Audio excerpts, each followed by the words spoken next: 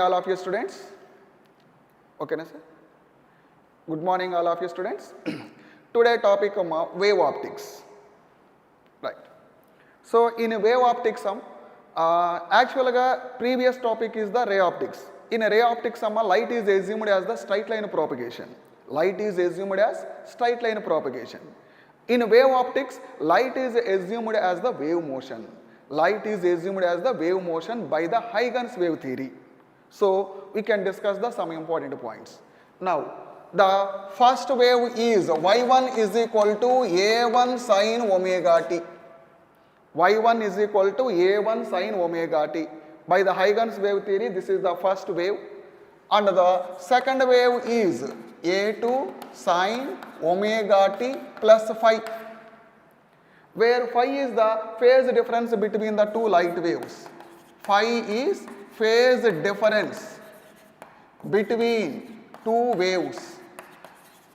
Phase difference between the two waves. Compulsory these two are the compulsory coherent sources. Coherent sources. So here same angular velocity is there Compulsory these two waves having the same angular velocity, that's why they are superposition. How to find the net amplitude Now the net amplitude is a1 square plus a2 square plus 2 a1 a2 cos phi. This is the net amplitude. I am writing the direct formula that's why there is no need of the total derivation already in our notebook is there. That's why just remind the formulas. What is the intensity I1 plus I2 plus 2 root I1 root I2 cos phi. This is the net amplitude. This is the net intensity. Net intensity. This is the net amplitude. Now another point. Now these two waves are superposition. How to find the maximum amplitude? Maximum amplitude is A1 plus A2. A1 plus A2. Minimum amplitude is A1 minus A2. Minimum amplitude is A1 minus A2. Next one is I maximum by I minimum is equal to I maximum by I minimum is equal to root I1 plus root I2 by root I1 minus root I2 whole square, or A1 plus A2 by A1 minus A2 whole square. So the first major important formulas are like this. Two waves two coherent sources are emit the waves, light waves. That light waves are y1 is equal to a1 sin omega t, y2 is equal to a2 sin omega t plus phi. Phi is the phase difference. That's why what is the net amplitude root of a1 square plus a2 square plus 2a1 a2 cos phi. What is the intensity expression? I1 plus I2 plus 2 root I1 root I2 cos phi. So A maximum A1 plus A2, A minimum A1 minus A2, I maximum by I minimum root I1 plus root I2 by root I1 minus root I2 whole square, or A1 plus A2 by A1 minus A2 whole square. These are the important formulas. Next.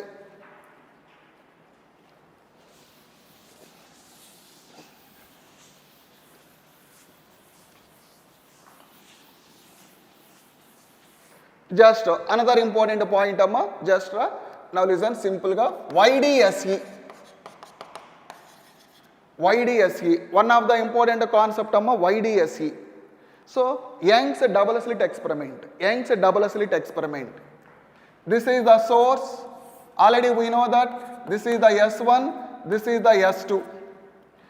So these two are can behave as the secondary sources. This is the screen. These two waves are superposition. Here we can form the central bright band. Now these two waves are meet at one point. This is the point P. Here how much angle theta? The distance between the two slits is small d. Distance between the slit and the screen is capital D. This is the point O. This is known as central bright band. Central bright band. P is the point at a distance y. Now, one of the important points. Now listen carefully. What is the path difference between the two light waves, amma? The path difference is delta x is equal to d sine theta. Delta x is equal to d sine theta. So here, amma, the derivation part already in our notebook, amma, just you can observe, but I am writing the only formula say. So delta x is equal to d sine theta, d into sine theta. But here for small angles, amma, for small angles, sine theta, tan theta both are same ega. So that's why what is the tan theta? Opposite side by adjacent side, like y by d. So d into y by d. That is the path difference between the two light waves. Next, for bright bands, for dark bands, for bright band, for dark band. For bright band, amma, what is the path difference between the two waves, amma? N lambda. For a dark band, amma, delta x is equal to 2n minus 1 into lambda by 2. 2n minus 1 into lambda by 2. Very, very important points, amma. What is the phase difference, amma? 2 delta phi is equal to 2n pi. The phase difference between the two waves for the bright band is nothing but 2n pi. For a dark band, 2n minus 1 into pi. 2n minus 1 into pi. Note them, ra. Very, very important points. Here, ra, where n is nothing but 0, 1, 2, 3 and so on. Here n value, amma, 1, 2, 3 and so on. 1, 2, 3 and so on. So another important point. Already we know that. Here, for example, bright band is formed. What is the delta x, amma? D sine theta nega. For a bright band, what is the value of delta x? N lambda. Very, very important point. So here, amma, d sine theta, delta x is equal to how much, amma? 2n minus 1 into lambda by 2. 2n minus 1 into lambda by 2. Or d into sine theta value is equal to how much, amma? Already y by d ga. That is equal to n lambda. What is the value of y? N lambda d by d. Very, very important formula. For example, this is the central bright band. Here, amma, nth bright band is formed. Nth bright band. How much distance from the central bright band, amma? For nth one, no? N lambda d by d. Y is equal to n lambda d by d. Similarly, this d sine theta means d into y by d nega. What is the value of y? 2n minus 1 lambda d by 2d. So these two are the important formulas, amma. This is the distance of the nth bright band from the central maxima. This is the distance of the nth dark band from the central maxima. So these difference are the very, very important points, amma. Note them, ra, on rough notebook, ra, each and every one is the important formula. Another formula is beta. What is the meaning of fringe width, amma? Fringe width, lambda d by d. Fringe width is lambda d by d. What is the meaning of fringe width? It is the distance between the two successive bright bands or dark bands. It is the difference between the two successive bright. Second ki, first ki difference. Third ki, fourth ki difference. 10th ki, 11th ki difference. Anyway, it is the distance between the two successive bright bands is known as fringe width. Beta is equal to lambda d by d. Very, very important formula. 2-3 times are is the given on the previous year. So another important formula, note them. So the important formulas are the distance of the nth bright band from the central maxima, n lambda d by d. The distance of nth dark band from the central maxima, 2n minus 1 into lambda d by 2d. These two are important one. Phase difference, path difference. Phase difference, path difference. For bright to dark, another important formulas. So just we can remind the formulas, amma, right.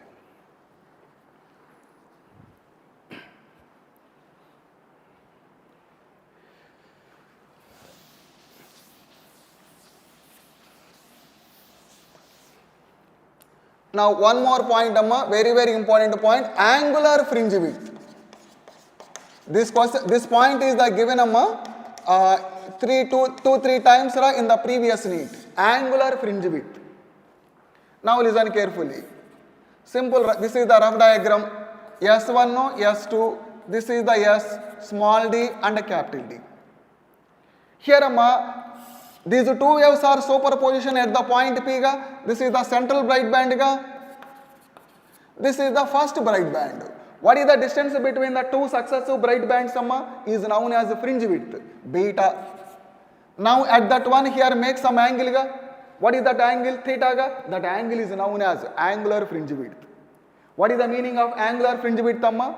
At the screen amma, to form the one fringe width, central bright to first bright. The distance between the two successive bright is nothing but beta. Then the corresponding angle is known as angular fringe width, theta. Theta is equal to, what is that theta? Sin theta, tan theta, both are same mega. What is the tan theta? Beta by d. Beta by d. But already we know that beta is equal to lambda d by small d ga.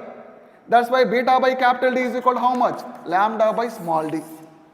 So this is another very important point amma. 2 times is the given previous NEET. So angular fringe width is equal to beta by capital D or lambda by small d. This one is the total in air or vacuum. This is in air or vacuum. In medium refractive index is mu ga. In medium, for example, the total system is dipped in water. That's why what is the angular fringe width amma? Already we know that in water, what is the wavelength amma? Lambda by mu ga. Lambda by mu. Already small d is there. Lambda by d and like theta nega. Already mu is there. So the angular fringe width in medium is theta by mu, where theta is nothing but angular fringe width in air or vacuum by refractive index. So this is another important formula. 3 times r is the given the previous NEET amma. So these 2 points are the very, very important.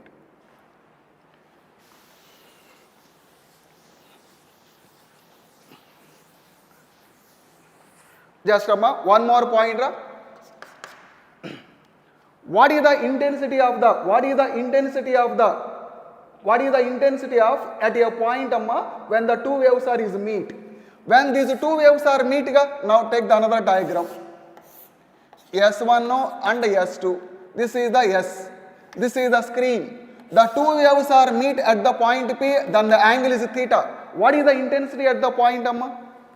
That is the previous NEET amma, not only previous NEET and 2026 is also given the same question. That intensity is 4I0 cos square phi by 2. This is the important formula. The intensity at the point P is nothing but 4I0 cos square phi by 2, where phi is nothing but phase difference between the 2 light waves. Already we know that, phase difference. And also written as 4I0 cos square 1 by 2. This is the phase difference. Already we know that. What is the relation between the phase difference and path difference? Delta phi is equal to 2 pi by lambda into delta x.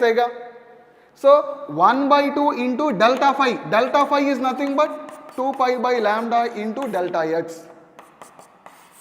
This is a very, very important formula. So the intensity at the point P, is 4I0 cos square phi by 2. 1 by 2 take them as usual ga. Phi is nothing but 2 pi by lambda into delta x. Phase difference is nothing but 2 pi by lambda into delta x.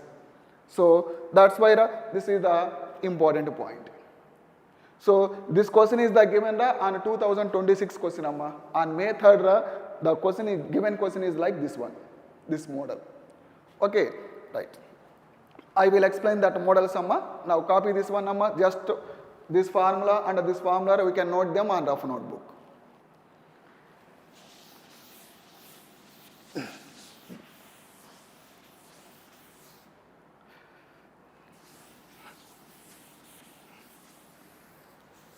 Compulsory amma, in a wave optics amma, only 3 topics are there: interference, diffraction, polarization.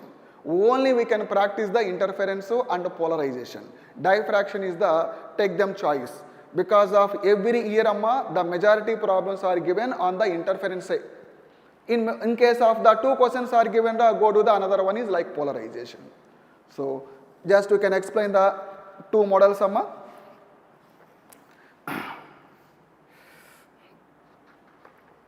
Now the question is,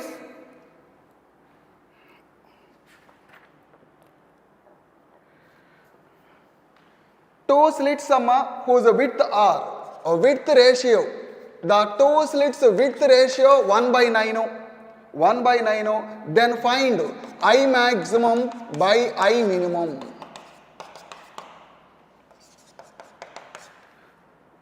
Two slits whose width ratio is 1:9. Width ratio is 1:9. Then I maximum by I minimum. Right. Now one of the important point. The width of the slit is proportional to intensity. Is proportional to intensity. So simply the width of the slit and the intensity's ratio both are same. So in this question this is the important point. Already we know that I maximum by I minimum formula root I1 plus root I2 by root I1 minus root I2 whole square. Simply I1 plus 1 I2 plus 9. 1 root 9 3. 1 minus 3 whole square. 4 by 1 minus 3 minus 2 whole square gamma. Whole square negative is the taken as a positive name. 2 square like 4:1. So the answer is 4:1. Width of the slit is proportional to the intensity of the light. So the intensity of the light is proportional to the width of the slit. Here the important point.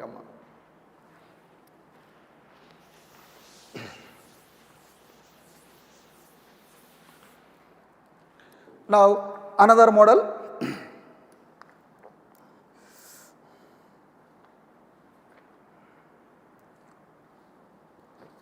Right. In YDSE, now listen carefully. In YDSE, the path difference is lambda by 6. Path difference is lambda by 6, whose intensity value can be written as I. Whose intensity value is I. If I naught is denotes the intensity of the each wave, then what is the value of I by I naught? I naught is the intensity of the each light. Already we know that I naught is nothing but intensity of each wave. Then find I by I naught. Now listen carefully. The path difference between the two light waves is equal to how much lambda by 6. At the corresponding the intensity is how much I. But in a given question I naught is nothing but intensity of the each light wave. Then what is the ratio of this one? Already we know that. What is the intensity of the light wave 4 I naught cos square 5 by 2. 1 by 2 into 5. 5 and phase difference. Phase difference value can be written as 2 pi by lambda into delta x. 2 pi by lambda into delta x. This I naught value take them in a denominator side That's why I is asking this value nega. 4 cos square 2 value cancel pi by lambda into delta x lambda by 6. Again lambda cancel 4 cos pi by 6 and 30 cos 30 root 3 by 2 whole square 3 by 4. So 4 cancel we get the 3. So the ratio of the I by I naught value like 3. Right. This type of the model is the given on the 2026 question. Right Amma?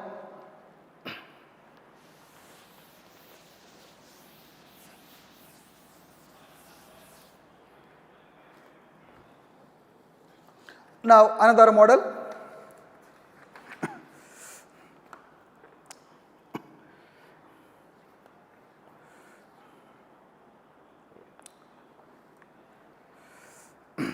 Now listen, same one now listen carefully.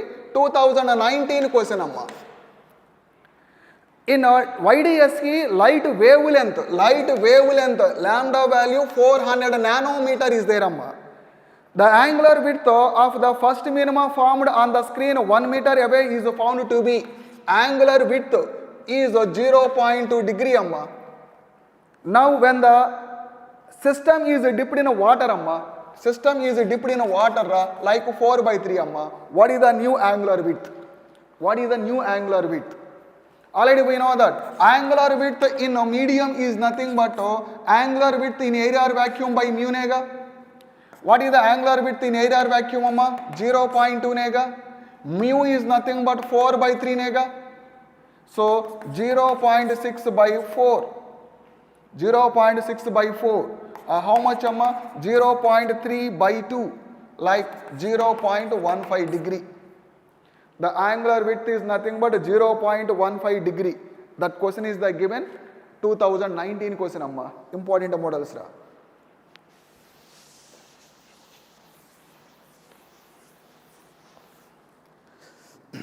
Now one more question.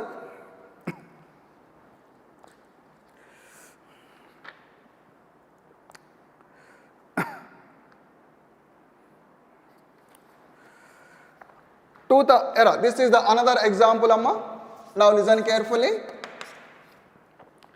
In YDSE, the intensity of light at a point on the screen where path difference is lambda, whose corresponding intensity is k. So when path difference is lambda by 4, then what is the intensity? This type of the model, same model enamma, like is given 2026 question. Path difference lambda is there amma, whose corresponding intensity is k. Path difference is lambda by 4 amma, what is the intensity? So that is one of the important model. Already we know that. What is the formula? I is equal to 4I naught cos square 5 by 2. Phi is nothing but 2 pi by lambda into delta x gamma. Already we know that this formula. Now, first case, what is the intensity value amma? K. Take them 4I naught as it is, cos square, 2 value cancel, pi by lambda into delta x value lambda. That is the equation 1. On the next case amma, what is the intensity amma? I1, 4I naught cos square pi by lambda into, what is the delta x value amma? Second case, lambda by 4. Our aim is to finding the I1. Now divide them. K by I1, 4I naught cancel, lambda cancel, cos 180 minus 1 number, whole square ga like plus 1. Next, lambda cancel, pi by 4, cos 45, 1 by root 2, whole square 1 by 2. Take them reverse 2. Therefore, I1 value is equal to how much amma? This value take them denominator, I1 is equal to k by 2. So, when path difference is lambda, the intensity is k. Path difference is lambda by 4, whose corresponding intensity is k by 2. Same model amma. Just maybe these values are changed amma maybe, but same procedure is the given the 2026 question.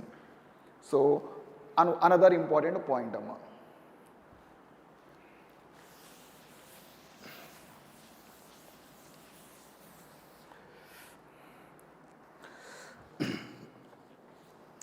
Now next point amma.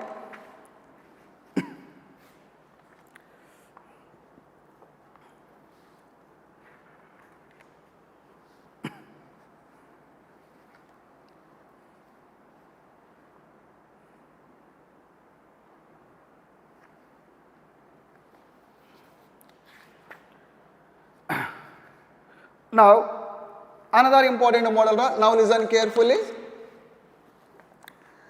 In a YDSE, a student 8 fringes in a certain segment on the screen, 600 nanometers wavelength of the light is used. Here 8 fringes are produced whose corresponding wavelength 600 nanometer. Wavelength of the light is changed 400 nanometer. That's why what is the number of the fringes is observed? N1 lambda 1, N2 lambda 2. But same experiment, now listen carefully in that question.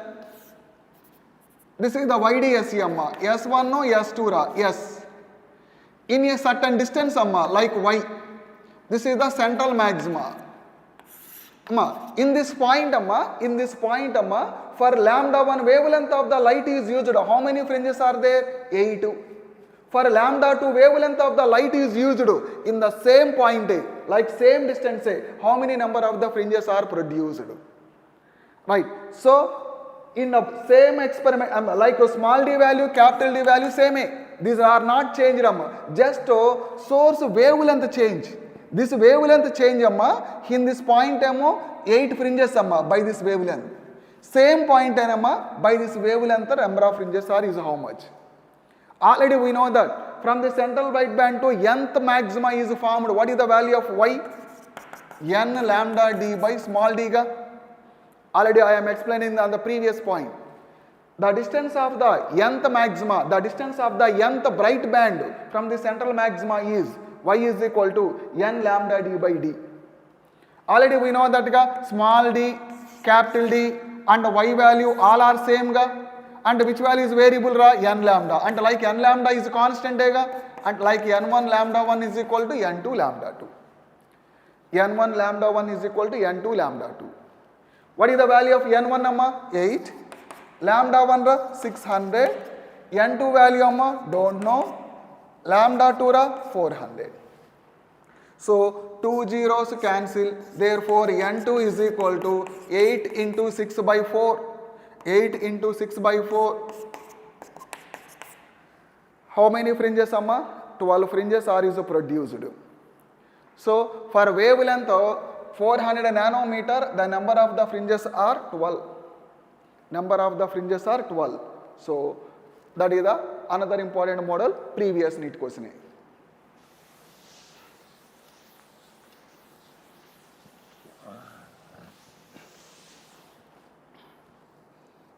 Now, another question.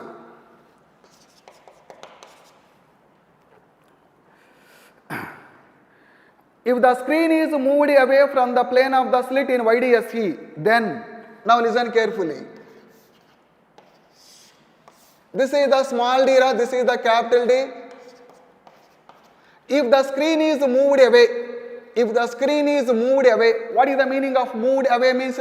Screen is moving away means so capital D value increases, right? Capital D is increases. Then capital D value increases, then linear separation of the fringe increases, angular separation increases, angular like first option, beta value increases, second option, beta value decreases, theta value increases, theta value decreases. Beta is nothing but a linear separation between the two fringes. Two fringes gap is nothing but a fringe width is also known as linear separation.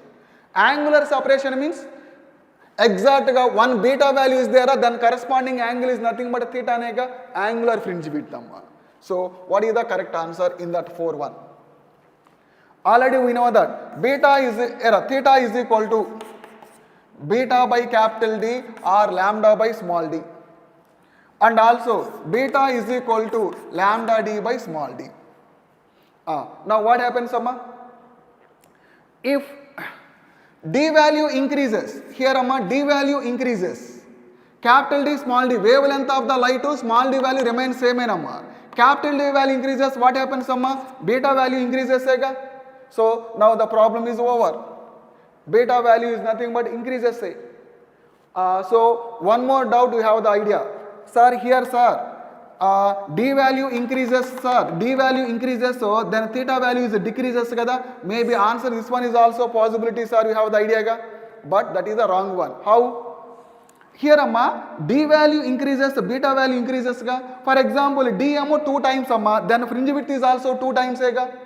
And D value 2 times, then fringe width is also 2 times. And D value 2 times, fringe width also 2 times. Overall ratio same. So this theta value is nothing but same. And not increasing, not decreasing. These two are wrong. So D value increases, beta value is increases. So that's why this is the wrong one. So the correct option is nothing but beta value is nothing but increases. This is the important model.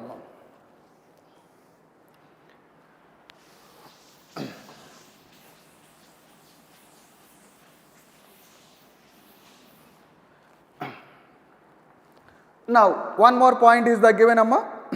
Now listen carefully. 2023 question ra again same model. This question is actually given amma 2022. 2022 this question is given amma 2023 ante actually ga next year amma 2022 next year. What is the question is the given? Statement 1. If the screen is moved away from the plane of the slits, screen is moved away means amma d value increases ega. Screen is moved away from the plane of the slits, angular separation of the fringes value remains constant. Angular separation of the fringes and theta is remains same. Right or wrong amma? Actually I am explaining this one ega. D value increases amma, beta value is also increases. Overall ga ratio values remain same ega. This value is the same one ega, and like statement is the correct. Now second one. A monochromatic source is replaced by another monochromatic source but longer wavelength. So initially some wavelength amma, after that amma wavelength value is increases amma. That's why angular separation of the fringes is decreases. Theta value is decreases. Right or wrong amma? We can observe them. What is the formula of theta? Beta by capital D or lambda by small d nega. So here amma wavelength value increases. Now we can observe them. Wavelength value increases. Then theta value is increases. Directly proportional to ga. But in a given question wavelength increases, theta value decreases ga, and like wrong. So statement 1 is correct, statement 2 is incorrect. Simple theory points amma and simple models are is given. So that point is also note them amma.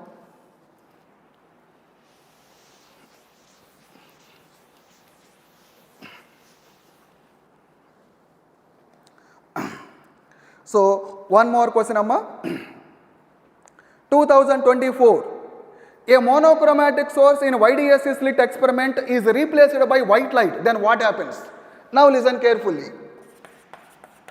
Monochromatic source means single wavelength of the light. In single wavelength of the light what happens we can observe on the screen.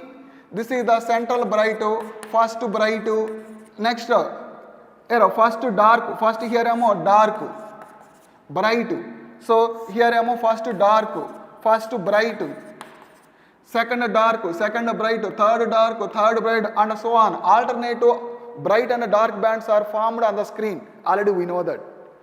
But in monochromatic source we can replace the white light. We can use the white light. White light means sunlight. So in case of the sunlight can be used, what happens central one is the bright band A. This one is the central bright band A. After that violet to violet, and so on, here green. So violet vibgr sorry. So the central one is the bright and but not alternate to the bright and dark bands. We can form the colored fringes on the screen. What you observing? Colored fringes on the screen. Central one is the bright band and the colored fringes are observed on the screen. That is the option. So in the given question there is a central bright fringe and the few colors surrounded by the few colored fringes. That is the option. Central one is the bright A and above one you can form colored fringes on the screen. So that is the another important point So these all are the important theory points So this is the one of the important concept Now simply take the another small concept is remaining the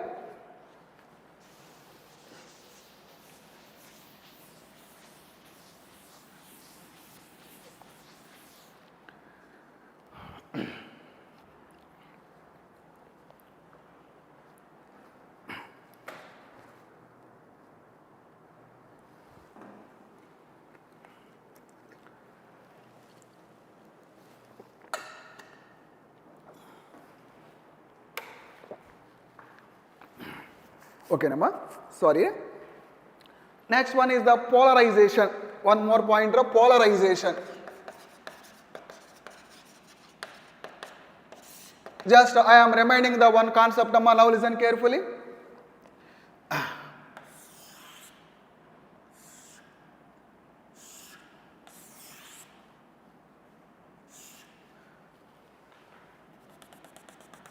This is the polarizer, amma.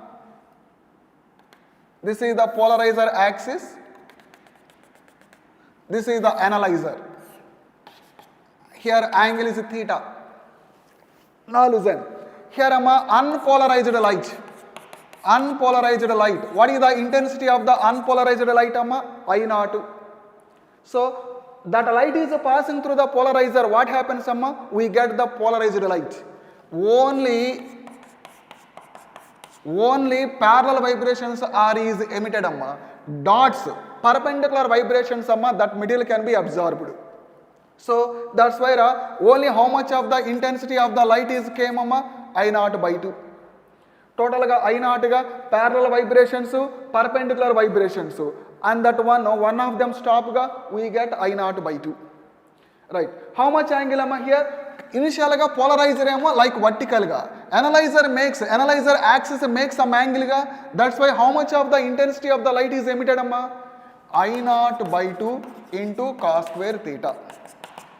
The intensity of the light emitted from the analyzer is I0 by 2 cos square theta. Very, very important formula. Next, for example, the amplitude is A0. Amplitude is A0. What is the amplitude of this one, amma? A0 by root 2. Here, amma, what is the amplitude of this one, amma? A0 by root 2 into cos theta. Note them, these are the very, very important points. So I0 by 2 cos square theta. A0, here A0 by root 2 cos theta. Here the intensity value is proportional to cos square theta, is known as Malus law. The intensity value directly proportional to cos square theta is known as Malus law. So that is the simple important concept, amma. So note them, these formulas, just to have the idea, amma, just I can remind the formulas. I give the one example, amma. Previous questions are there in this one.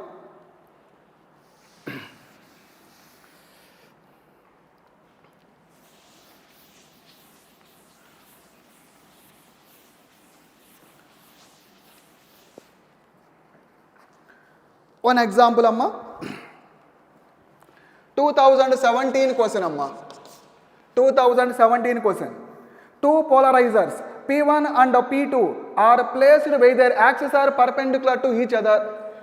This is the first one axis, amma. This is the second one axis, amma. These two axes are perpendicular. Clearly is given they are perpendicular. Unpolarized light I0 is incident on P1. I0 is the intensity of unpolarized light is incident on P1. Next, a third polarizer P3 is kept in between P1 and P2 such that their axis makes an angle 45 degrees with that of P1. Actually, another polarizer, third one, amma. This one is the vertical is there, amma, P1. No? This P1 makes some angle P3. How much angle, amma? 45 degrees is there, amma. Third one, amma, is introduced between them, makes an angle 45 degrees with the first one. What is the intensity of the light emitted from the P2? That is the question. Now listen carefully. This is the I0. So this is the first polarizer. What is the intensity of the light emitted, amma? I0 by 2 nega. Now listen. This polarizer, amma, this is the third one. How much angle is there, amma? 45 vega. What is the intensity of the light is emitted, amma? I0 by 2 cos square theta nega. What is the angle between them? 45 vega, right? Cos 45 1 by root 2 whole square, amma, 1 by 2. I0 by 4. I0 by 4. Now listen. This is the P3. How much angle, amma, with 1? 45 ga. This P3 and P2, how much angle, amma? Like P3, like this one, ega. P3 makes some this one, ega. This one angle is how much, amma? 45. With P2, how much angle, amma? 45, ega. Again, two polarizers, amma, angle between them is 45. What is the intensity of the light is emitted? I is equal to How much of the intensity of the light striking on the P2? I naught by 4 ega. That constant value is I naught by 4. I naught by 4 into cos square 45. I naught by 4 cos 45 1 by root 2 like 1 by 2. Like I naught by 8. So the intensity of the light is nothing but I naught by 8 amma. So this model amma is the given the 2 times. 2 times is the given on the previous NEET amma. So one more model amma, important one.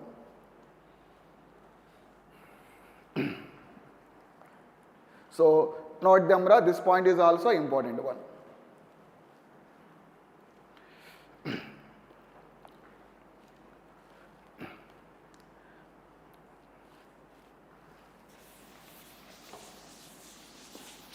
Now last point amma, in polarization the last point.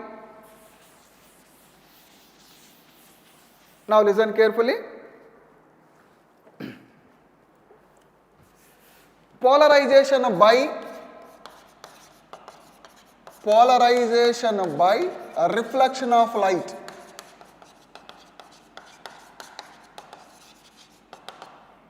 Polarization by a reflection of light. This is the one material amma. Medium of refractive index is mu.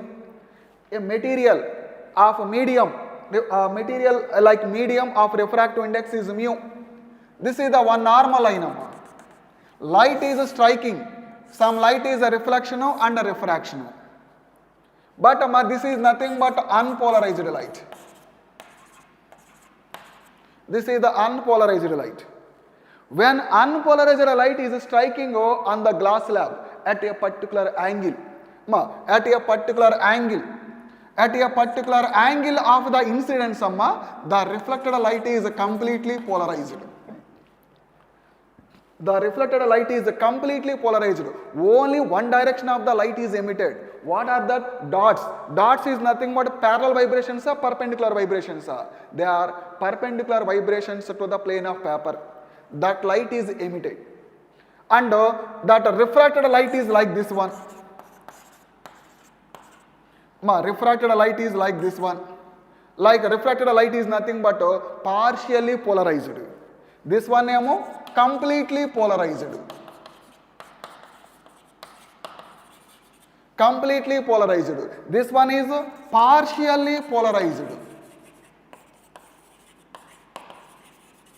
Partially polarized.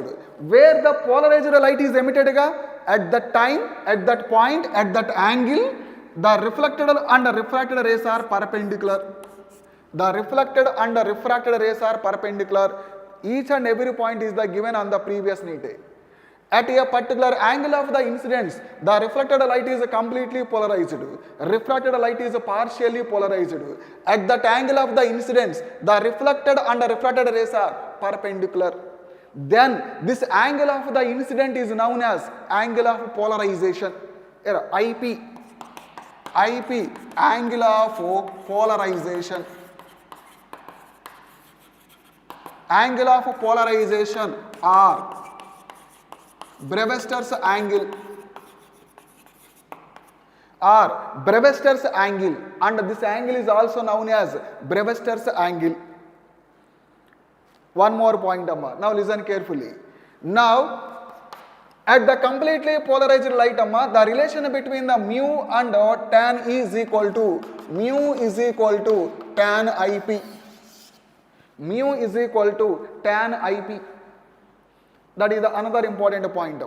So, at the angle of the polarization, the angle between the refractive index and angle of the polarization is mu is equal to tan IP. At the angle of the polarization, the reflected and refracted lights are perpendicular to each other.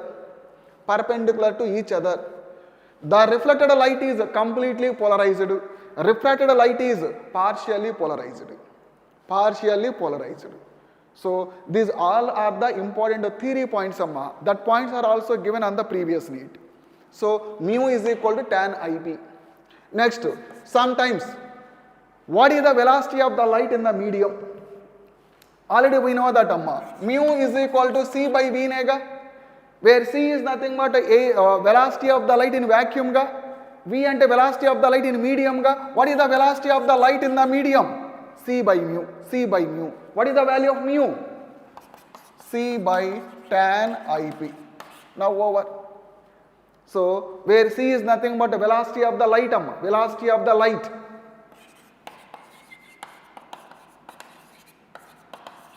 Velocity of the light. Sometimes what is the critical angle? What is the critical angle?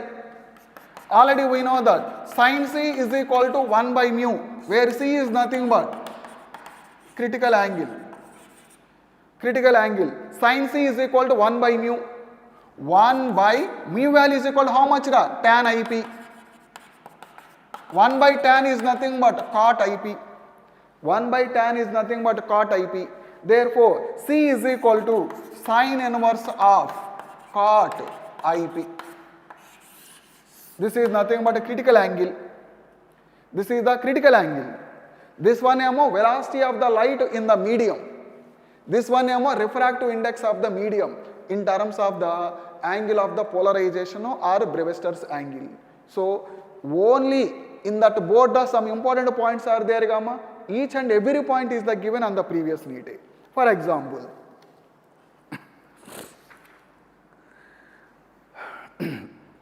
now listen, 2024 question amma. An unpolarized light is striking the glass surface at Brevester's angle. At Brevester's angle unpolarized light is striking. What happens The reflected light is partially polarized or completely polarized. Reflected light is complete. This type of the options are given What is the correct answer? The reflected light is completely polarized. That is the option. That is the 2024 question. Right. Already in 2026 one theory question is given. 2026. What is that 26 question Interference and diffraction of the light is applicable only for light waves. Now listen. Interference and polarization, interference and diffraction. Diffraction is applicable only for light waves. Right or wrong? Interference and diffraction is only for light waves is the given option. That is the wrong. Not only light waves sound waves is also applicable. Because of in interference already we know that in interference constructive and destructives are there, alternative bright and dark fringes are there, that is the interference. But in waves chapter, beats, two sound waves are superposition, we can form the waxing and waning of sound. Waxing and waning means maximum, minimum. Maximum can be produced by the constructive, waning is produced by the destructive. So, the sound waves is also applicable for the interference. But is the given only light waves. That is the wrong one. Mari, diffraction, the bending of the light at the edge of the obstacle is known as diffraction. Already we can complete the total chapter. But sound waves are also is diffracted. Because of here in this room I make some noise like sound. Maybe that sound is reaches to another room. That sound is reaches to another room. That means sound is striking at the edge and bending. And sound waves is also bending means they can be diffracted. So interference and diffraction is applicable for sound and light waves. Not only light waves is the wrong one. So that's why here this statement is the wrong one. So this point is the given on 2026 question. So simple theory points. Once theory points is nothing but simple basic points. Okay, right. So like another question now listen. Unpolarized light is incident on a plane surface of refractive index is mu. Unpolarized light is striking on the plane surface of refractive index is mu. At a particular angle of the incidence, it is found that reflected and refracted rays are perpendicular to each other. reflected and refracted rays are perpendicular to each other, then which of the following statement are correct? Total concept is given amma. A material of the refractive index is mu. Unpolarized light is incident at an angle of Brevester's angle.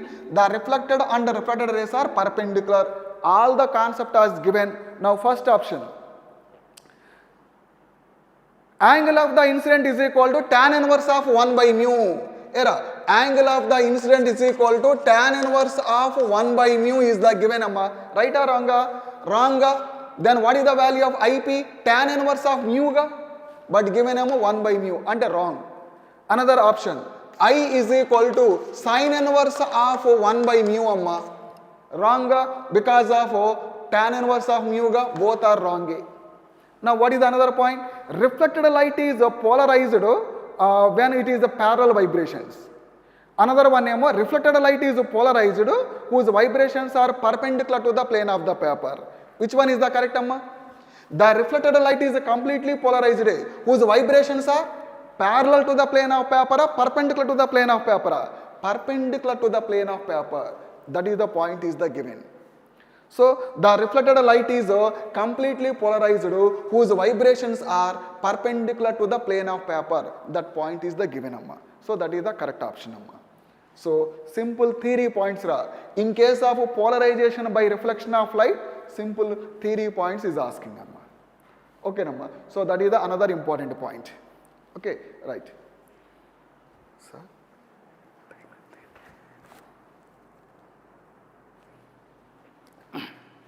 now next one more point.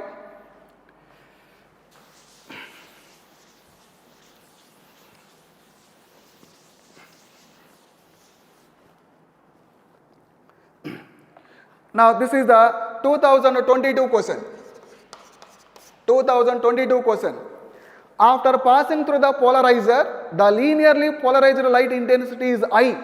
Is incident at an analyzer makes an angle 30 degrees. What is the intensity of the light emitted from the analyzer? Now listen. Actually we know that this is the polarizer axis ga. This is the polarizer amma, analyzer axis like this one ga. How much angle is the given amma? Here 30 degrees is given ra. But in a given question amma, when unpolarized light amma is striking the polarizer ga, that light passing through the polarizer is I. The light passing through the polarizer is I. Is incident on the analyzer. What is the intensity of the light emitted from that one? What is the intensity of the light striking on the analyzer? IA ga? So that's where what is the formula? That I1 is equal to constant value is how much? Striking the analyzer is I cos square 30. Cos 30 root 3 by 2 whole square 3 by 4. So the intensity is nothing but 3I by 4.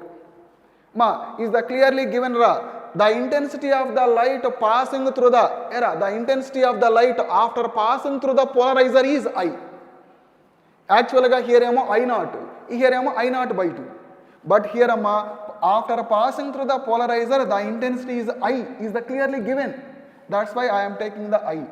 So 30 degrees gamma I into cos square theta. Okay, for example here I0 by 10, I0 by 10 into cos square theta, I0 by 100, I0 by 100 into cos square theta. So here whatever may be the value here, same value taken here into cos square theta. So that is the important point amma. Now next one.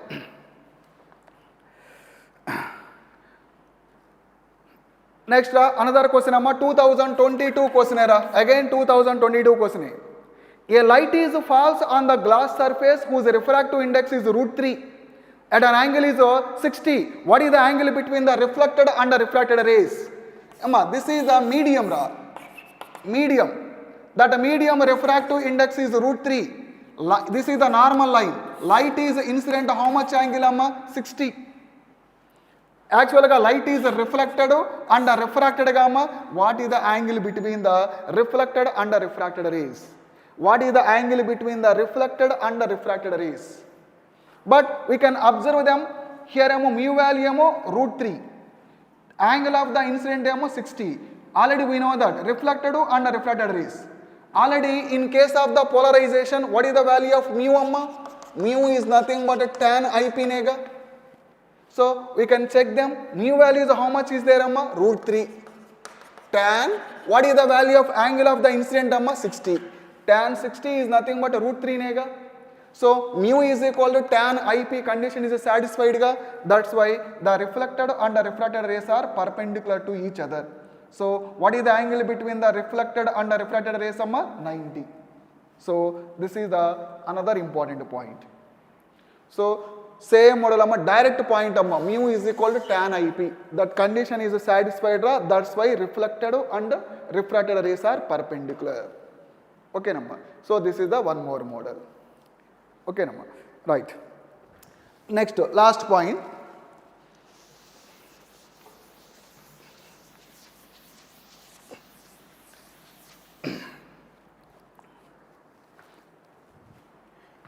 Mu is equal to tan IP, where IP is nothing but Brevester's angle. The Brevester's angle is, now listen, for air or vacuum,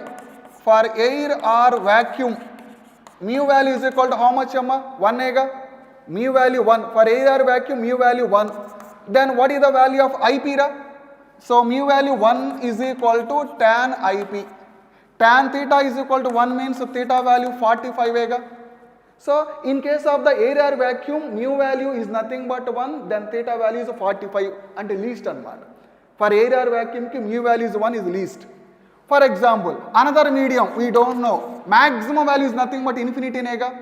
That medium is not there amma. Let us assume maximum value infinity. Now at that case amma, mu is equal to tan theta. So tan theta is equal to infinity means, so what is the value of theta namma? 90. So least emo air or vacuum, that angle emo 45. Mu value emo infinity, that maximum value is 90. Therefore the polarization angle of the polarization is nothing but 45 above, 90 less. 45 above and 90 less. So 45 less than IP less than 90. This is the previous question amma. The Brevester's angle is lies between 45 less than IP less than 90. This is the previous question. So mainly in polarization lo one question, YDS lo another question is there amma. Just you can practice the remaining models amma. Okay. So thank you amma.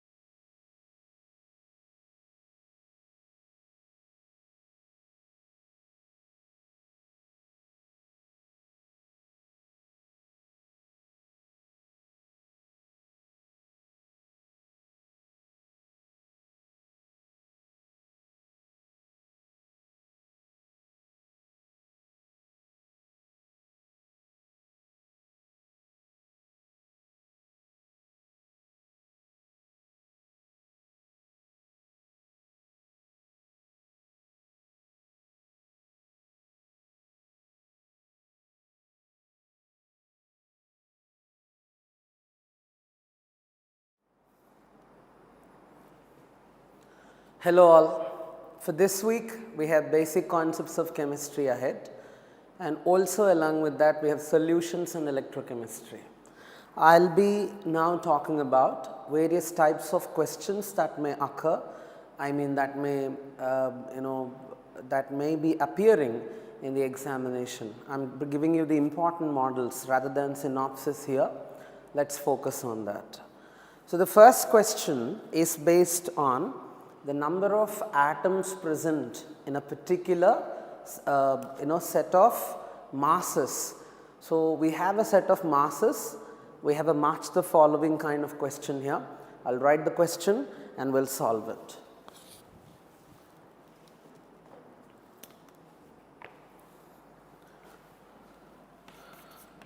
In the first column, we have 1.8 milligrams of water, 9.8 milligrams of sulfuric acid, 1.8 milligrams of carbon, 5.85 milligrams of salt, that is NaCl. Then we have in the second column the rest of the things: 2 into 10 to the power minus 4 Na, 1.5 into 10 to the power minus 4 Na, 3 into 10 to the power minus 4 Na, 7 into 10 to the power minus 4 Na is what we have here. So, we need to match these two things. Here we have number of atoms in the given mass. In order to match this, we have to first calculate, convert all these masses into atoms number. So, starting with the A, 1.8 milligrams is 1.8 into 10 to the power minus 3 is the mass, divided by molar mass of water is 18. That gives us number of moles of water in the given mass, into one water molecule nalli 3 atoms of water, 3 atoms adave. So, into 3 into Na, Avogadro number. Therefore, we get 3 into 10 to the power minus 4 Na in case of A. In case of B, 9.8 milligram divided by molar mass of sulfuric acid is 98 into one sulfuric acid molecule contains 2 atoms of hydrogen, 1 atom of sulfur, 4 oxygens, therefore together it is 7 into Na, Avogadro number. This gives us 7 into 10 to the power minus 4 Na. C, when we consider 1.8 milligram, which is 10 power minus 3 divided by 12, that is the atomic mass of carbon, and we always represent carbon as C, therefore we need not multiply it with any other number than Avogadro number. You can also write this as 18 by 12 into 10 to the power minus 4 into Na. This is 6 3s are 18 and then 4 3s are 12, 3 by 2, 1.5 into 10 to the power minus 5 minus 4 Na is what we get with respect to C. D, when we consider, D is 5.85 milligrams. Maybe according to the question, they asked us to calculate the number of atoms present, but in NaCl there are no atoms, there are only ions.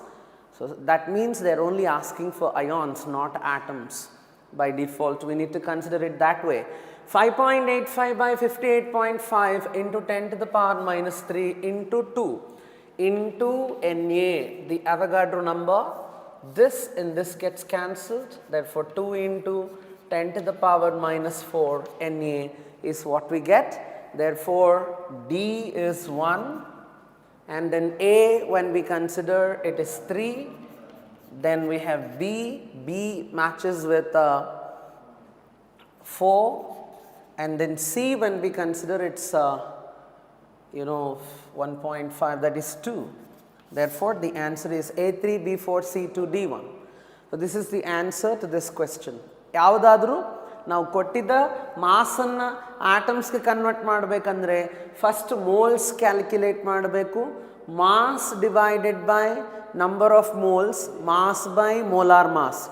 Mass of the substance divided by molar mass ಮಾಡಿದ್ದಾಗ number of moles ಬರ್ತವೆ. ಅದರಲ್ಲಿ ಎಷ್ಟು atoms ಅದಾವೆ, ಒಂದರಲ್ಲಿ ಎಷ್ಟು atoms ಅದಾವೆ ತಗೊಂಡ್ರೆ ಅದು ಇಂಟು 3 ಮಾಡಬೇಕಾಗತ್ತೆ, ಇಂಟು ಅವಗಾಡ್ರೋ ನಂಬರ್ದಿಂದ ಮಲ್ಟಿಪ್ಲೈ ಮಾಡಬೇಕಾಗತ್ತೆ. And this is how we do this. Let's go to the next important question. ಈಗ ನೆಕ್ಸ್ಟ್ ಕ್ವೆಶ್ಚನ್ನಲ್ಲಿ we have a similar thing. Number of ಆಟಮ್ಸನ್ನು ಕ್ಯಾಲ್ಕ್ಯುಲೇಟ್ ಮಾಡುವುದು. ಆದರೆ ಕ್ವೆಶ್ಚನಲ್ಲಿ ಏನು ಹೇಳ್ತಿದ್ದಾರೆ ಅಂದರೆ ಯಾವ ಸೆಟ್ನಲ್ಲಿ ಸೇಮ್ ಟೈಪ್ ಆಫ್ ಆಟಮ್ಸ್ ಅದಾವೆ, ಸೇಮ್ ನಂಬರ್ ಆಫ್ ಆಟಮ್ಸ್ ಅದಾವೆ ಅನ್ನೋದು question. So the question is which of the following contains same number of atoms, same number of atoms ಎಲ್ಲದಾವೆ ಅನ್ನೋದು question. A 2 grams of oxygen gas, 2 grams of oxygen gas. B 4 grams of sulfur dioxide gas. C 1400 milliliter of oxygen. Or STP ಕೊಟ್ಟಿದ್ದಾರೆ. STP is a mistake in the question. ಅದು NTP ಹತ್ತಿರ ಮಾತ್ರ ನಾವು 22.4 litre ತಗೊಳ್ಳೋಕೆ ಬರುತ್ತೆ. 0.05 liters of helium at NTP.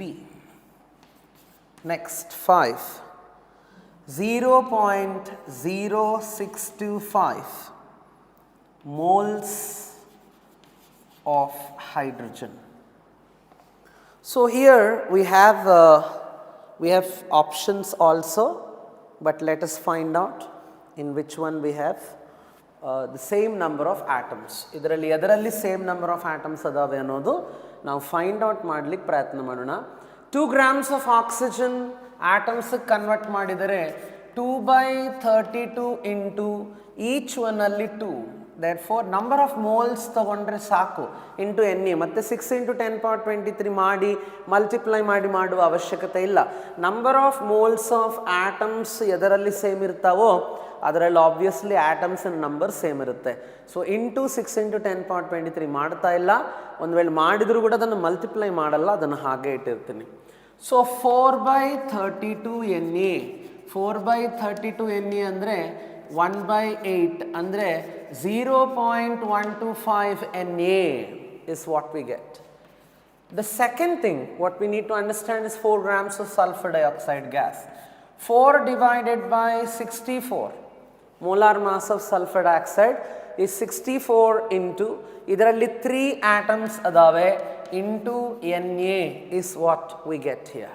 Therefore, when we consider this in this for 16 times, we get 3/16. 3/16 into Na is what we get. So 3/16 ಅಂದರೆ ಎಷ್ಟು ಬರುತ್ತೆ? 3/16 ಅಂದರೆ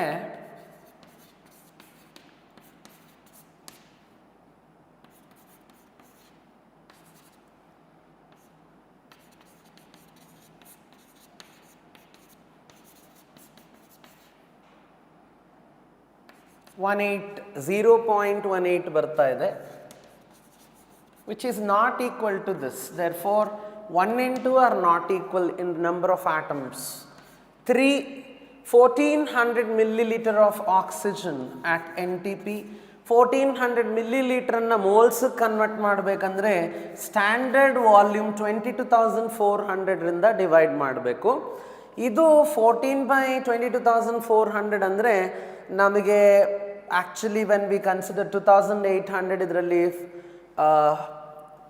8 ಟೈಮ್ಸ್ ಆಗುತ್ತೆ. And then we have into oxygen atoms ಕೂಡ ಅದಾವೆ, into 2 ತಗೋಬೇಕು.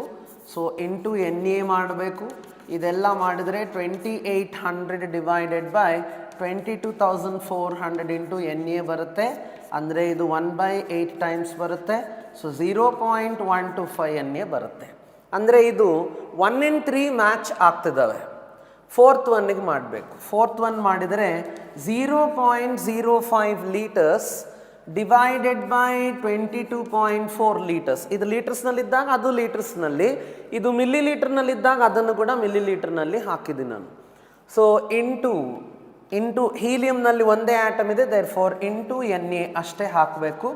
So 5 into 10⁻² divided by 22.4 ಮಾಡಿದರೆ ನಮಗೆ ಸುಮಾರು 1/4 ಬರುತ್ತೆ. 1/4 ಅಂದರೆ 0.25. 0.25 ಇಂಟು 10⁻² ಅಂದರೆ ನಮಗೆ ANC ಮ್ಯಾಚ್ ಆಗಲ್ಲ. ದೇರ್ ಫಾರ್ ನೆಕ್ಸ್ಟ್ ಒನ್ 5 ಮಾಡೋಣ. 5th ಒನ್ ನೋಡಿದರೆ 0.0625, ಅದು ಆಲ್ರೆಡಿ ಮೋಲ್ಸ್ನಲ್ಲಿದೆ. ಸೊ ನಾವು ಮೋಲ್ಸ್ಗೆ ಕನ್ವರ್ಟ್ ಮಾಡುವ ಅವಶ್ಯಕತೆ ಇಲ್ಲ. ಇಂಟು 2 ಮಾಡಿದರೆ ಆಟಮ್ಸ್ಗೆ ಬಂದುಬಿಡುತ್ತೆ, ವಿಚ್ ಈಸ್ 0.125 ಇಂಟು Na. ಅಂದರೆ ದ ಕರೆಕ್ಟ್ ಆನ್ಸರ್ ಇಸ್ 1, 3 ಮತ್ತು 5ಗಳಲ್ಲಿ ಸೇಮ್ ನಂಬರ್ ಆಫ್ ಆಟಮ್ಸ್ ಅದಾವೆ ಅನ್ನೋದನ್ನು ನಾವು ಅರ್ಥ ಮಾಡ್ಕೋಬೇಕು. ಸೊ ಏನು ಮಾಡಿದ್ದೀನಿ ನಾನಿಲ್ಲಿ, ಮಾಸ್ ಕೊಟ್ಟಿದ್ದಾರೆ, ಮಾಸನ್ನು ಮೋಲಾರ್ ಮಾಸಿಂದ ಡಿವೈಡ್ ಮಾಡಿ ಈಚ್ ಸ್ಪೀಷೀಸ್ನಲ್ಲಿ ಎಷ್ಟು ಆಟಮ್ಸ್ ಅದಾವೆ ಅಷ್ಟಿಂದ ಮಲ್ಟಿಪ್ಲೈ ಮಾಡಿದ್ದೀನಿ. ಇಲ್ಲಿ ಕೂಡ ಮಾಸ್ ಕೊಟ್ಟಿದ್ದಾರೆ, ಮೋಲಾರ್ ಮಾಸಿಂದ ಡಿವೈಡ್ ಮಾಡಿ ಈಚ್ ಸ್ಪೀಷೀಸ್ನಲ್ಲಿ 3 ಆಟಮ್ಸ್ ಅದಾವೆ. ಸೊ ಇಂಟು Na ಮಾಡಿದ್ದೀನಿ. 1400 ಮಿಲಿಲೀಟರ್ ಅನ್ನೋದು ವಾಲ್ಯೂಮ್ ಆಗುತ್ತೆ. ಆ ವಾಲ್ಯೂಮನ್ನು ವಾಲ್ಯೂಮೊಂದಿಗೆ ಡಿವೈಡ್ ಮಾಡಿ ಅದರಲ್ಲಿ ಈಚ್ ಒನ್ನಲ್ಲಿ ಎಷ್ಟು ಆಟಮ್ಸ್ ಅದಾವೆ ಇಂಟು 2 ಇಂಟು Na ಮಾಡಿದ್ದೀನಿ. ಅನಂತರ ಮತ್ತೆ ವಾಲ್ಯೂಮ್ ಇದೆ, ದೇರ್ ಫಾರ್ ಅದನ್ನು ಕೂಡ ವಾಲ್ಯೂಮ್ಗೆ ಹಾಕಿದ್ದೀನಿ. ಲಾಸ್ಟಿಗೆ 0.0625 ಇದೆ, ಇದನ್ನು ನಾನು 2 ಇಂಟು Na ಹಾಕಿ, ಅಂದರೆ ಇದು ಮೋಲ್ಸ್ನಲ್ಲೇ ಇರೋದ್ರಿಂದ ಜಸ್ಟ್ ನಂಬರ್ ಆಫ್ ಆಟಮ್ಸಿಂದ ಮಲ್ಟಿಪ್ಲೈ ಮಾಡಿ Na ಹಾಕಿದ್ದೀನಿ. So this is what we get here. Let's go to the next part. ಇದು ಸೆಕೆಂಡ್ ಕ್ವೆಶ್ಚನ್. ನೆಕ್ಸ್ಟ್ ಕ್ವೆಶ್ಚನ್ಗೆ ಹೋಗೋಣ. ಈ ಕ್ವೆಶ್ಚನ್ನಲ್ಲಿ ನಮಗೆ ಈ ತರಹ ಕೊಟ್ಟಿದ್ದಾರೆ. So let's try to solve. I will write the question.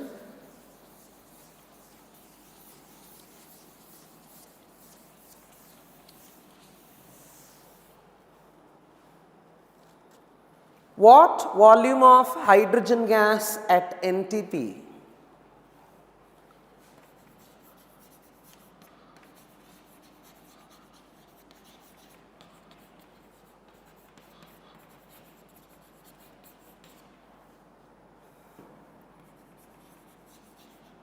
would be liberated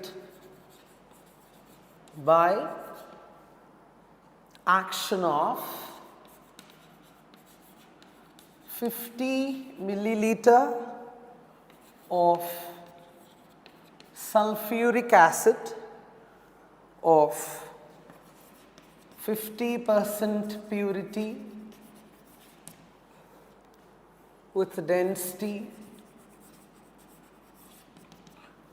1.3 gram per milliliter on 20 grams of zinc. ಇದು ಕ್ವೆಶ್ಚನ್. ಅಂದರೆ ಏನು ಮಾಡಿದ್ದಾರೆ, ಜಿಂಕನ್ನು ಸಲ್ಫ್ಯೂರಿಕ್ ಆ್ಯಸಿಡ್ ಜೊತೆಗೆ ಟ್ರೀಟ್ ಮಾಡಿದ್ದಾರೆ. ಆವಾಗ ಜಿಂಕ್ ಸಲ್ಫೇಟ್ ಮತ್ತು ಹೈಡ್ರೋಜನ್ ಗ್ಯಾಸ್ ಅನ್ನೋದು ಬರ್ತಾ ಇದೆ. ಈ ಜಿಂಕ್ ಸಲ್ಫೇಟ್ ಮತ್ತು ಹೈಡ್ರೋಜನ್ ಗ್ಯಾಸ್ ಬಂದಿದಾಗ ಈ ಟೋಟಲ್ ಫಿನಾಮಿನಲ್ಲಿ ಎಷ್ಟು ಹೈಡ್ರೋಜನ್ ಗ್ಯಾಸ್ ಎಟ್ NTP ರಿಲೀಸ್ ಆಗ್ತಾ ಇದೆ ಅನ್ನೋದು ನಮ್ಮ ಕ್ವೆಶ್ಚನ್. ಈ ಕ್ವೆಶ್ಚನನ್ನು ಸಾಲ್ವ್ ಮಾಡಲಿಕ್ಕೆ ನಾನೇನು ಮಾಡ್ತಾ ಇದ್ದೀನಿ ಅಂದರೆ, first mass of sulphuric acid calculate ಮಾಡುತ್ತೇನೆ. ಎಷ್ಟು ಮಾಸ್ ಆಫ್ ಸಲ್ಫ್ಯೂರಿಕ್ ಆ್ಯಸಿಡ್ ಇದೆ? Mass of sulphuric acid can be calculated by using density equals mass by volume formula. Density is given to be 1.3, where mass of the substance is given to be, has to be calculated, where it is 50. And E 1.3 into 50 equals mass. ಅಷ್ಟೇ ಅಲ್ಲದೆ ಇದರಲ್ಲಿ 50% ಮಾತ್ರ pure ಇದೆ. ಸರಿ, first ಇದನ್ನು multiply ಮಾಡೋಣ. 13 5s are 65. Therefore 65 grams of mass of this is actually present. But ಇದರಲ್ಲಿ 50% ಮಾತ್ರ ಪ್ಯೂರ್ ಇದೆ. Therefore what is 50% of 65 grams? ಅಂದರೆ half of that, which means 32.5 grams. ಇಷ್ಟೇ ರಿಯಾಕ್ಟ್ ಆಗಿದೆ. ಸೊ ನಮಗೆ ಇಲ್ಲಿ ಈ ರಿಯಾಕ್ಷನಲ್ಲಿ ಜಿಂಕನ್ನು 20 ಗ್ರಾಮ್ಸ್ ತಗೊಂಡಿದ್ದಾರೆ, ಸಲ್ಫ್ಯೂರಿಕ್ ಆ್ಯಸಿಡನ್ನು 32.5 ಗ್ರಾಮ್ಸ್ ತಗೊಂಡಿದ್ದಾರೆ. ಆವಾಗ ಹೈಡ್ರೋಜನ್ ಎಷ್ಟು ಬರುತ್ತೆ ಅಂತ ಕೊಟ್ಟಿದ್ದಾರೆ ಕ್ವೆಶ್ಚನ್ನಲ್ಲಿ. ಈ ಕ್ವೆಶ್ಚನ್ ಸಾಲ್ವ್ ಮಾಡಬೇಕು ಅಂತಂದರೆ ನಾನೇನು ಮಾಡಬೇಕಿಲ್ಲಿ, ಜಿಂಕ್ರಿಂದ ಎಷ್ಟು ಹೈಡ್ರೋಜನ್ ಗ್ಯಾಸ್ ಬರ್ತಾ ಇದೆ ಕ್ಯಾಲ್ಕುಲೇಟ್ ಮಾಡಬೇಕು, ಹಾಗೆ ಸಲ್ಫ್ಯೂರಿಕ್ ಆ್ಯಸಿಡ್ರಿಂದ ಎಷ್ಟು ಹೈಡ್ರೋಜನ್ ಗ್ಯಾಸ್ ಬರ್ತಾ ಇದೆ ಕ್ಯಾಲ್ಕುಲೇಟ್ ಮಾಡಬೇಕು. ಎರಡರಿಂದ ಕ್ಯಾಲ್ಕುಲೇಟ್ ಮಾಡಿ ಎರಡರಲ್ಲಿ ಯಾವುದು ಲಿಮಿಟಿಂಗ್ ರಿಯೇಜೆಂಟ್ ಎಕ್ಸಸ್ ರಿಯೇಜೆಂಟ್ ಅಂತ ಫೈಂಡ್ ಔಟ್ ಮಾಡಿ ಲಿಮಿಟಿಂಗ್ ರಿಯೇಜೆಂಟ್ರಿಂದ ಬಂದಿದ್ದನ್ನು ಫೈನಲ್ ಪ್ರಾಡಕ್ಟ್ ಆಗಿ ನಾನು ತಗೋಬೇಕಾಗತ್ತೆ. ಸೊ ಈ ಟೋಟಲ್ ಕ್ಯಾಲ್ಕುಲೇಷನ್ನಲ್ಲಿ ನನಗೆ ಇದೆಲ್ಲ ಅವರು ಡೆನ್ಸಿಟಿ ಕೊಟ್ಟಿದ್ದಾರೆ, ವಾಲ್ಯೂಮ್ ಕೊಟ್ಟಿದ್ದಾರೆ. ಅದಕ್ಕೆ ನಾನು ಏನು ಮಾಡಿದ್ದೀನಿ, density equals mass by volume ಹಾಕಿ, mass by volume is 50 milliliter, density is 1.3. So ಎರಡನ್ನು ಮಲ್ಟಿಪ್ಲೈ ಮಾಡಿ ನಾನು actual mass of sulphuric acid ತೊಗೊಂಡಿದ್ದೀನಿ. ಆದರೆ ಅದರಲ್ಲಿ 50% ಮಾತ್ರ ಪ್ಯೂರ್ ಇದೆ, ಅಂದರೆ 32.5 grams ಮಾತ್ರ ನಮಗೆ ಬರುತ್ತೆ ಸಲ್ಫ್ಯೂರಿಕ್ ಆ್ಯಸಿಡ್ ಇದರಲ್ಲಿ. ಸೊ ಇದರಲ್ಲಿ ಜಿಂಕ್ರಿಂದ ಎಷ್ಟು ಹೈಡ್ರೋಜನ್ ಗ್ಯಾಸ್ ಬರ್ತಾ ಇದೆ ಅನ್ನೋದು ಫಸ್ಟ್ ಕ್ಯಾಲ್ಕುಲೇಟ್ ಮಾಡೋಣ. From zinc plus sulfuric acid gives rise to, zinc, when we consider 1 mole of zinc. 1 mole of zinc gives us 1 mole of hydrogen gas. 1 mole of zinc gives us 1 mole of hydrogen gas, which means 65 grams of zinc gives us 22.4 liters of hydrogen. 65 grams of zinc gives us 22.4 liters of hydrogen. And then what we need to consider here is, out of 65 grams if we are getting that, then for 20 grams of zinc, how much do we get here? So if you calculate, it is 22.4 divided by 65 into 20, which is 448 divided by 65. So if I calculate that, 65 and 448, looks like it is 7 times 7 5s. So it is 6 times.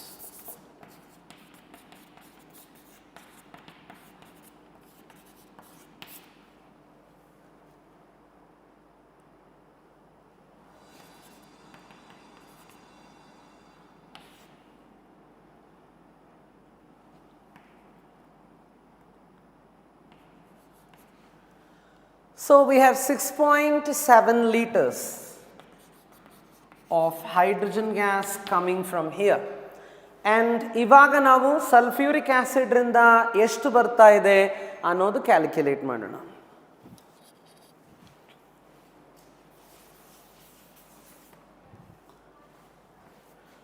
From sulphuric acid ಎಷ್ಟು ಬರ್ತಾ ಇದೆ ಅನ್ನೋದನ್ನು calculate ಮಾಡೋಣ. Sulphuric acid ಅನ್ನೋದು 1 mole ತಗೊಳ್ತಾ ಇದ್ವಿ. 1 mole of sulphuric acid ರಿಂದ 22.4 litres of hydrogen ಬರ್ತಾ ಇದೆ. ಅಂದರೆ 98 ಗ್ರಾಮ್ಸಿಗೆ 22.4 ಲೀಟರ್ಸ್ ಬರ್ತಾ ಇದೆ. ಆವಾಗ 32.5 ಗ್ರಾಮ್ಸ್ಗೆ ಎಷ್ಟು ಬರುತ್ತೆ ಅನ್ನೋದು ಕ್ವೆಶ್ಚನ್. ಇದನ್ನು ಕ್ಯಾಲ್ಕುಲೇಟ್ ಮಾಡಿದರೆ 22.4 divided by 98 into 32.5 is what we need to do. So ಇದನ್ನು ಮಲ್ಟಿಪ್ಲೈ ಮಾಡಿದರೆ ಇದು ಸುಮಾರು 100 ಅಂತ ಅಂದ್ಕೊಂಡ್ರೆ, if we assume that it is approximately 100, then ಈ ಎರಡು ಮಲ್ಟಿಪ್ಲೈ ಮಾಡಿಕೊಂಡ್ರೆ ಸಾಕು ನಮಗೆ. Therefore, 2 to 4 into 3 to 5.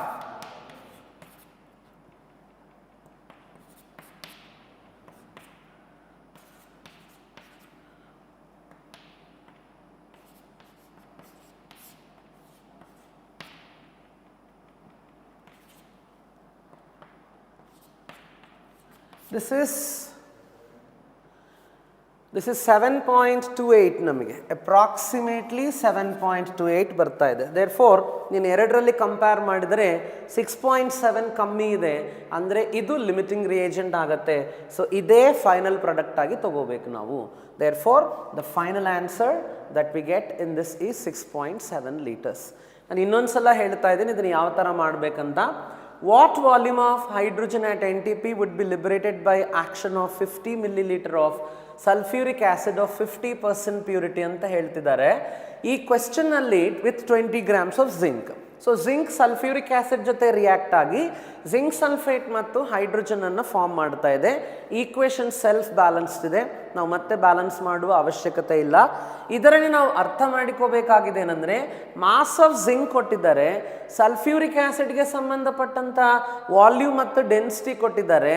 ಅದರಿಂದ ನಾನು ಮಾಸನ್ನು ಕ್ಯಾಲ್ಕುಲೇಟ್ ಮಾಡಿದ್ದೀನಿ by using density equals mass by volume formula. Then I got 65 grams. 65 grams ನಲ್ಲಿ ಹಾಫ್ 32.5 grams ಆಗುತ್ತೆ. ಆ 32.5 grams ಅನ್ನು ಮಾತ್ರ ತಗೋಬೇಕು. ಯಾಕೆ ತಗೋಬೇಕು ಅಂತಂದರೆ ಸಲ್ಫ್ಯೂರಿಕ್ ಆಸಿಡ್ 50% ಮಾತ್ರ ಪ್ಯೂರ್ ಇದೆ ಅನ್ನೋದು ನಮಗೆ ಕ್ವೆಶ್ಚನ್ನಲ್ಲಿ ಕೊಟ್ಟಿದ್ದಾರೆ. ಸೊ ಅಷ್ಟೇ ಮಾಸ್ ರಿಯಾಕ್ಟ್ ಆಗ್ತಾ ಇದೆ. ಈಗ ನಾನು ಜಿಂಕ್ರಿಂದ ಎಷ್ಟು ಬರ್ತಾ ಇದೆ ಸಲ್ಫ್ಯೂರಿಕ್ ಹೈಡ್ರೋಜನ್ ವಾಲ್ಯೂಮ್ ಅಂತ ಹಾಕಿದ್ದೀನಿ. ಹಾಗೆ ಸಲ್ಫ್ಯೂರಿಕ್ ಆಸಿಡ್ರಿಂದ ಕೂಡ ಎಷ್ಟು ಬರ್ತಾ ಇದೆ ಅನ್ನೋದು ಕ್ಯಾಲ್ಕುಲೇಟ್ ಮಾಡಿದ್ದೀನಿ. ನಮಗೆ ಮಾಸ್ ಆಫ್ ಜಿಂಕ್ ಇದೆ, ವಾಲ್ಯೂಮ್ ಆಫ್ ಹೈಡ್ರೋಜನ್ ಕೇಳ್ತಿದ್ದಾರೆ. ಅದಕ್ಕೆ ಜಿಂಕ್ 1 ಮೋಲನ್ನು ಮಾಸಕ್ಕೆ ಕನ್ವರ್ಟ್ ಮಾಡಿಕೊಂಡು ನಂಬರ್ ಆಫ್ ಮೋಲ್ಸ್ ಆಫ್ ಹೈಡ್ರೋಜನನ್ನು ಮಾಸ್ ಬದಲು ವಾಲ್ಯೂಮಿಗೆ ಕನ್ವರ್ಟ್ ಮಾಡಿದ್ದೀನಿ. ಕಾರಣ ಏನಂದರೆ ಅಲ್ಲಿ ವಾಲ್ಯೂಮ್ ಕೇಳ್ತಿದ್ದಾರೆ ಕ್ವೆಶ್ಚನಲ್ಲಿ, ಹೌ ಮಚ್ ವಾಲ್ಯೂಮ್ ಆಫ್ ಅಂತ ಹೇಳಿ. ಇದರಿಗೋಸ್ಕರ ಈ ಥರ ಮಾಡಿದ್ದೀನಿ. ಫಸ್ಟ್ ಒನ್ನಿಂದ ನಮಗೆ 6.7 ಬಂದಿದೆ, ಸೆಕೆಂಡ್ ಒನ್ನಿಂದ 7.28 ಲೀಟರ್ಸ್ ಬಂದಿದೆ. ಎರಡರಲ್ಲಿ ಕಮ್ಮಿ ಇರೋದಿದು ಅಂತಂದರೆ ಇದೇ ನಮಗೆ ಫೈನಲ್ ಆನ್ಸರ್ ಆಗಿರುತ್ತೆ. ಇದು therefore we need to understand that it is 6.7 liters approximately. Let's go to the next question.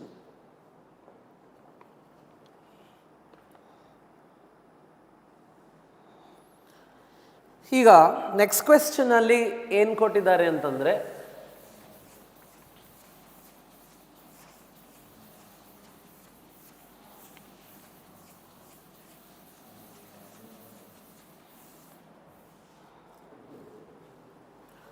how many grams of residue is obtained by heating 2.76 grams of silver carbonate?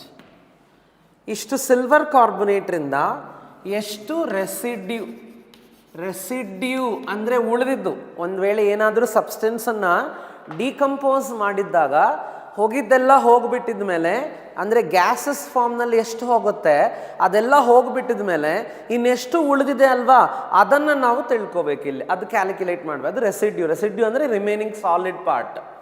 Gases ಏನಾದರೂ ಇದ್ರೆ ಅವೆಲ್ಲ ಹೋಗಿದ ಮೇಲೆ ಎಷ್ಟು solid ಉಳಿದಿದೆ ಅನ್ನೋದಿಲ್ಲಿ question. ಇದಕ್ಕೆ equation ಬರ್ಕೋಬೇಕು. Silver carbonate upon heating decomposes to give silver plus carbon dioxide plus oxygen. ಈ ಈಕ್ವೇಷನನ್ನು ಬ್ಯಾಲೆನ್ಸ್ ಮಾಡ್ಕೋಬೇಕು. 2Ag half O2. ಇದರಲ್ಲಿ silver solid, silver carbonate solid, carbon dioxide gas, oxygen ಕೂಡ ಗ್ಯಾಸ್. ಅಂದರೆ ಇವೆಲ್ಲ ಹೋದ ಮೇಲೆ ಉಳಿದಿದ್ದ ಸಾಲಿಡ್ ಯಾವುದು ಅಂತಂದರೆ ಸಿಲ್ವರ್ ಸಾಲಿಡ್ ಉಳಿದಿದೆ. ಇದನ್ನು ನಾವು ಅರ್ಥ ಮಾಡ್ಕೋಬೇಕು. ಇದು ಈಕ್ವೇಷನ್.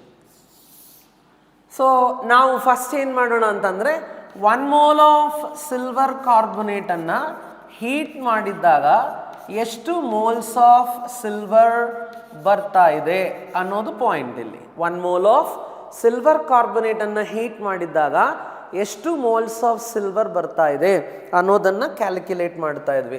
ಆ ಥರ ಮಾಡಿದ ಮೇಲೆ ಅಂದರೆ molar mass of silver carbonate ತಗೋಬೇಕು. ಫಸ್ಟ್ 2 into 108, 108 ಸಿಲ್ವರಿನ ಮೋಲಾರ್ ಮಾಸ್, ಕಾರ್ಬನ್ ಡೈಆಕ್ಸೈಡಿನ ಮೋಲಾರ್ ಮಾಸ್ 44, ಇನ್ನೊಂದು ಆಕ್ಸಿಜನ್ ಉಳಿದಿರುತ್ತೆ ಅದರದ್ದು 16, ಅಂದರೆ ಟೋಟಲ್ ಸೇರಿ 276 ಗ್ರಾಮ್ಸ್ ಬರುತ್ತೆ. 276 ಗ್ರಾಮ್ಸ್ಗೆ 2 into 108 ಅಂದರೆ 216 ಗ್ರಾಮ್ಸ್ ಆಫ್ ಸಿಲ್ವರ್ ಬರ್ತಾ ಇದೆ. 276 ಗ್ರಾಮ್ಸ್ ಆಫ್ ಸಿಲ್ವರ್ ಕಾರ್ಬೊನೇಟ್ರಿಂದ 216 ಗ್ರಾಮ್ಸ್ ಆಫ್ ಸಿಲ್ವರ್ ಬರ್ತಾ ಇದೆ ಅನ್ನೋ ವಿಷಯವನ್ನು ನಾವು ಅರ್ಥ ಮಾಡ್ಕೋಬೇಕು.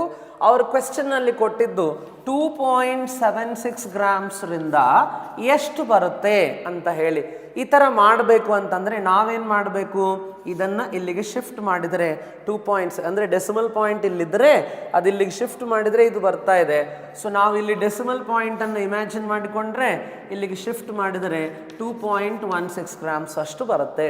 There for the answer is 2.16 grams of residue will be there after the reaction, after the decomposition of silver carbonate.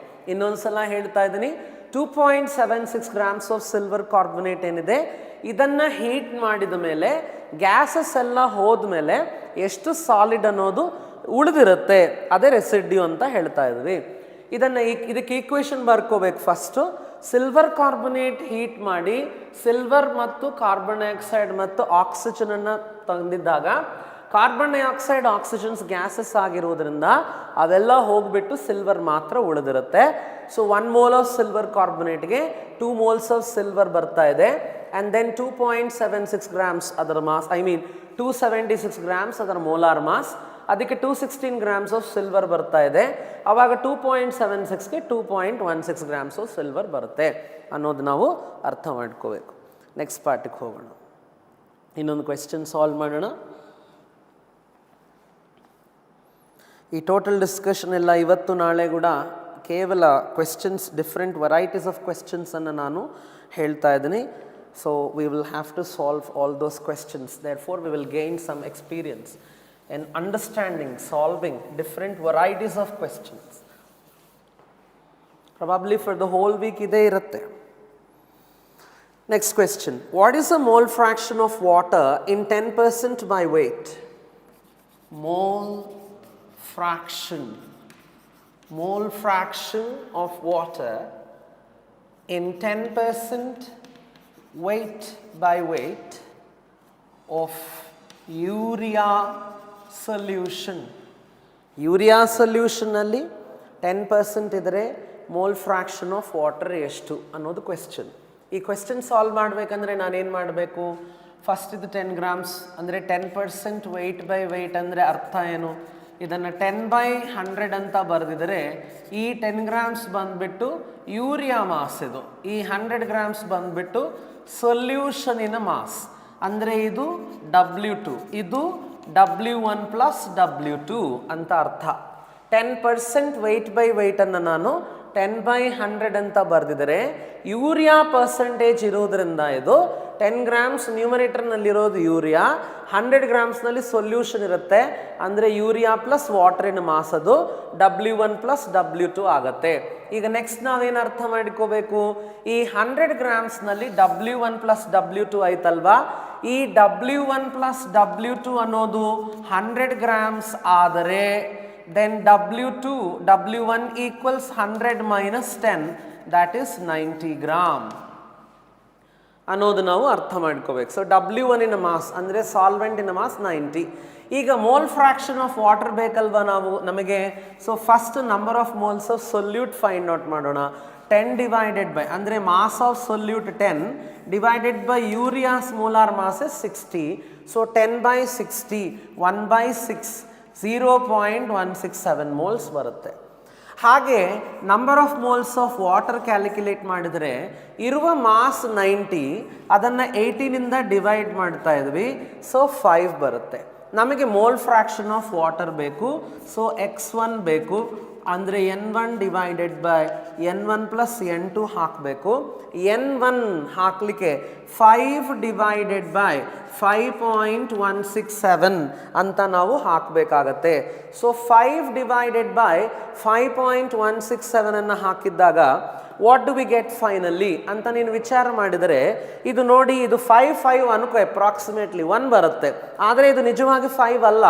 There four the answer is going to be closest to 1. That means less than 1 but close to 1. So approximately the answer is 0.9.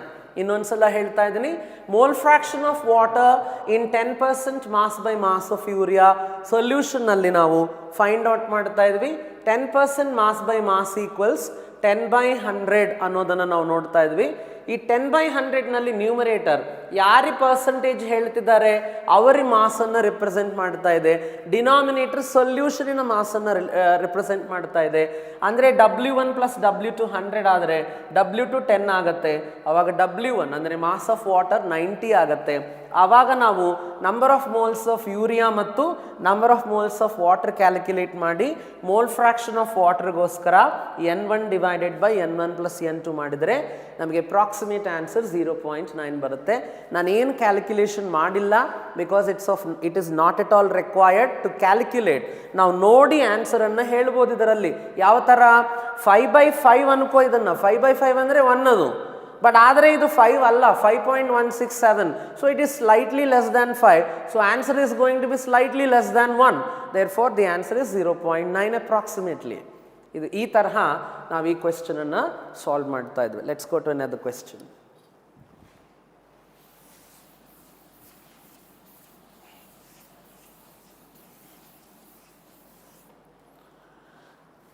Next question ನಾವು ನೋಡಬೇಕಾಗಿದೆ ಏನಂತಂದರೆ,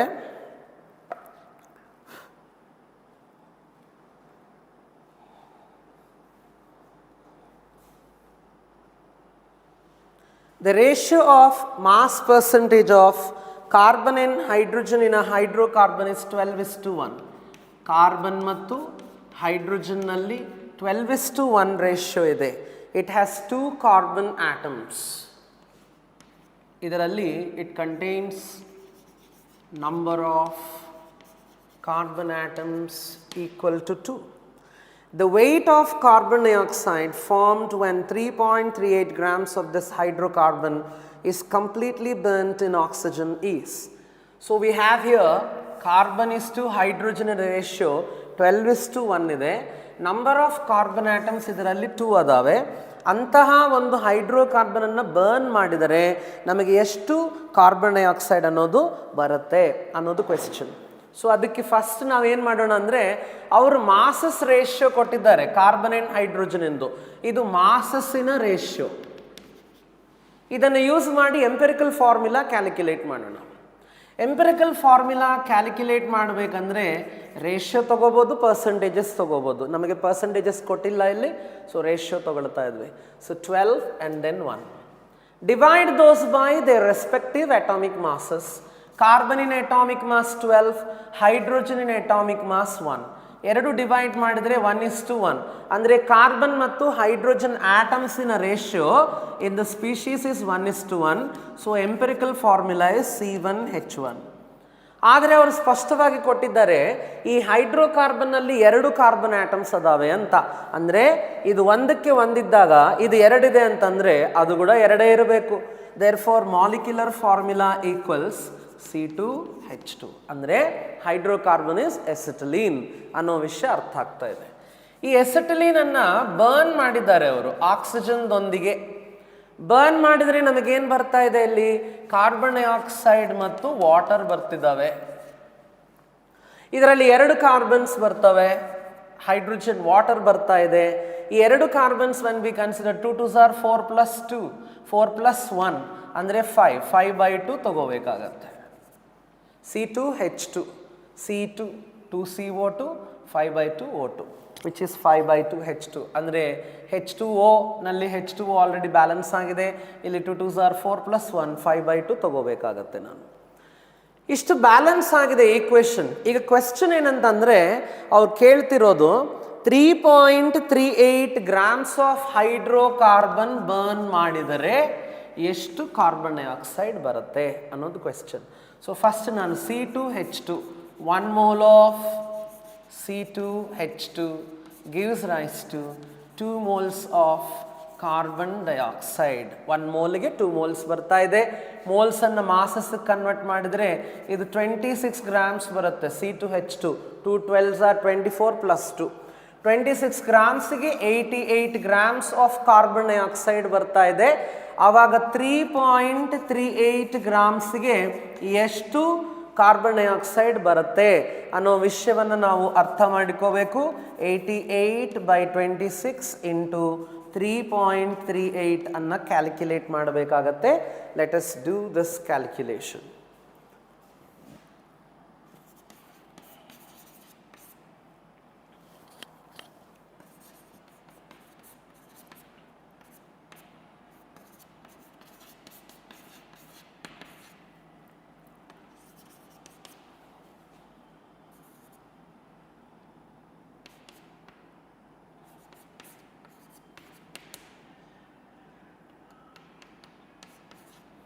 Approximately it is 3.4. This in this is for 3.4. ಅದು ಕೂಡ 3.4 ಅಂತ ತಗೊಂಡ್ರೆ 3.4 into 3.4.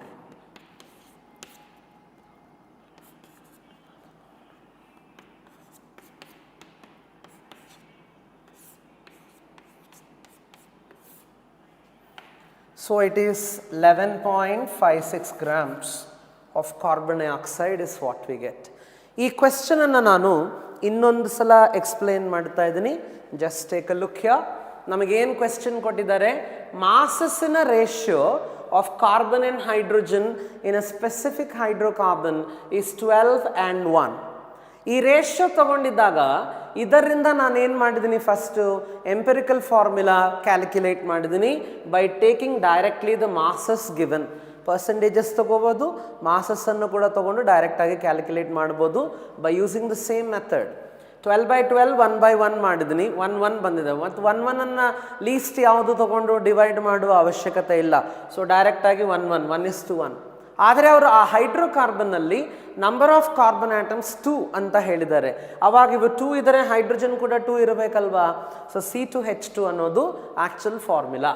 So C2H2 plus 5/2 O2 gives rise to 2CO2 plus H2O ಅನ್ನುವ formula ಈಕ್ವೇಷನ್ನ ಬರೆದು 1 mole of C2H2 burn ಮಾಡಿದಾಗ 2 moles of ಕಾರ್ಬನ್ ಡೈಆಕ್ಸೈಡ್ ಬರ್ತಾ ಇದೆ. ಅಂದರೆ 26 grams of C2H2 ಬರ್ನ್ ಮಾಡಿದರೆ 88 grams of ಕಾರ್ಬನ್ ಡೈಆಕ್ಸೈಡ್ ಬರ್ತಾ ಇದೆ. ಆವಾಗ 3.38 ಗ್ರಾಮ್ಸ್ ಆಫ್ ಎಸಿಟಿಲಿನನ್ನು ಬರ್ನ್ ಮಾಡಿದರೆ ನಮಗೆ ಎಷ್ಟು ಬರುತ್ತೆ ಅಂತ ಕ್ಯಾಲ್ಕುಲೇಟ್ ಮಾಡಿದರೆ 11.56 ಗ್ರಾಮ್ಸ್ ಆಫ್ ಕಾರ್ಬನ್ ಡೈಆಕ್ಸೈಡ್ ಬರ್ತಾ ಇದೆ. ಇದು ಇಲ್ಲಿದು ಕ್ವೆಶ್ಚನ್. ನೆಕ್ಸ್ಟ್ ಕ್ವೆಶ್ಚನ್ಗೆ ಹೋಗೋಣ. ಈ ಕ್ವೆಶ್ಚನ್ನಲ್ಲಿ ಏನು ಕೇಳ್ತಿದ್ದಾರೆ ಅಂತಂದರೆ,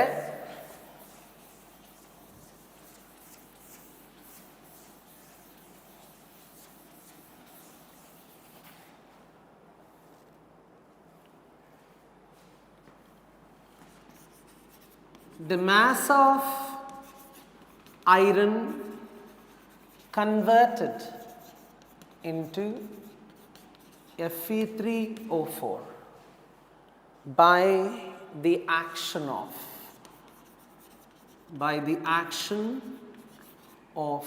18 grams of steam ಅಂದರೆ ವಾಟರ್. ಇದು ಕ್ಯಾಲ್ಕುಲೇಟ್ ಮಾಡಬೇಕು. The mass of iron converted into Fe3O4 by the action of 18 grams of water ಅನ್ನೋದನ್ನು ಕ್ಯಾಲ್ಕುಲೇಟ್ ಮಾಡಬೇಕು. ಇದು ಕ್ಯಾಲ್ಕುಲೇಟ್ ಮಾಡಲಿಕ್ಕೆ ಫಸ್ಟ್ ಈಕ್ವೇಷನ್ನ ಬರೆಯೋಣ. ಈಕ್ವೇಷನ್ನಲ್ಲಿ iron reacts with water to give rise to Fe3O4 plus H2. ಇದು ಈಕ್ವೇಷನ್. Fe3O4 ಇದನ್ನು ಬ್ಯಾಲೆನ್ಸ್ ಮಾಡಿದರೆ ನಾವು 3 irons 4 oxygens 4 moles of hydrogen. ಇದು equation.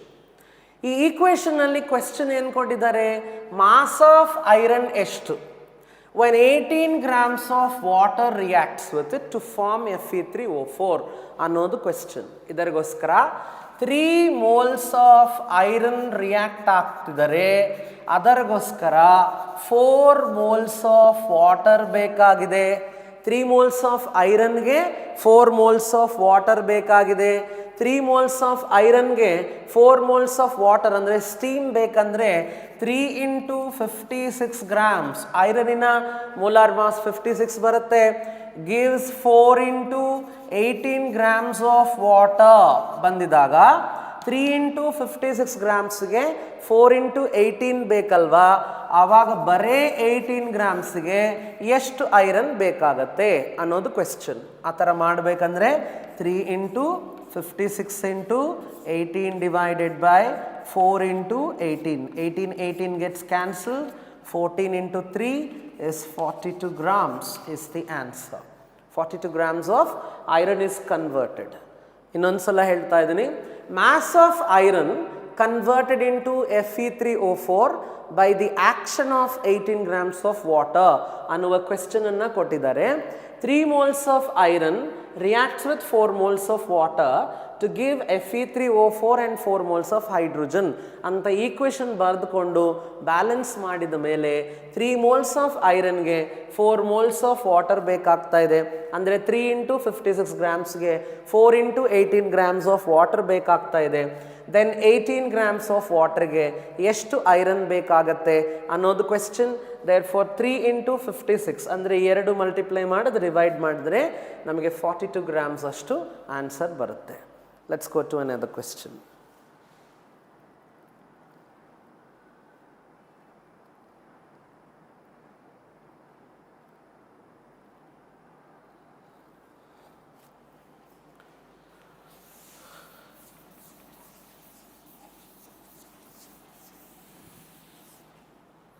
The next question we have is, for the given reaction,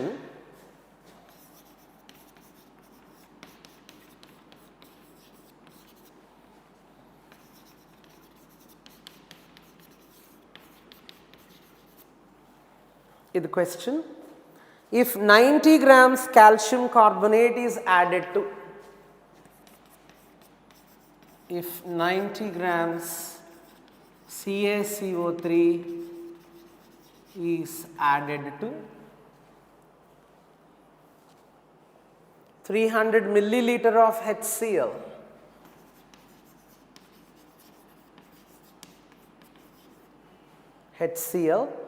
which contains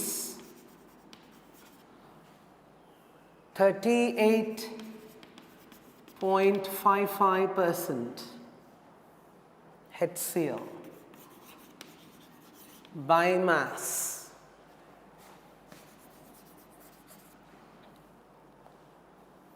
and has density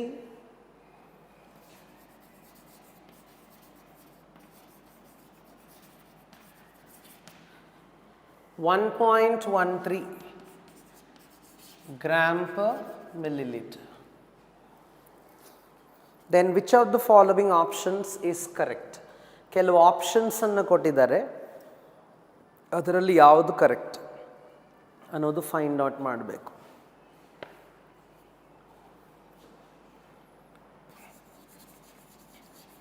Correct option, first option is 64.97 grams of HCl remains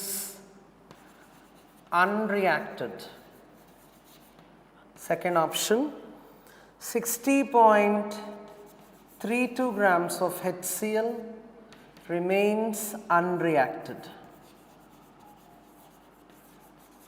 Option number 3, 32.85 grams of calcium carbonate remains unreacted. So 97.30 grams of HCl reacted. So we need to find the limiting reagent and see which one is excess reagent and which one is out of that how much has not reacted. ಇವೆಲ್ಲ calculate ಮಾಡಬೇಕು. ಇದರಿಗೋಸ್ಕರ ನಾನು first ಏನು ಮಾಡ್ತಾ ಇದ್ದೀನಿ ಅಂತಂದರೆ, ಈ ಈಕ್ವೇಷನ್ನಲ್ಲಿ moles ತಗೋಬೇಕು. Moles ನೋಡಿ ಕೊಟ್ಟಿದ್ದ ಎಲ್ಲ ಇನ್ಫಾರ್ಮೇಷನನ್ನು ಮೋಲ್ಸ್ಗೆ ಕನ್ವರ್ಟ್ ಮಾಡೋಣ. So 90 grams of calcium carbonate ಅಂದರು, 300 milliliter of HCl which contains 38.55% HCl by mass and has density 1.13 ಅಂದರು. ಈ ಡೇಟಾವನ್ನು ನಾನು first number of moles convert ಮಾಡ್ತೀನಿ. ಅದರಿಗೋಸ್ಕರ ಅದರ ಮೊಲಾರಿಟಿ ಕ್ಯಾಲ್ಕುಲೇಟ್ ಮಾಡ್ತೀನಿ. Molarity equals mass by molar mass into 1000 divided by volume. Mass ಕೊಟ್ಟಿದ್ದು 38.55%, ಅಂದರೆ 38.55 grams divided by 36.5 grams into 1000 divided by volume, mass of the solution. ಇದು mass of volume of the solution ಅಲ್ವಾ, ಅಲ್ಲಿ ಕೂಡ mass of the solution ತಗೋಬೇಕು.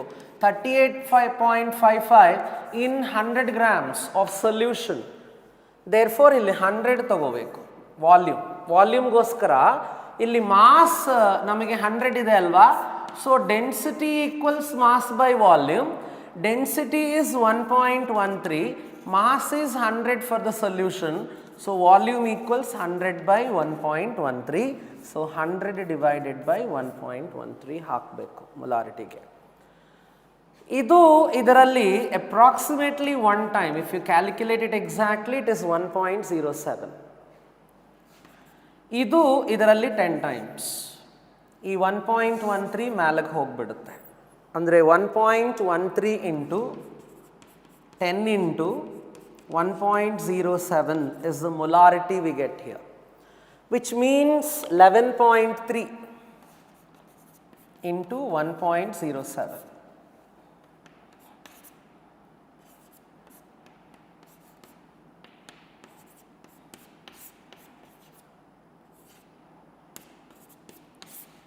That's what we get. So it is 12 molar, exactly 12.0 ಅಂದರೆ 12.1 ಬರುತ್ತೆ, but 12 molar ತಗೋಬೋದು.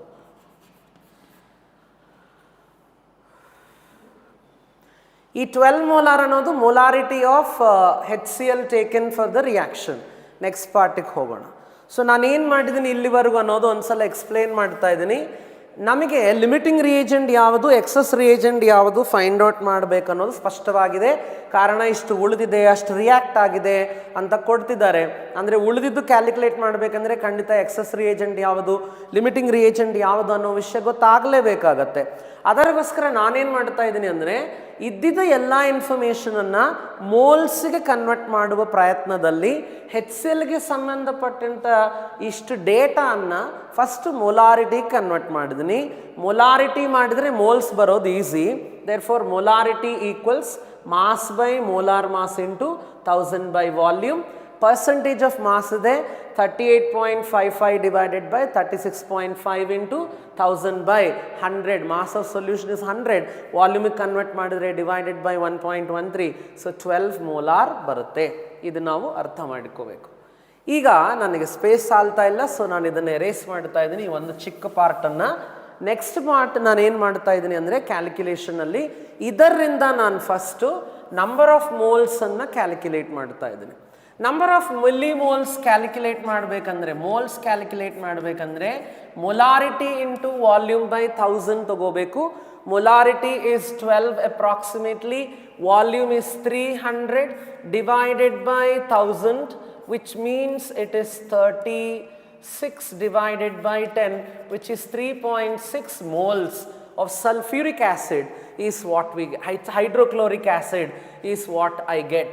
ಇದು 3.6 moles ಇದೆ. ಇದರಲ್ಲಿ ಎಷ್ಟು ಮೋಲ್ಸ್ ಇದೆ ಕೂಡ ಕ್ಯಾಲ್ಕುಲೇಟ್ ಮಾಡಿಬಿಡೋಣ. ಸೊ ಇದರಲ್ಲಿ ಎಷ್ಟು ಮೋಲ್ಸ್ ಇದೆ ಅಂತ ಕ್ಯಾಲ್ಕುಲೇಟ್ ಮಾಡಿದರೆ number of moles of calcium carbonate equals 90 divided by 100, ಅಂದರೆ 0.9 moles.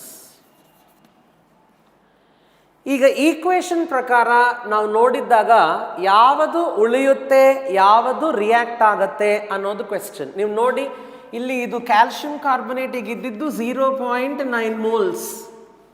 ಇದು 1 mole ರಿಯಾಕ್ಟ್ ಆಗಿದೆ ಅಂತ ಅನ್ಕೋ, ಇದು 2 moles ಬೇಕು ನಮಗೆ. 1 moleಗೆ 2 moles ಬೇಕಿದು.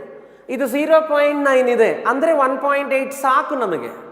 ಬಟ್ ತೊಗೊಂಡಿದ್ದು 3.6 ಅಂದರೆ ಜಾಸ್ತಿ ಇಲ್ವಾ ಬೇಕಾಗಿದ್ದಕ್ಕಿಂತ.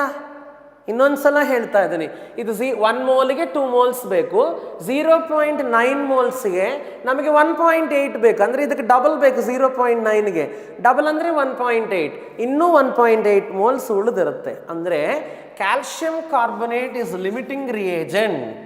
ದೇರ್ಫೋರ್ ಈ ಆಪ್ಷನ್ ತಪ್ಪು. Calcium carbonate is the limiting reagent. HCl is the excess reagent. So ಎಷ್ಟು ತಗೊಂಡಿದ್ವಿ ನಾವು? Taken HCl is 3.6 moles. ಅದರಲ್ಲಿ ರಿಯಾಕ್ಟೆಡ್ HCl ಎಷ್ಟು? Reacted HCl 1.8. ಅಂದರೆ ರಿಮೈನಿಂಗ್ HCl ಎಷ್ಟು? Remaining HCl is 1.8. ಅಂದರೆ ಈಗ ಮಾಸಕ್ಕೆ ಕನ್ವರ್ಟ್ ಮಾಡಿದರೆ ಮೋಲ್ಸನ್ನು ಇಂಟು 36.5 ಕ್ಯಾಲ್ಕುಲೇಟ್ ಮಾಡಿದರೆ ನಮಗೆ ಎಷ್ಟು ಬರುತ್ತೆ? ಇದು ಆಲ್ಮೋಸ್ಟ್ ಡಬಲ್ ಬರುತ್ತಲ್ವ, 1.8ಗೆ 36 ಅಂದರೆ 72 ಬರುತ್ತೆ. ಸೊ 72ಗೆ ನಿಯರೆಸ್ಟ್ ಆನ್ಸರ್ ಯಾವುದು ಅಂತಂದರೆ ಕ್ಲೋಸೆಸ್ಟ್ ಆನ್ಸರ್ 64.9 ಬರ್ತಾ ಇದೆ. So if you multiply that you will get the same. 36.5 into 1.8 calculate ಮಾಡಿದರೆ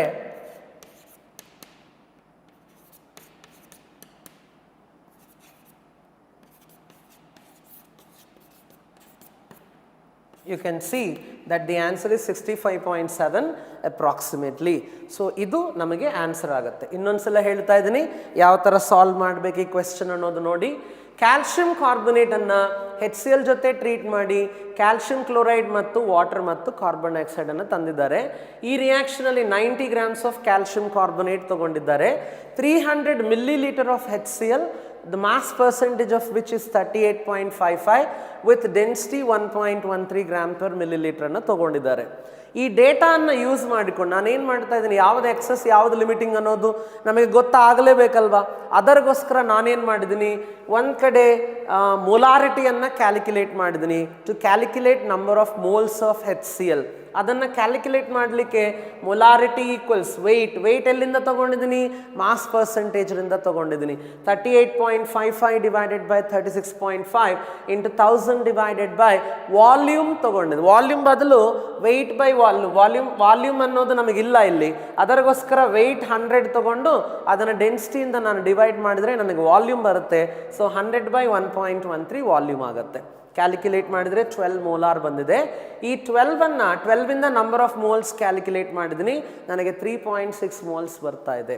ಹಾಗೆ ಕ್ಯಾಲ್ಶಿಯಂ ಕಾರ್ಬೊನೇಟಿನ ಮೋಲ್ಸ್ ಕ್ಯಾಲ್ಕುಲೇಟ್ ಮಾಡಿದ್ದೀನಿ, 0.9 ಮೋಲ್ಸ್ ಬರ್ತಾ ಇದೆ. 1 mole ಆಫ್ ಕ್ಯಾಲ್ಶಿಯಂ ಕಾರ್ಬೊನೇಟ್ಗೆ 2 moles ಆಫ್ HCl ಬೇಕು. ಅಂದರೆ 0.9ಗೆ 1.8 ಸಾಕಿಲ್ಲಿ, ಆದರೆ 3.6 ತೊಗೊಂಡಿದ್ದಾರೆ.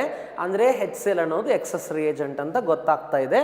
ಸೊ ಆಪ್ಷನ್ 3 ತಪ್ಪಾಗುತ್ತೆ, ಉಳಿದಿದ್ರಲ್ಲಿ ಯಾವುದಾದ್ರೂ ಕರೆಕ್ಟ್ ಆಗ್ಬೋದು. ಅದರಿಗೋಸ್ಕರ ನಾನೇನು ಮಾಡಿದ್ದೀನಿ, ಎಷ್ಟು HCl ತೊಗೊಂಡಿದ್ದಾರೆ? 3.6. ರಿಯಾಕ್ಟ್ ಆಗಿದೆ HCl ಎಷ್ಟು? 0.9ಗೆ 1.8 ರಿಯಾಕ್ಟ್ ಆಗುತ್ತೆ. ಉಳಿದಿದ್ದೆಷ್ಟು? 1.8. ಅಂದರೆ 1.8 ಇಂಟು 36.5 ಅಂದರೆ ಮಾಸ್ ಆಫ್ HCl ಬರುತ್ತೆ, which is unreacted or remaining, that is 65.7 grams. The approximate answer is 1. So first option. Let's go to the next question.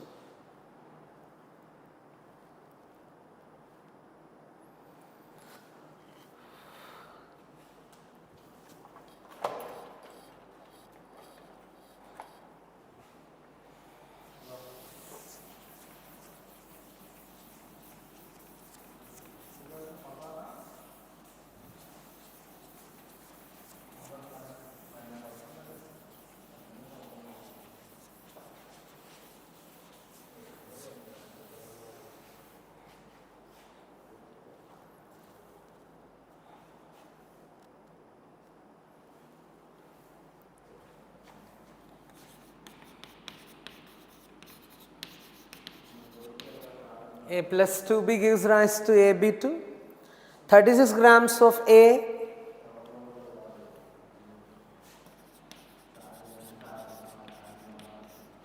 molar mass is given 60 gram per mole.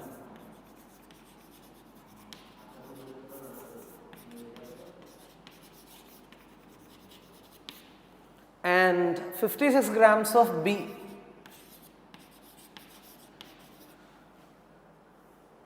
The molar mass of which is again 80 gram per mole.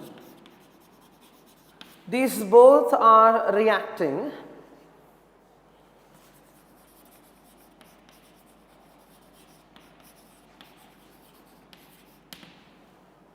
ಇದರಲ್ಲಿ ಯಾವುದು correct statement ಅನ್ನೋದು ನಾವು find out ಮಾಡಬೇಕಾಗುತ್ತೆ. Which of the following statements is correct?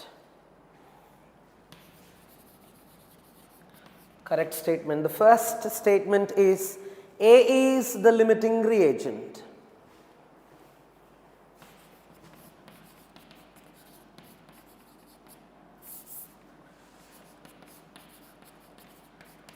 A is limiting reagent. B. Next statement, 77 grams of AB2 is formed.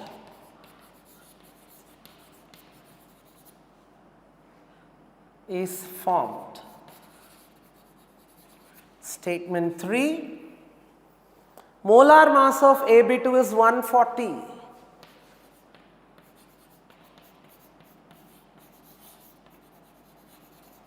Statement D, 15 grams of A is left unreacted.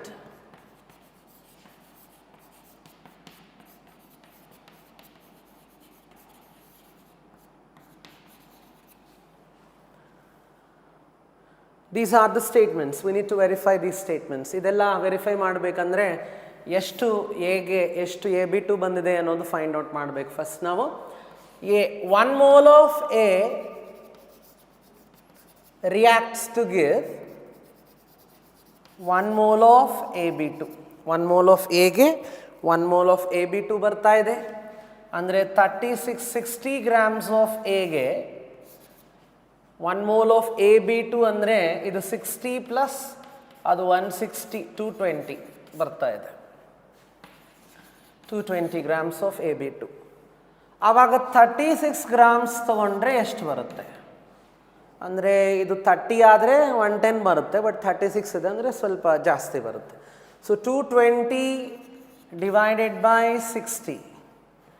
220 divided by 60 into 36 is what we have to calculate. 6 times 20 to 6 is 132 probably, if I am right. That's correct. Next one. ಇದು 132 grams ಬರ್ತಾ ಇದೆ ಇದರಿಂದ. ಮತ್ತೆ ನಾವು B ರಿಂದ ಕೂಡ calculate ಮಾಡಬೇಕು. 2 moles of B gives 1 mole of AB2. ಆವಾಗ 56 2 moles ಅಂದರೆ 2 into 80 ಗ್ರಾಮ್ಸ್ ರಿಂದ 220 grams ಇದು ಬರ್ತಿದ್ದಾರೆ. ಆವಾಗ 56 grams ರಿಂದ ಎಷ್ಟು ಬರ್ತಾ ಇದೆ ಅನ್ನೋದು question. So 220 divided by 2 into 80 into 56.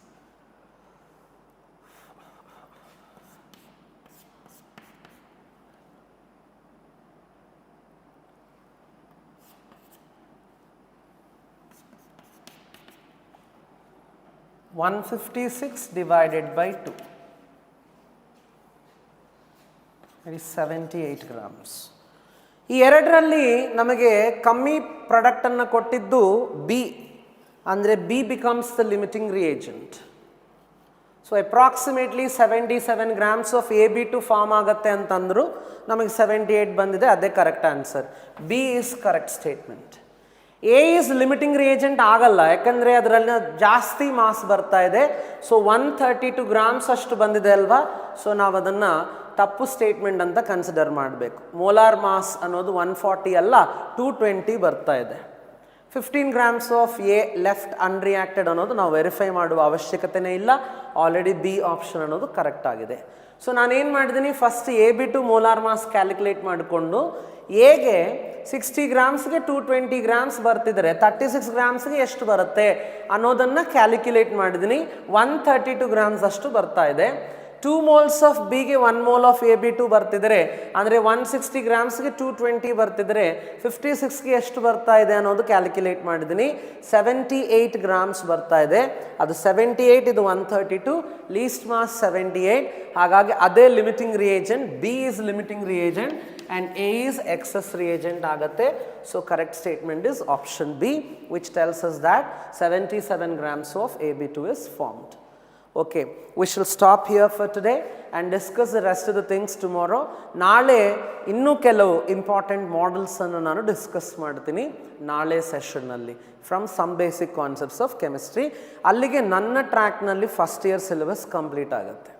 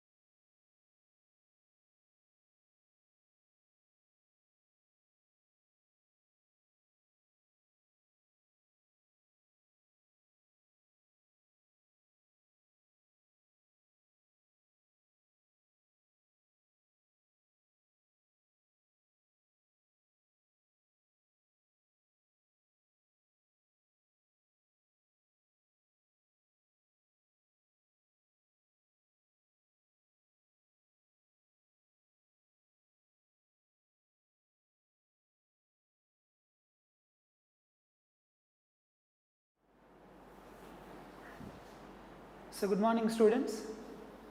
Again we are here to discuss the concepts which we have left in the day before yesterday, by Saturday ending class. So, I am under the discussion related to this cloning vectors. Many people asked me to cover this concept in detail, that is why I am going slow in this particular area. We can go through the remaining concepts in a bit faster way. So, in this cloning vector what we have discussed? We have completed the discussion related to PBR 322, which is a double plate method. Remember, PBR 322 contains two selectable markers on the left side, that is ampicillin, another one is tetrasilin. On the ampicillin and tetrasilin cloning sites are there PVU1, PVU2 and ampicillin, BAMH1 and SAL1 related to this tetrasilin. EcoR1, CLA1 and HIND3 are the things which are present above from this. And ROP, proteins related to replication, was related, that sequence is related with the PVU2. And then most important feature of a cloning vector is dash. Are you able to remember, that is origin of replication. I told you long back, any piece of DNA linked to origin of replication will be multiplied in the host organism with the help of DNA polymerase enzyme. Then after saying this, do you remember what is the sequence that is going to control the copy number? Copy number is the concept that was covered, that was controlled by origin of replication. What is this ORI? ORI is the sequence where replication starts then. So, what are the three features of the cloning vector? First one is origin of replication, second one is selectable marker, third one is cloning sites. What is the importance of selectable marker? Identification and elimination of non-transferments, selectively permitting the growth of the transferments. Next, cloning sites. How many cloning sites are required? Few cloning sites, preferably one, for a commonly used restriction enzyme. In the PBR 322 vector concept, the resistance gene which got inactivated, that is helpful in identification of recombinants and non-recombinants. Which is other gene, the resistance gene which is not inactivated, that gene will helps in identification of transferments and non-transferments. So, this is the important rule you have to keep in mind. Remember, in this cloning vector concept 2025 NEET examination 3 questions they have arised.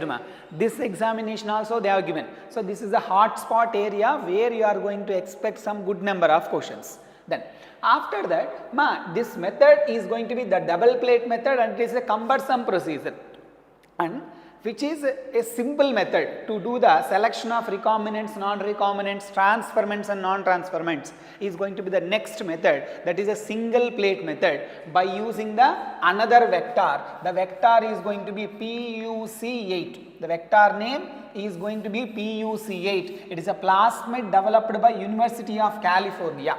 They have developed this. Now, in this PUC8 vector looks the same like this PBR 322. It is having another selectable marker is there. The textbook word here, alternative selectable marker. So, let me compare this. This is ORI, origin of replication.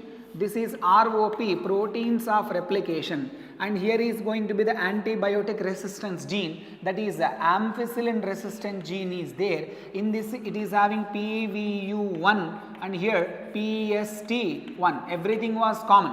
But here in the place of tetrasilin, actually in the PBR 322 tetrasilin used to be there present here. In the place of tetrasilin, alternative selectable marker is used, that is as per a textbook what they said, coding sequence of LAC-Z gene, coding sequence of beta galactosidase. Coding sequence of beta galactosidase they had given. Where we have seen this beta galactosidase, it is a component of LAC operon. So, what is the coding sequence of beta galactosidase? LAC-Z gene. Which gene? LAC-Z gene. LAC-Z gene is the coding sequence of beta galactosidase. So, in this there are two selectable markers are there. One is the same like tetrasilin resistant gene. One is BAMH1, another one is going to be the SAL1.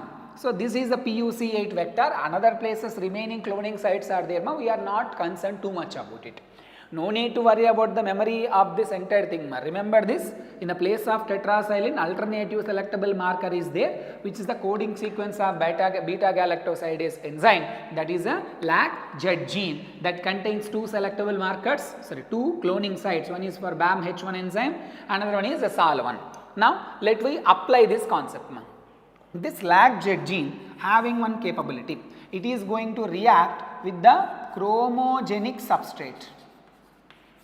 See, chromogenic means, chroma means what ma? Color, genic means producing. So color producing substrate. This substrate in the presence of LAC-Z gene, it is going to produce the blue color. It is going to produce what ma? Blue color. So this is the condition, important condition ma in this particular area. LAC-Z gene is going to produce beta galactosidase. This beta galactosidase react with the chromogenic substrate. With the help of the chromogenic substrate, beta galactosidase is going to produce the blue color. Who is producing the beta galactosidase? That is going to be the LAC-Z gene. Now apply this concept ma. Let me take a test tube. Imagine we are there in the laboratory. So we are having PUC 8 vector, many we can take in the test tube. For our understanding, I have taken 2. In this, I have added the restriction enzyme BAM-H1. Remember, if I add the BAM-H1, it is going to cut ampicillin or LAC-Z gene. Yes, of course, it is going to be cut the LAC-Z gene. This was cut here, this also cut here. And to the attachment, I am adding my alien DNA or my gene of interest. So we can consider it as a alien DNA. Next, to join this, we have to add the sealing enzyme. Who is that sealer enzyme? That is the ligase enzyme. Do you remember ligase enzyme going to form which bond ma? Phosphodiester bond. Phosphodiester bond will be formed. Now, this alien DNA gone and attached at this point with the help of the ligase enzyme. It didn't got attached here, and it was sequentially resealed by the ligase enzyme. It is normal, it accepted our gene of interest, so that it can be considered as recombinant DNA. It is going to be considered as what ma? Non-recombinant DNA. Now this is going to be transferred into the host. Entire this test tube contents will be transferred into the host. Another test tube I have taken. In this I have taken the E. coli bacteria, which is my favorite bacterium. Why? Because we have used in different processes. Now this process of transferring DNA into the host organism, it is going to be called as what ma? Transformation. Transformation. This word we can observe in the Griffith experiment also. From R-strain bacteria, something is transferred to the heat-killed strain. Heat-killed strain to R-strain it is transferred. R-strain transformed into live strain. Remember that. Now transferring this DNA into the E. coli bacteria. First bacteria, for example, it was accepted the DNA. Such DNA here is rDNA. Second one accepted the non-recombinant DNA. Third one didn't accepted anything. So that what is the first one? It is a transferment or not? Yes. How can you identify it is transferment? Our DNA, whichever the bacterium that is observed or accepted the DNA, that bacterium will be transferment. The bacteria which is involved in transformation. So it is the transferment. It is the transferment. And second one, it is also accepted. It is going to be called as what ma? It is also transferment. The third one didn't accepted anything, such that it is going to be considered as what ma? Non-transferment. In this, again transferments are of two types ma. First transferment accepted the recombinant DNA. So it is a transferment and also recombinant. Transferment and also recombinant. It is going to be transferment and non-recombinant. It is non-transferment. Among the three, which is our interested bacterium? The bacteria which carries our DNA. What is the DNA? Alien DNA. Which bacteria carries our alien DNA? Ma? The first one, because it is a transferment, accepted the DNA. That DNA is a recombinant DNA. We have to select this and we have to remove this with the help of what? Selectable markers. So this was transferred into the culture plate. Ma, this culture plate contains two things ma. One, it contains ampicillin. Another one, it is containing chromogenic substrate. Both are present in this. Some people consider it as ex-gall. No need to worry about it. As per textbook, it is a chromogenic substrate. Now, 3 colonies I have added here. One colony was not growing, another 2 colonies was growing. Which colony cannot grow? The non-transferment cannot able to grow, because the non-transferment didn't contain PUC8 vector, which is going to provide the resistance to ampicillin. So, the first 2 bacteria accepted the DNA which carries the ampicillin resistance gene. That is why those 2 are able to grow. Which is unable to grow? The third one. Next, these 2, this is transferment, this is also transferment. Now, our task is to identify which is recombinant, which is non-recombinant. Who will help us to identify that? The second chemical which we are used here, that is a chromogenic substrate. This substrate will be reacted with the beta galactosidase. Who is having beta galactosidase?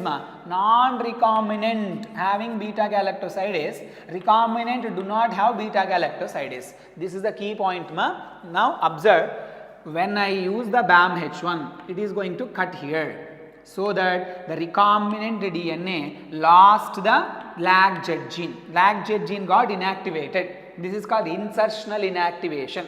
Because of insertion of alien DNA at the place of lag-Z gene, this gene got inactivated. So that recombinant DNA cannot able to produce beta galactosidase. Who can produce beta galactosidase? The non-recombinant, in which the gene didn't got inserted, so that it didn't undergone the insertional inactivation. So, what we can say, this is insertional inactivated. Who got inactivated? Lag-Z gene. Nothing is inactivated here. So, rDNA cannot have lag-Z gene, so that it is not going to produce any color, it remains white in color. Who will produce the color? The blue color will be produced by non-recombinant. I am repeating, blue color will be produced by chromogenic substrate only in the presence of beta galactosidase, which was produced by lag-Z gene. In the recombinant or non-recombinant, in this recombinant, lag-Z gene got inactivated, so that beta galactosidase cannot be produced, so that chromogenic substrate cannot produce blue color. But non-recombinant beta galactosidase is not inactivated, it will produce beta galactosidase. The non-recombinant, in the presence of chromogenic substrate, it will produce the blue color. So, the key point and the main point you have to remember here is recombinant colonies producing the color, non-recombinant producing the color. So, non-recombinants will produce the color. Which color? Blue color in the presence of chromogenic substrate, whereas recombinant colonies cannot able to produce the color in the presence of chromogenic substrate. The reason is insertional inactivation by using BAM-H1. Suppose last year the question, very interesting question they have asked. They had given this vector, this was placed here. In that case, the concept will be different. So, which enzyme we are using on this vector, that enzyme going to inactivate the particular site. Remember that. So, this is the thing. If you use the PBr322, 2 culture plates we are using. One is ampicillin, another one is tetrasilin. Whereas here, single culture plate to identify transferments, non-transferments, and recombinants and non-recombinants. That is the thing. Next, what are the methods to transfer DNA? Simple flow chart I am giving. Observe the cells we are having. Plant cells and the animal cells, plant cells and the animal cells, even the bacterial cells. So, there are 2 things. One is method, another one is a vector. Vector. 2 ways we can insert the DNA into the host cells. So, if it is a bacterial cell, what is the method we have to use?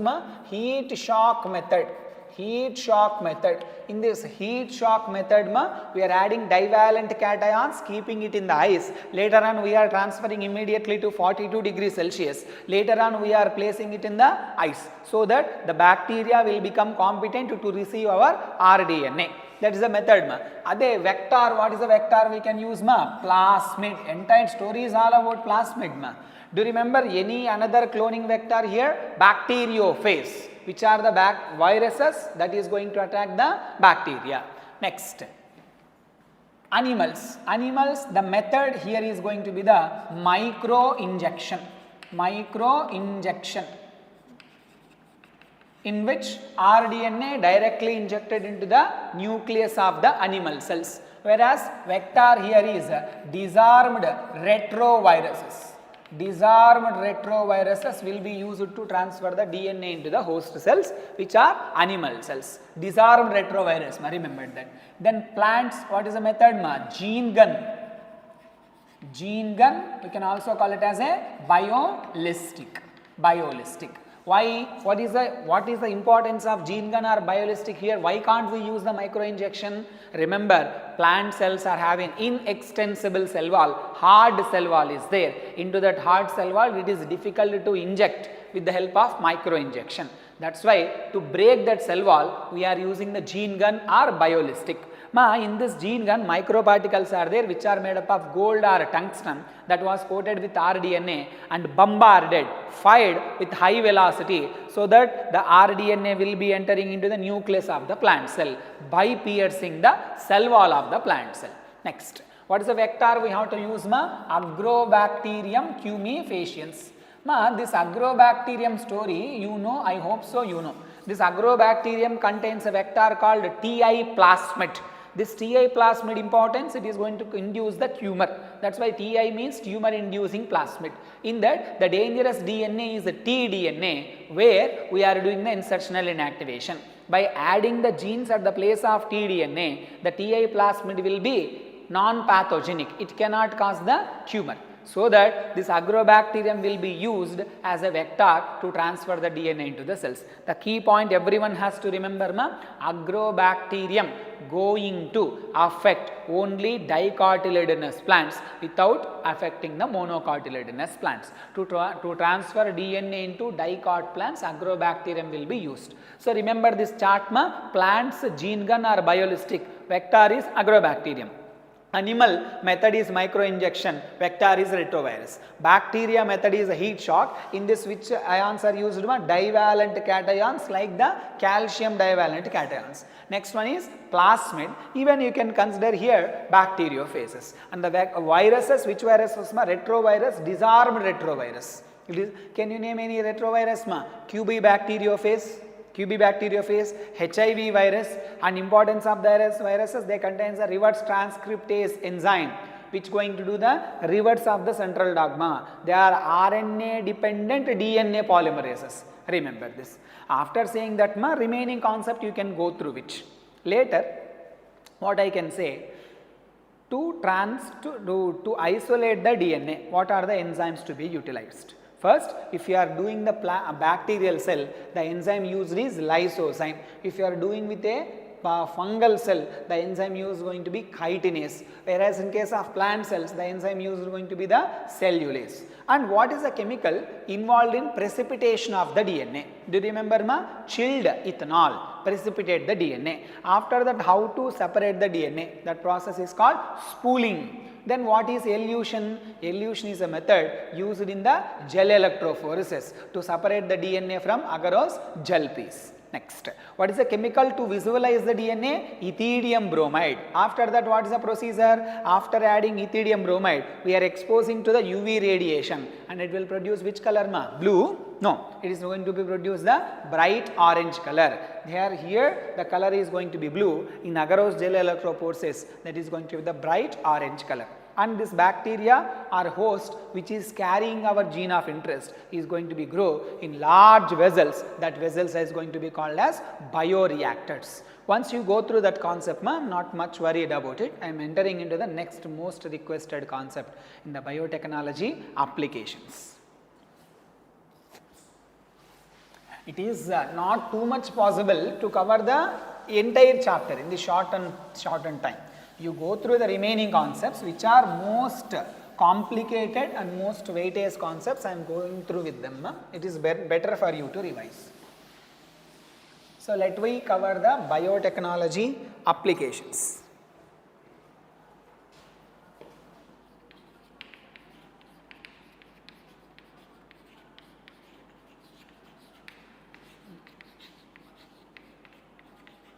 Now in this chapter, many concepts are there. Applicative mode of questions are also possible.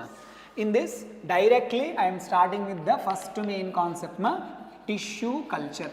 Many people will consider it as a simple concept, but proper sequence understanding is important. See, in the tissue culture, very simple I am saying. For example, there is a plant, let's say it is a tobacco plant. Why I am saying considering the tobacco plant? If you remember cytokinin discovery story, Skoog and his co-workers, they have taken the internodal segments of the tobacco plant. For example, I am taking, suppose from this plant in a asexual method, I want to produce large number of plants. What is the technique I have to use? Tissue culture technique. In this, any piece of plant will be separated. That piece of the plant which was separated is going to be called as explant. See, this explant is a piece of the plant, either it may be a root or stem or leaves or flower bud, or it may be the apical bud or lateral bud. Any piece of the plant that is separated, used in the tissue culture, that is going to be called as explant. This explant was placed in a test tube which is containing nutrient medium, So, special nutrient medium is going to get added here. This nutrient medium contains different kinds of things. Suppose for example, carbon source is the sucrose. Along with that, inorganic salts we have to add. Inorganic salts like potassium, calcium, phosphorus and all those things. Importantly, magnesium, iron, zinc, all those things. Next, vitamins we have to add. Along with that, amino acids we have to add. Another growth regulators, this is very important. What are the growth regulators I am adding here? Auxin and the cytokinin. Connected with the plant growth and development concept, auxin and cytokinin both will work together for main purpose, that is cell division. Then more auxin, less cytokinin promotes rooting, rhizogenesis we call. More cytokinin, less auxin will promotes the growth of the shoot formation. So, cytokinin promotes the shoot formation, auxin promotes the root formation. Both are equal proportion if you give, it will develop the callus. Undifferentiated mass of cells is called as callus. Now observe, a small piece of the plant was taken, it may be anything, placed in a special nutrient medium. In this, if you provide the suitable conditions for this explant, like aseptic conditions or special conditions without any contamination, if you maintain this, slowly from this, it is going to develop the entirely new plant. It is going to develop entirely new plant.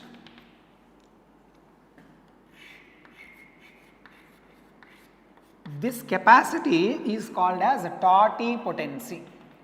Capacity to generate whole plant from any piece of the plant, it is going to be called as totipotency. This potential application will be possible with only the plant cells. Next, this plant, like this method, it is going to be considered the tissue culture. Explant and totipotency, nutrient medium are the main parts here. And what are the applications of this tissue culture? Applications. First one is micropropagation. What do you understand by micropropagation? By using the tissue culture, large number of thousands of plants can be produced in very short duration of the time. Large number of plants are produced in short duration of time. That is a micropropagation, which is application of tissue culture. Second thing, soma clones. Soma clones means what? The plants produced in this method, which is a asexual method. No gametes fertilization is involved here. Directly from a plant we are producing another plant. Such plants are called clones or soma clones, which are genetically identical. These are genetically identical to the mother plant from which they were grown, so that we can maintain the hybrid characters. If you remember in sexual reproduction, this hybridization process, hybrids process, during a sexual reproduction variations are allowed, hybrid characters are segregated. But in this method, whatever characters are in the parent, same characters will be obtained in the baby generation. So we can maintain the hybrid characters. Next, the third thing, what can you say? Virus free plants can be produced, or disease free plants can be produced by using which culture? Do you remember? Meristem culture. by using the meristem culture. It is important application. Observe, suppose entire plant is affected. I told you this is a tobacco plant. For example, I have taken. It is a tobacco plant. Name the virus that is going to affect the tobacco plant. Tobacco mosaic virus. The entire plant is affected with the tobacco mosaic virus. But there are some places where the virus not going to get affected. That places are the meristems. So, meristems. What are the meristems? Apical meristem and the lateral meristem.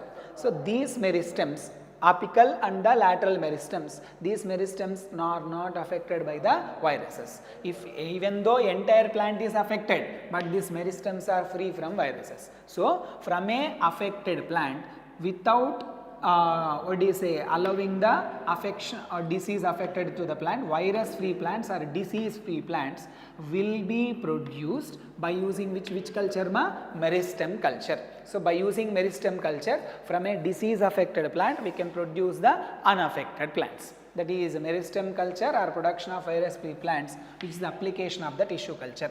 Next one, somatic hybridization.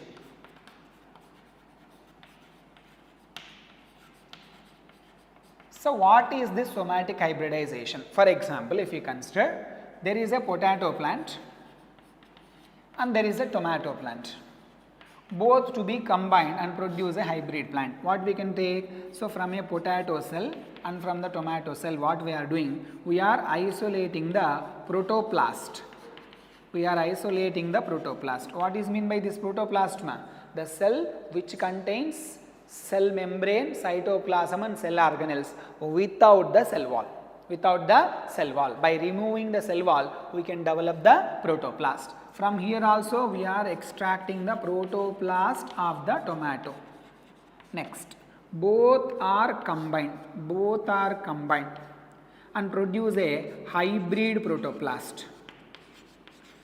By combining both, there are some chemicals involved here, no need to worry about them. Hybrid protoplast will be produced. This hybrid protoplast is used to develop a clone that is going to be called as soma clone. Example for the soma clone is a pomato plant. Which plant? Pomato plant. This plant contains first potato characters and also tomato characters because a protoplast fusion is possible. Remember, related to somatic hybridization, this is first step extraction of the protoplast of different species, even genera also, and combining them and producing hybrid protoplast. By developing that, we are going to develop an entire plant. So, that such plants are called soma clones, which are genetically identical and they are having the not soma clones, those are somatic hybrids.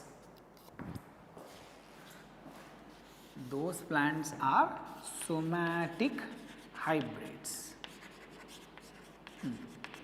Somatic hybrids, hybrid characters are present. So, this is about somatic hybridization. This is the entire discussion about the tissue culture. So, this is application of biotechnology. Next, application of biotechnology in agriculture. In agriculture, we are discussing. In agriculture, we can see pest resistant plants are developed. If I say, that is a very crazy idea. How? If a insect come and start eating the plant, generally to avoid this insect, we are spraying the chemicals, which is very expensive for the farmers. We are developing by using this biotechnology. If an insect come and eat the plant, insect will die, the plant will be safe. Such plants which are protecting themselves without getting affected or without needing of any spraying of chemical are the pest resistant plants. In that, first discussion is insect resistant plants. See, pest means any kind of organism that is going to affect the plants. So, pest, insect resistant plants. The story is linked with a bacterium. What is that bacterium? Bacillus thuringiensis. Bacillus thuringiensis. This bacterium contains genes called as crygenes. These crygenes are going to produce a special kind of proteins called as crystal proteins. Crystal proteins. These crystal proteins are actually inactive protoxins when they are produced in the plant body. Now, this inactive crystal in the presence of alkaline pH, important point ma, previous year question also, 2024 question this is. In the presence of alkaline pH, crystal protein which is inactive protoxin will become active insecticidal protein. Insecticidal protein it will be developed. So, this is a simple story ma. Bacteria named Bacillus thuringiensis producing the genes called as a crygenes. These crygenes will be expressed from the crystal proteins which is a protoxins. This protoxin in the presence of alkaline pH, it will become active insecticidal protein. This insecticidal protein, if it is ingested by the insect, if it got into the insect, what it will do? It will first binds to midgut epithelial cells, midgut epithelial cell, and causes the swelling, create pores, holes in the midgut epithelial cells, causes the swelling. After causing the swelling, eventually lysis of the stomach and death of the organism, death of the insect. So, this is simple flow chart ma.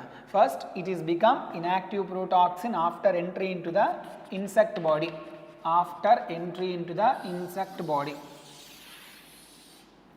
In the presence of alkaline pH of the gut of the insect, it will become active insecticidal protein, active insecticidal protein. It will binds to midgut epithelial cells, create pores, causes swelling, lysis, eventually death of the insect. Then how to do this? These crygenes are transferred into the tobacco plants or cotton plants, BT cotton, BT tomato, BT potato, everything. How to transfer the genes into the plants ma? Into the plants ma, that what is a vector? Agrobacterium. In the agrobacterium, what is the vector? Ti plasmid, that contains which DNA? tDNA, which is going to get inactivated, so that with the help of Ti plasmid of agrobacterium, crygenes are transferred into the plant. That plant after getting transferred, it will become BT plant, BT tomato, BT potato, BT genes, BT rice, BT cotton, different things are there ma. Now, how to select the gene? These crygenes are of many types. This is a key point what I am saying. The selection of a gene dependent on two things. One is target pest and crop. Which crop we are growing and what is the pest we are getting targeted. Based on these two, we will select the crygene. So, for example, Cry1AB controls corn borer. Cry1AB controls what ma? Corn borer. Whereas Cry2AB and Cry1AC, these two are going to control what ma? Cotton bollworm.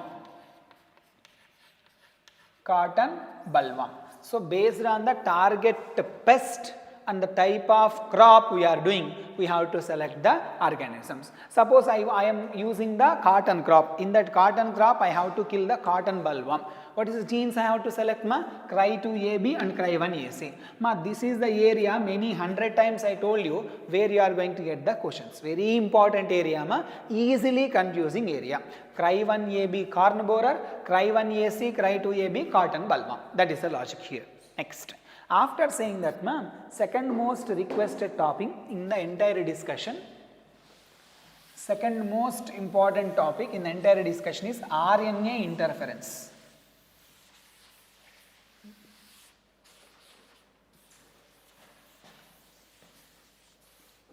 So, this is another kind of pest ma. There is a nematode.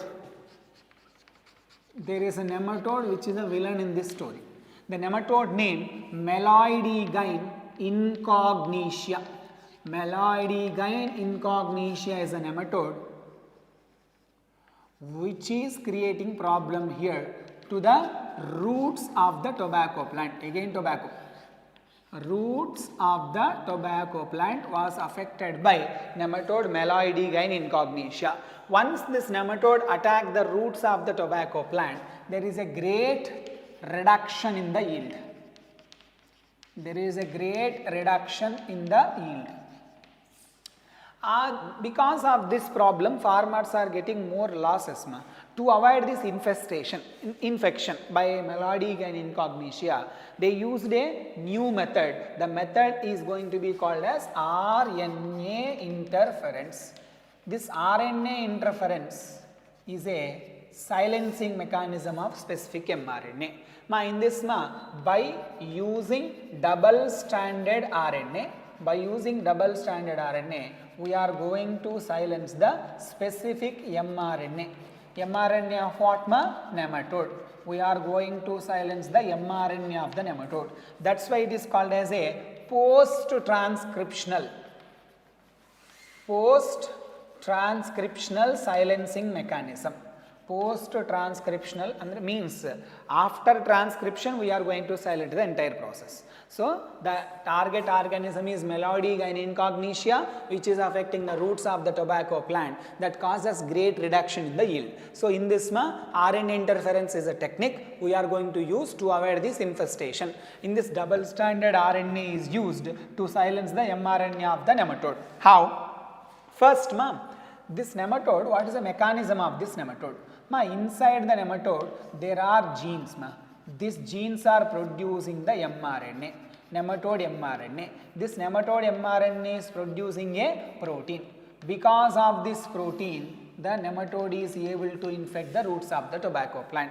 The entire idea here to silence this specific mRNA which is responsible for production of protein and causing the infection in the tobacco plant. We have to silence this mRNA. How to do this? This gene which is responsible for this, that gene is called nematode specific gene. Nematode specific gene. This nematode specific genes are taken from the nematode and these are transferred into the tobacco plant.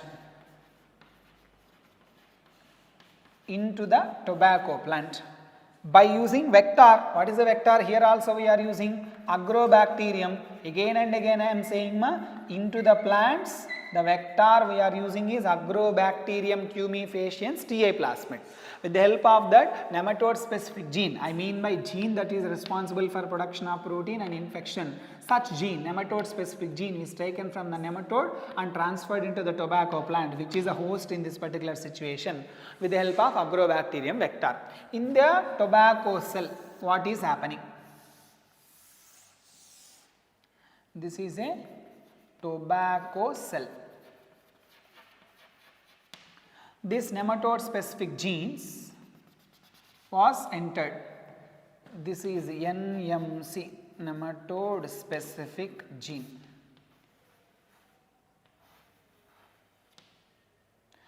This gene is going to produce the RNA. This is going to produce double-stranded RNA. One is the sense RNA. Another one is going to be the antisense RNA. Antisense RNA. One is a sense RNA, another one is antisense RNA. Both are complementary to each other because they are produced from the same. One is produced from the template, another one is produced from the coding. Both acts as template in this situation. So, the process here is a transcription. So, nematode specific gene after entering into the tobacco plant, it is got undergone transcription, produce a double-stranded RNA. One is a sense strand, another one is antisense strand. Once the RNA is formed here, the tobacco cell defense mechanism will be activated. The tobacco cell will consider this as a RNA virus. It is considered this RNA as a genetic material of the virus, because remember the logic, plant cell will be infected by retroviruses. Retroviruses means plant cell having the memory, it will be affected by the virus which contains RNA as a genetic material. So that in this entire process the source is the infection by viruses which contains the RNA as a genome. So the plant cell will know, what it knows, the RNA of the virus. when we transfer our gene into this gene is producing RNA, no? The plant cell will think that, this RNA was produced, this RNA was provided by the viruses. They thought it is an antigen in our language, simply to say. So that host defense mechanism will be activated and it releases one nuclease enzyme. The nuclease enzyme name is dicer. It is not there in the syllabus. Dicer is the nuclease enzyme, RNase enzyme to be simple. It is going to cut this into small fragments. These fragments are called as siRNA. To this siRNA, a silencing factor will be bound. Who is that silencing factor? Risk factor. RNA induced silencing complex. I am repeating, RNA induced silencing complex. It is going to silence the siRNA which are produced in this. So what is happening, nematode specific genes are transferred into tobacco plant. It will produce two strands of the RNA. One is a sense strand, another one is antisense strand. These two are complementary to each other. That's why they have formed the double stranded RNA. This double stranded RNA will be considered as a RNA of the virus. Whom is considering this? Plant cell, tobacco cell, considering this is a viral RNA. That's why it is to cut this, it is releasing the nuclease enzyme. Simply to say RNase enzyme, name of that is dicer. Dicer will cut it into several small fragments. These are called as siRNA, small interfering RNA. Which RNA? Small interfering RNA. This small interfering RNA will be attached and clumped by a factor called as RNA induced silencing complex. This complex will silence this siRNA. Now entire process was very simple. My siRNA got silenced within the tobacco cell, but it is very dangerous for the nematode to happen. Now one fine day this nematode will come.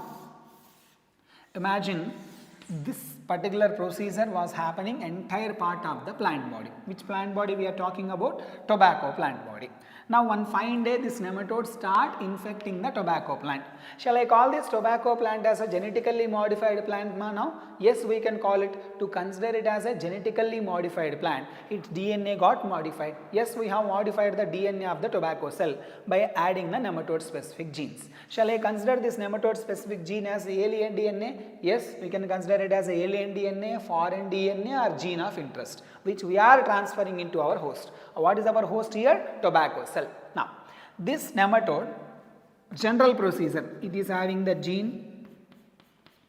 This gene undergo transcription and produce the mRNA, and it is trying to produce the protein, but it is not able to produce protein. Why? Because the moment this nematode started eating this tobacco, this siRNA is entering into the tobacco plant, nematode. Why? Because this siRNA is a jumping gene or mobile genetic element.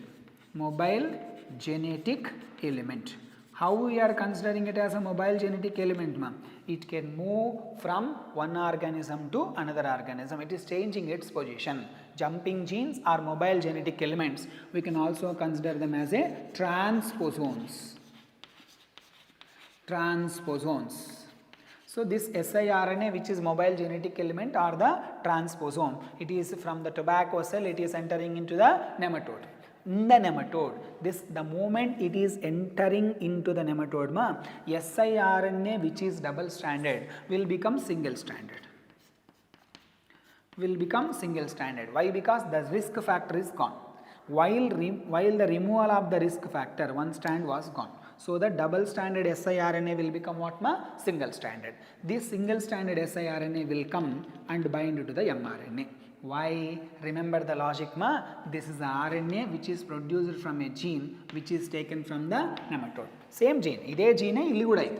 So this is a nematode specific gene. Whatever the RNA produced, this siRNA is complementary to that. This single stranded siRNA will come and attach to the mRNA of the nematode, so that this mRNA will become double stranded. I told you, ma'am, RNA to involve in the translation, it should be single stranded. Double stranded RNA not able to involve in the translation. Why? Ribosomes will not attach to the double stranded RNA. Entire story revolves around the ribosomes, no? So here the mRNA which belongs to the nematode became double stranded due to transposons or the mobile genetic elements. So that this mRNA cannot be able to produce the protein. Production of protein is stopped. So that transcription is halted or translation is halted.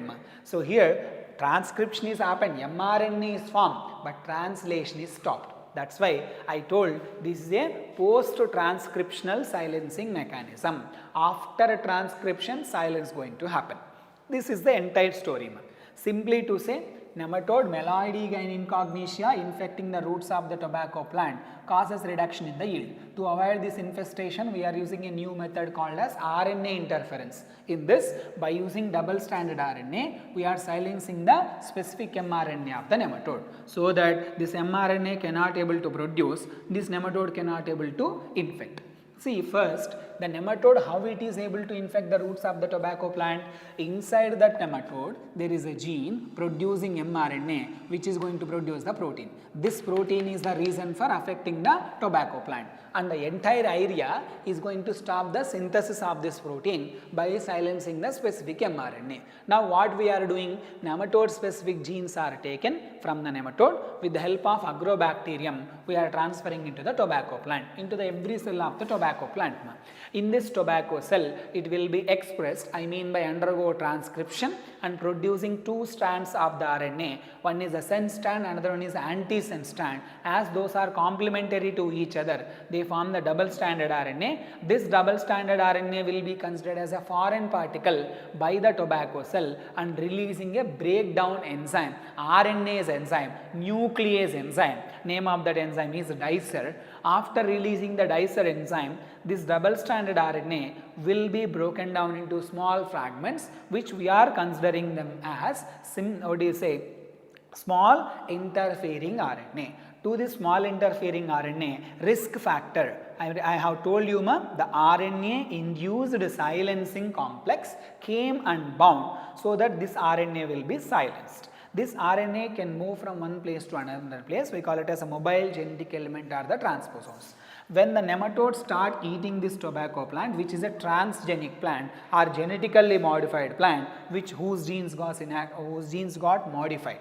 Now this siRNA, after attacked by this nematode, it was entered into the nematode. While it is entering into the nematode, this siRNA is complementary to the mRNA of this gene, so that this siRNA gone and bound to the mRNA, make it as a double stranded RNA, so that it is non-functional, cannot be able to involve in the translation, so that the protein is not going to produced.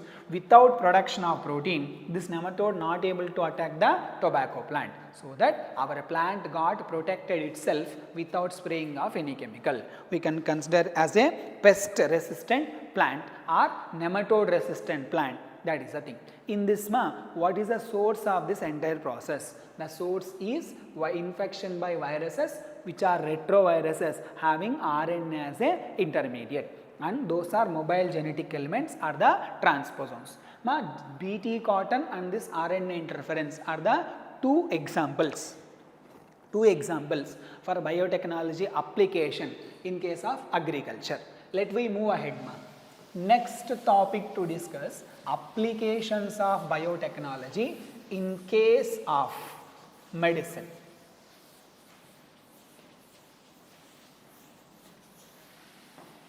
Application of biotechnology in case of medicine revolves around majorly production of antibiotics, production of vaccines, production of going to be this medicines and all, drugs, new genes, replacement of the non-functional gene with functional gene, many things will be arised. First, we have to understand the main numbers here. First observe this word, recombinant therapeutics. Recombinant therapeutics means what? Therapeutics means medicines which are going to clear the disease. The therapeutics are the medicines which are produced by rDNA technology. Those are called as recombinant therapeutics. Now, these recombinant therapeutics speciality, with the example every time we discuss that insulin is used to, insulin is a hormone which is going to control the sugar levels of the patient or the any human organism. If insulin functioning or insulin production is reduced, abnormal sugar levels will be increased. That is called diabetes condition. To clear this diabetes condition, we have to inject the insulin into the patient body. Long ago, before the rDNA technology, our scientists, they are used to slaughter the cattle and the pigs. From those slaughtered cattle and pig, they used to extract the insulin, and that insulin which is from the animal source used to inject into the patients. But after getting injected into the patient body thought that insulin is an antigen and created the immune responses. What is the immune response? Production of antibodies. This allergic responses the patient is going to get because the insulin which they got injected is from the animal source. And the body will treat that is a foreign particle and produces the antibodies, and allergic responses used to come. But to overcome this problem, scientists used to produce the insulin with the rDNA technology. That technology, that because of the rDNA technology, whatever insulin produced, that insulin is called recombinant therapeutic. These recombinant therapeutic specialty, they do not induce unwanted immunological responses. They do not induce unwanted immunological responses. No allergic responses is going to be produced because they are identical to the human protein. What is available in the human body, same like insulin we are producing with the rDNA technology. That is why body do not produce any unwanted immunological responses. In the entire world, the allowed recombinant therapeutics are 30. Whole world until now the permission we got for the 30 recombinant therapeutics to utilize. But in the India, our government has permitted only 12 among them recombinant therapeutics. One of them is a humulin. What is that humulin? Humulin is a insulin which has produced in the rDNA technology method. In this, first let me discuss about the story of the insulin.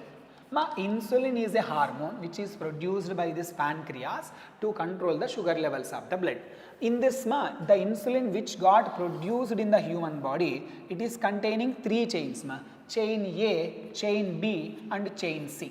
Between A and B chain, there are 2 disulfide bridges will be there. These are called interpeptide. Interpeptide bond, interchain bonds are there. Within the A chain, there is a 1 disulfide bond will be there. Total in the insulin, how many disulfide bonds are there? 3. Between A chain and B chain, how many disulfide bonds are there? 2. Which is how many intra-disulfide bonds are there? 1. That is within the A chain. Now, between A chain and B chain, then another chain is there, that is the C chain. So, A, B, C, if 3 are there, that is a inactive toxin or inactive insulin, that is called proinsulin. Proinsulin. In our body, insulin was produced in inactive form, which is a proinsulin. And when there is a need, when there are increasing sugar levels in the blood, the body will start maturing this proinsulin into mature insulin. The mature insulin contains only 2 chains. One is the A chain, another one is the B chain. Between A and B chain, remember how many disulfide bonds are there? 2. And within the A chain, there is 1 disulfide bond is there. So, the mature insulin contains A chain and B chain. Which chain got removed during this maturation process? C chain. Presence of C chain makes the insulin inactive. Whereas, absence of C chain will produce the insulin as a mature insulin. The mature insulin is important for controlling the sugar levels of the blood. Now, so when they have decided to produce this insulin, the challenging task is to make the insulin in a mature form. So, in the year 1997, there is a company called Eli Lilly. This Eli Lilly company is a pioneer company. Still this company has existed. This company is the first organization to produce the insulin artificially. What they have done? So A chain producing gene and B chain producing gene separately taken. This A chain producing gene was transferred into E. coli with the help of a plasmid. E. coli bacteria, again the host is E. coli bacterium, remember here. A chain producing gene, B chain producing gene got separately injected into the E. coli bacteria. This bacteria was allowed to grow and from them extracted the A polypeptide chain and B polypeptide chain separately. Both of these chains was joined by creating the disulfide bonds. So what they have done, separately they have produced A chain and B chain by transferring A chain producing gene, B chain producing gene separately into the host cells, which are E. coli cells. In this E. coli cell, the gene got expressed and produced the A polypeptide chain and B polypeptide chain. Both of these two are combined by using the disulfide bonds and the mature insulin got produced. Such insulin is called as a humulin. This is not there in the NCERT textbook, but remember, this is a artificially produced insulin which is related to the human beings, that was produced by the company Eli Lilly. Shall I consider this is a recombinant therapeutic? Yes. How? It is this insulin produced by rDNA technology. And the question will be like this, humulin going to induce any unwanted immunological responses? No. It is not going to produce any unwanted immunological response, because the reason is going to be it is identical to the human protein. That is the logic. Then after saying this, there is another thing to discuss is the gene therapy. So gene therapy is a technique.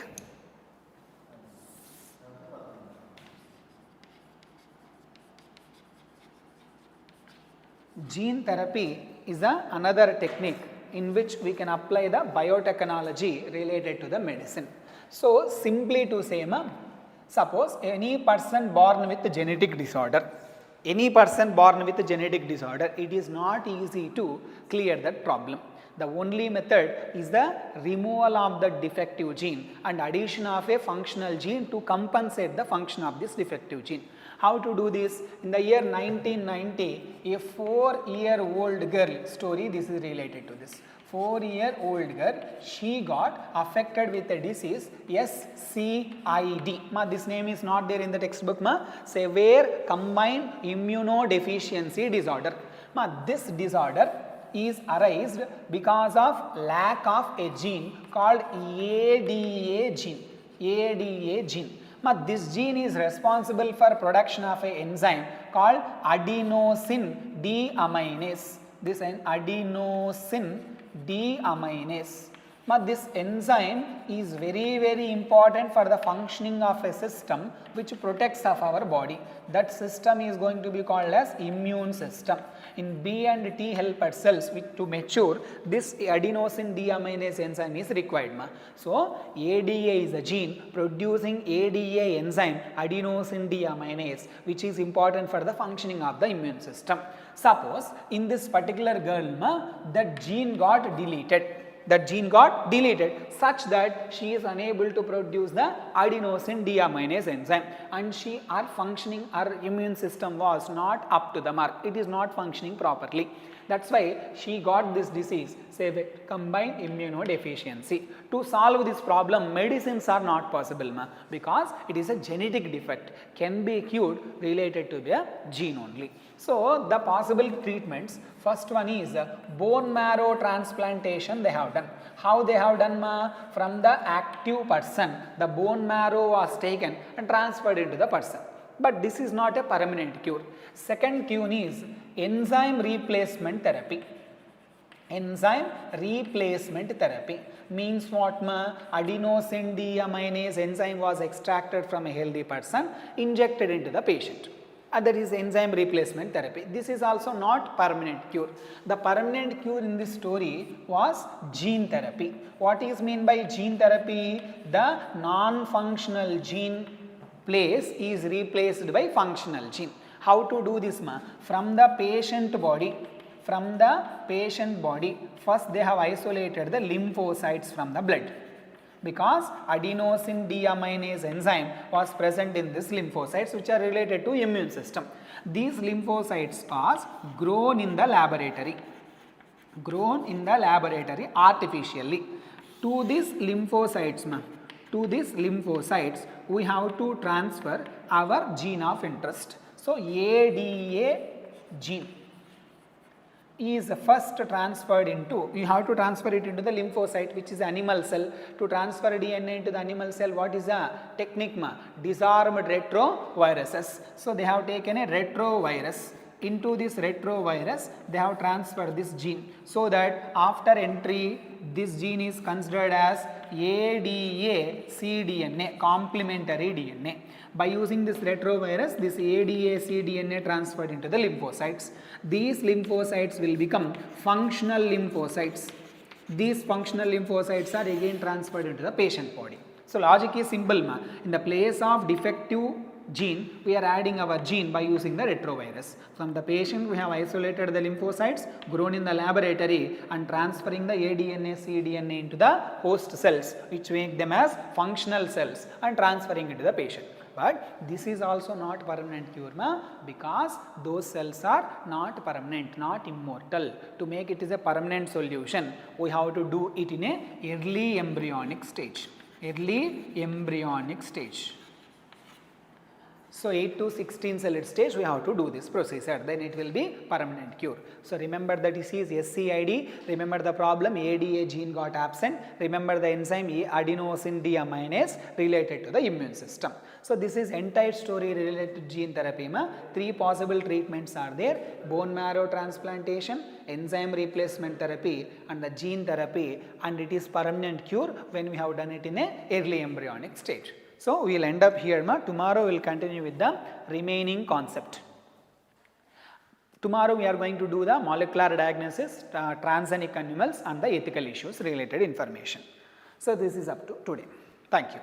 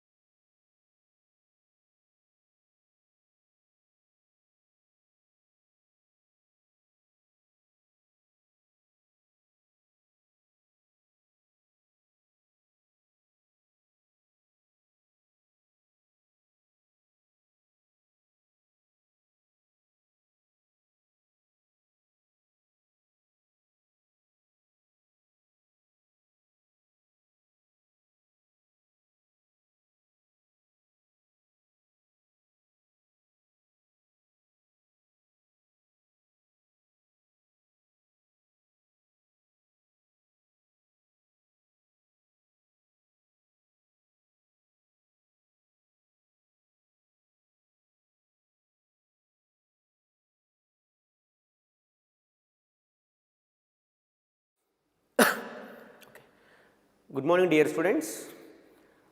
Today I am going to explain one of the important concept from the evolution chapter. So concept name Hardy-Weinberg equilibrium and related problems. Hardy-Weinberg equilibrium or principle.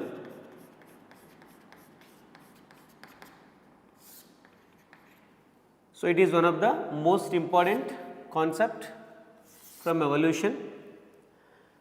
So, first of all, Hardy and Weinberg principle was proposed by two scientists.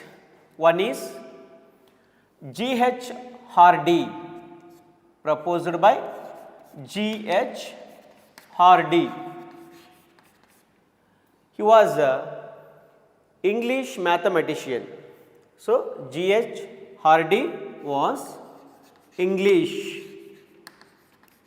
mathematician.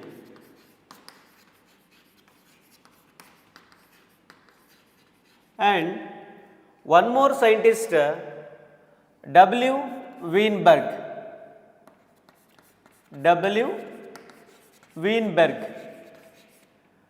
W. Weinberg was German physician. German physician. So, these two scientists proposed the concept of Hardy-Weinberg equilibrium. So, tell me dear students, who proposed Hardy-Weinberg principle? G.H. Hardy, he was a English mathematician, and secondly W. Weinberg, and he was a German physician. These two scientists proposed the concept of Hardy-Weinberg equilibrium or Hardy-Weinberg principle. Then what is Hardy-Weinberg principle? Means the allele frequency or the allelic frequency in any population must be stable or constant from one generation to another generation under certain conditions. Under certain conditions is known as Hardy-Weinberg principle. So, ಇವರು exactly ಏನು ಹೇಳ್ತಾ ಇದ್ದಾರೆ ಅಂದರೆ, any populations ಅಲ್ಲಿ, ಯಾವ populations ಅಲ್ಲೂ ಆದರೂ allelic frequency ಅಥವಾ gene frequency will be constant ಆಗಿರುತ್ತೆ, ಸ್ಟೇಬಲ್ ಆಗಿರುತ್ತೆ ಅಂಡರ್ ಸರ್ಟೈನ್ ಕಂಡೀಷನ್ಸ್ ಅಂತ ಹೇಳ್ತಾ ಇದ್ದಾರೆ.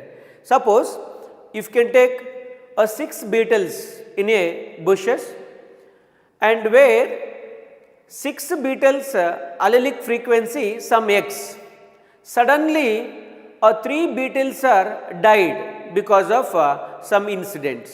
As a result, the allelic frequency in that beetle will be changed. Before 6 beetles contain some x number of alleles or genes in the population.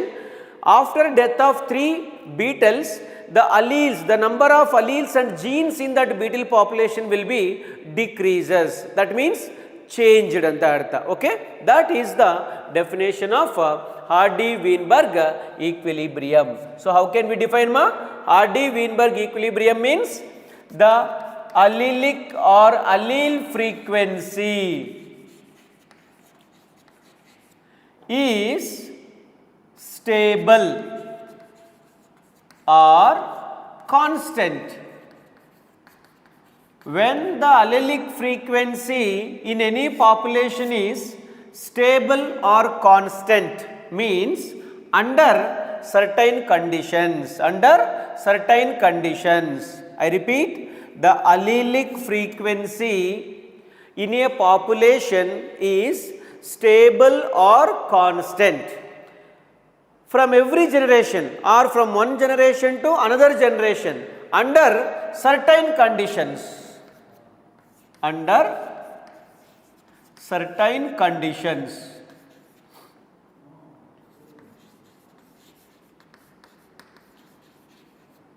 So, under which conditions allelic frequency is stable in a population means, number one, when there is no mutation in the population. When there is no mutation. You all know that mutation means what? The changes in the DNA sequence. If any changes in the DNA sequence result genotypic and phenotypic organisms also will be changed. that is called mutation. So these mutation will includes a new allele that will brings the changes in the disturb the equilibrium of the any population. So ಆ ಥರ disturb ಆಗಬಾರ್ದು population ಅಲಿಕ್ frequency stable ಆಗಿರಬೇಕು ಅಂದರೆ ಆ ಪಾಪ್ಯುಲೇಷನ್ಸಲ್ಲಿ mutation ಆಗಬಾರ್ದು ಅನ್ನೋದೇ ಇದ್ರ concept. ಓಕೆಮಾ?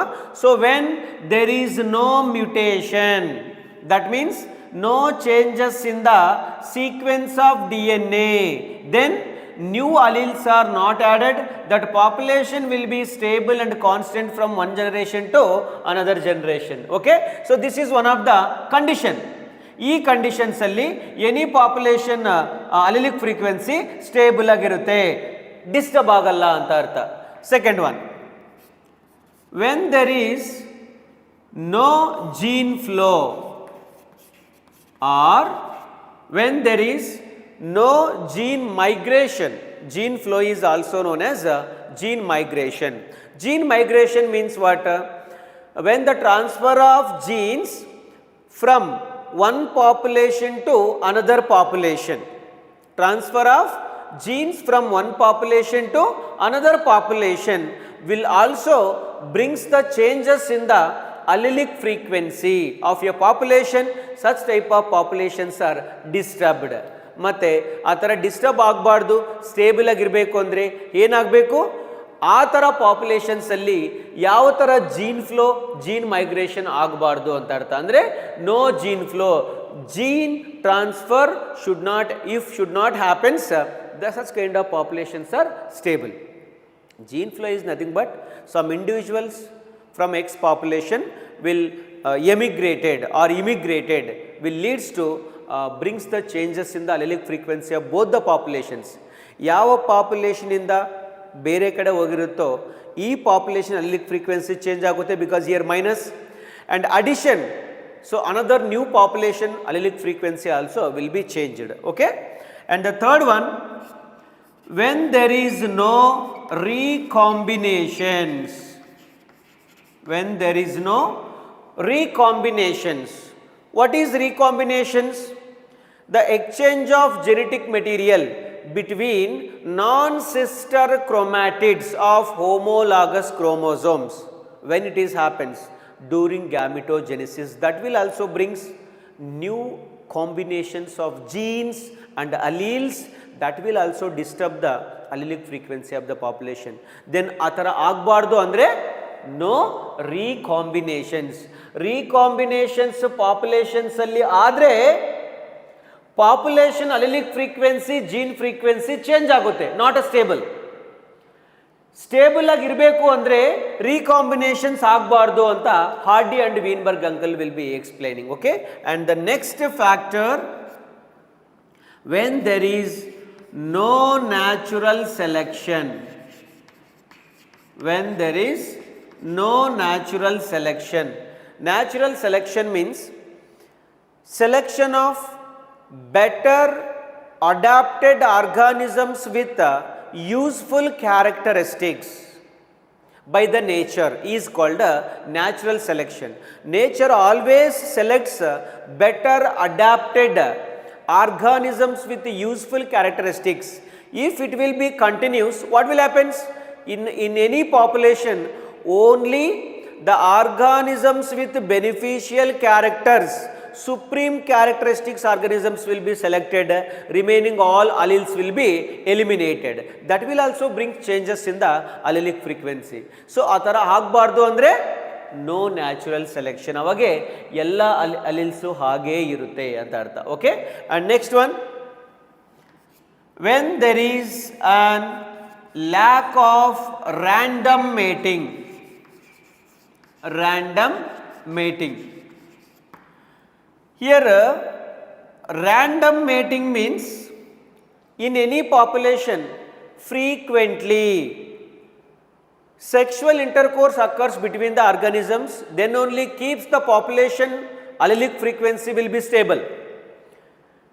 When there is no random meeting,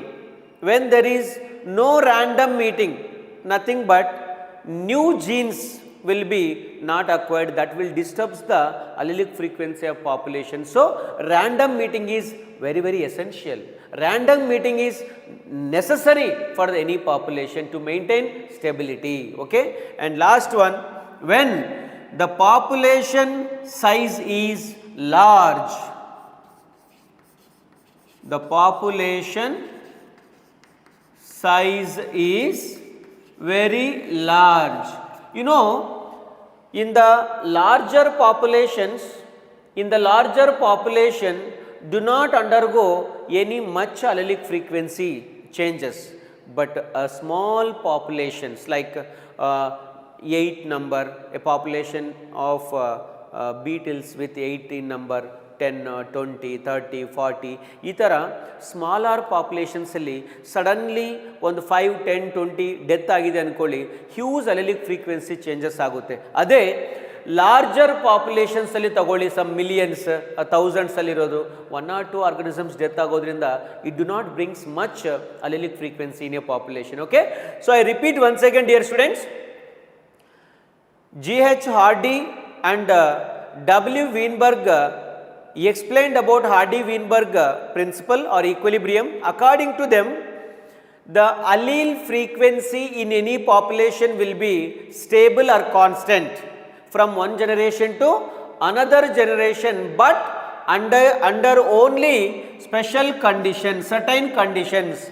What are those conditions means these are the conditions. ಯಾವಾಗೆ ಯಾವುದಾದ್ರೂ ಪಾಪ್ಯುಲೇಷನ್ಸಲ್ಲಿ ಮ್ಯೂಟೇಷನ್ ಆಗದಿರಾ, ಜೀನ್ ಫ್ಲೋ ಆಗದಿರಾ, ರಿಕಾಂಬಿನೇಷನ್ಸ್ ಆಗದಿರಾ, ನ್ಯಾಚುರಲ್ ಸೆಲೆಕ್ಷನ್ ಪ್ರಮೋಟ್ ಆಗದಿರಾ, ರ್ಯಾಂಡಮ್ ಮೀಟಿಂಗ್ ಆಗ್ತಾ ಆ್ಯಂಡ್ ಪಾಪ್ಯುಲೇಷನ್ ಸೈಜ್ ಲಾರ್ಜ್ ಇದ್ದರೆ ಅವಾಗೆ ಇದು ಕಾನ್ಸ್ಟೆಂಟ್ ಆಗಿರುತ್ತೆ ಪಾಪ್ಯುಲೇಷನು. ಇಲ್ಲ, if any one or more deviations, if any deviations from one or more these conditions result, you know what happens?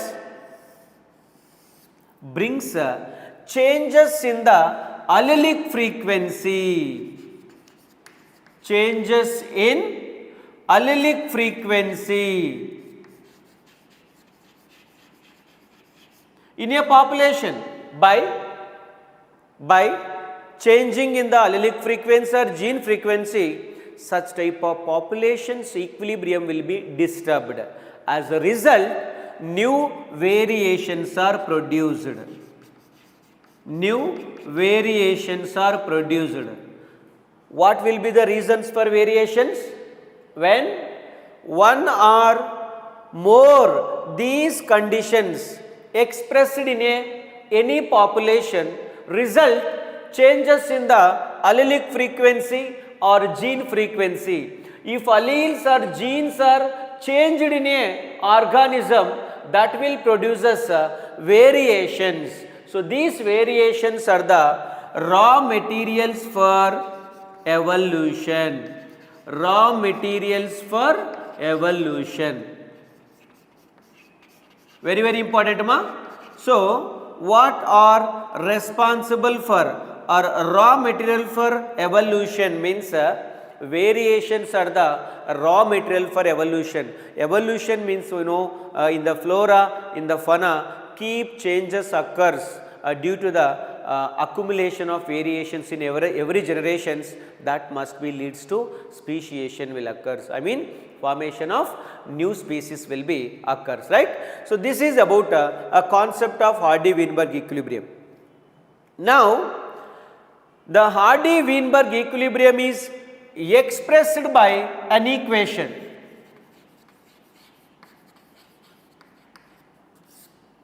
So that equation is p square plus 2pq plus q square is equal to 1, or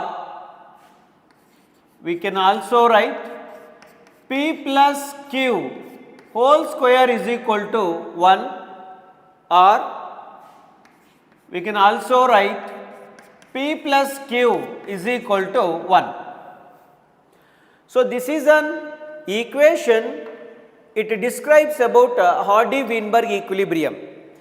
Here what represents P square and P? So here P means, P stands for frequency of dominant allele. What do you call it? Frequency of dominant allele. Frequency of dominant allele. And P square represents the frequency of homozygous dominant genotype. The frequency of homozygous, only P is called dominant allele, frequency of dominant allele. P square will represent homozygous, frequency of homozygous dominant allele. Homozygous andre enu?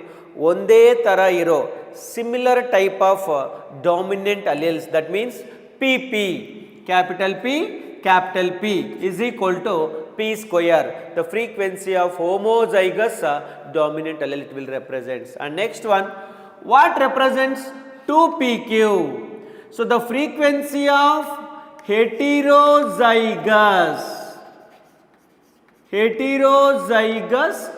dominant allele. Here capital P is the dominant allele, small q is the recessive allele. In the presence of recessive allele, in the presence of dominant allele P, q is not expressed. So we considered as heterotropic, two different alleles are present, capital P, small q, two different allele is called a heterozygous dominant genotype we call it. And also last one, q square represents to the frequency of homozygous recessive genotype. P square means what ma? Homozygous dominant genotype. Q square means what ma? Homozygous, the frequency of homozygous recessive genotype. Then what it represents? Only small q. Small q means frequency of recessive allele. What represents frequency of recessive allele. So this is about equation and description. I repeat once again, in the equation P square plus 2PQ plus Q square is equal to 1. So P square stands for frequency of homozygous dominant genotype. P stands for frequency of dominant allele. And 2PQ stands for the frequency of heterozygous dominant genotype. And Q square stands for the frequency of homozygous recessive genotype, that is small q. Only one q represents the frequency of recessive allele. Understand ma? So this is about an equation. Then leads to some factors will affect the equilibrium of any population. That means according to Hardy and Weinberg, under these conditions populations of any species will be constant and stable. But when one or more among these factors are expressed in the population, that leads to disturb the equilibrium of population. Then what are those factors which may affect the Hardy-Weinberg equilibrium? We will see now. Okay. So the factors affect Hardy-Weinberg equilibrium. First one is the gene flow, also known as gene migration.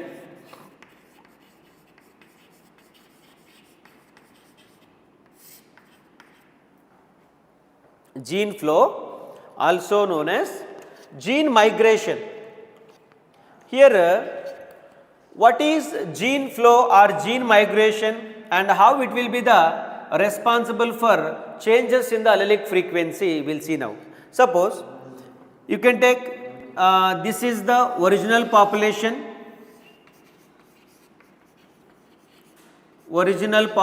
Ma. In this original population there are 5 or 7 yellow beetles are present anಕೊಳ್ಳಿ. In a population of 7 yellow beetles, among them 2 beetles are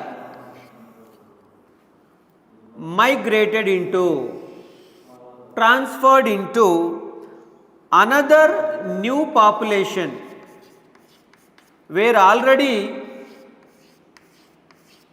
5 white beetles are present. To these white beetles, so these yellow color beetles will go and join to this new population. Observe carefully here. In the original population, total number of yellow beetles 7. Among these 7, 2 yellow beetles will move into a new population, another population. As a result, if individuals are moving from one population to another population, in the sense the individual's body containing genes and alleles also will transfer, will migrated. Am I right? As a result, in the original population, some alleles or genes are minus. In the new population, some alleles are newly added, that is plus. That means when the transfer of genes from one population to another population will occurs, that will brings changes in the allelic frequency of both original population and new population also. Andre ಎರಡು populations ಅಲ್ಲಿನೂ changes ಆಗುತ್ತೆ. ಯಾಕಂದರೆ ಒಂದು populations ಅಲ್ಲಿ alleles loss ಆಗೋದ್ರಿಂದ it will bring changes in the population. In another population new alleles add ಆಗೋದ್ರಿಂದ allelic ಫ್ರೀಕ್ವೆನ್ಸಿಯಲ್ಲಿ changes ಆಗುತ್ತೆ. This is one of the factor will disturb the Hardy Weinberg equilibrium. ಯಾಕಂದರೆ Hardy Weinberg equilibrium ಏನು ಹೇಳಿದ್ದಾರೆ? Population will be constant under certain conditions ಅಂತ ಹೇಳಿದ್ದಾರೆ. But ಇಲ್ಲಿ whenever gene flow or gene migration occurs, what happens? That results changes in the allelic frequency of both the population. That means allelic frequency of the populations is not stable. It will affect the equilibrium. Understand? Yeah.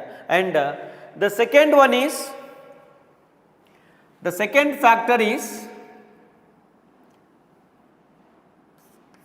genetic drift. Genetic drift. Yeah. What is genetic drift? So the allelic frequency in a population, especially in the smaller population, will be changed by chance. The allelic frequency is changed in a larger, smaller population by chance. By chance, this is very, very important. For example, see in a place there are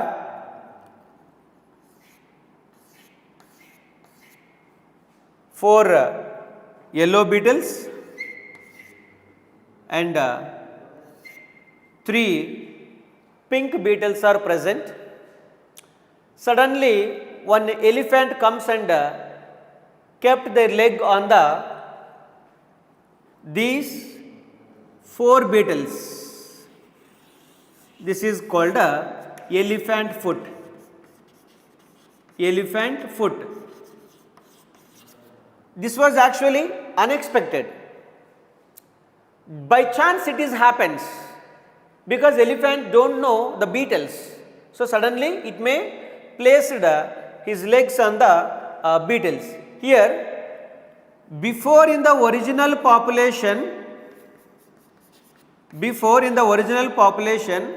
there are 7 beetles are present ma. This is the allelic frequency or gene frequency of this population.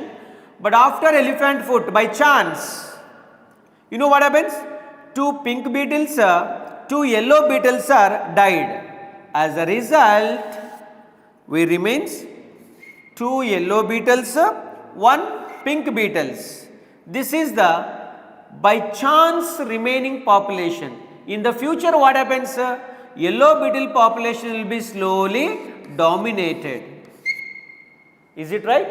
So in this new populations ಅಲ್ಲಿ ಏನಾಗುತ್ತೆ ಇಷ್ಟಕ್ಕೆ ಮುಂಚೆ 7 ಇವಾಗ 3 ಮಾತ್ರ ಆಗಿದೆ. ಫ್ಯೂಚರಲ್ಲಿ may be increases. So allelic frequency in a population after genetic drift will be changed. ಅಂದರೆ genetic drift ಆಗಬಾರ್ದು. ಜೆನೆಟಿಕ್ ಡ್ರಿಫ್ಟ್ ಆಗಿದೆ ಅಂದರೆ it is one of the factor which may disturb the allelic frequency.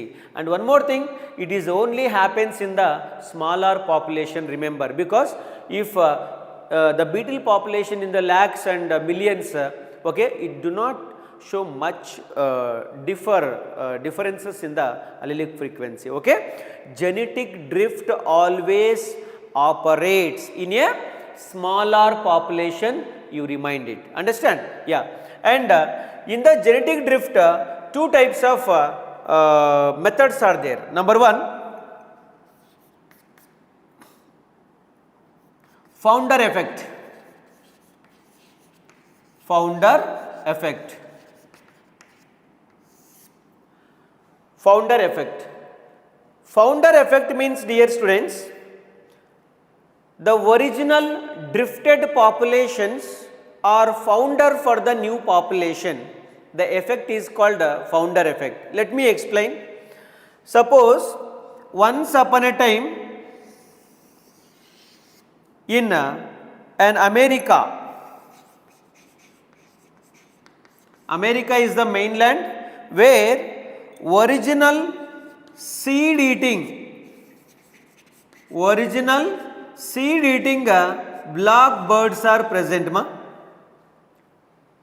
So the original seed eating blackbirds present in mainland called America. Later from America some seed eating birds are moved into another geographical area. An island is called Galapagos Island. Galapagos Island. You know that, right? So Galapagos Island was discovered by Charles Darwin uncle. It is formed by nearly 20 to 22 small islands together forms into Galapagos Islands. I repeat, the original seed eating blackbirds from America, it is a mainland, allinda origin in the some of the blackbirds moved into the Galapagos Islands. So these migrated species, drifted species from America to Galapagos Islands are called founder species. Founder species. So some of the original seed eating blackbirds from America migrated to the Galapagos Island. From migrated species from America will develops into new population. Many different types of new populations are formed in the Galapagos Islands as we discussed in the adaptive radiation. So they show differences in the shape of the beaks, right? So such type of almost 10 to 12 different varieties of new populations are developed from the original seed eating blackbirds. To all these newly developed populations, who will be the founders means the originally migrated species from America are the founders. This type of effect is called founder effect anta karitare.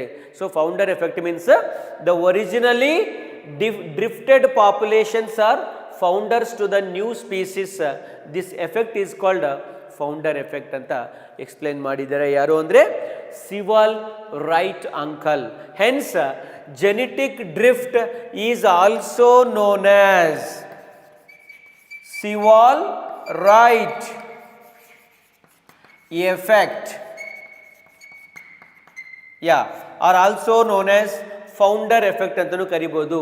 Who explained about genetic drift or founder effect means civil right scientist, hence it is also known as civil right effect antanu karitare. Okay, so another one is called B in the genetic drift.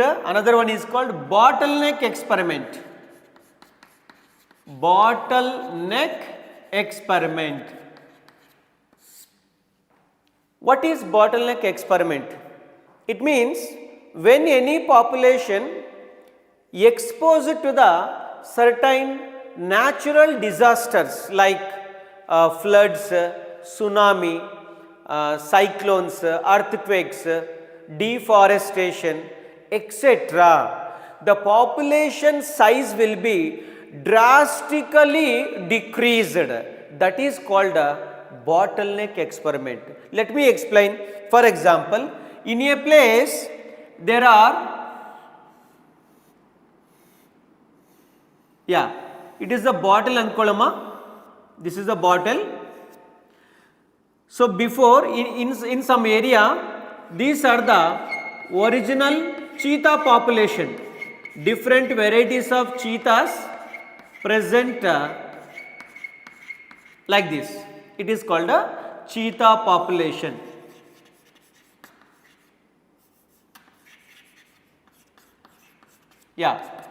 Cheetah population. So all variations, different varieties of cheetahs are present like a complete bottle.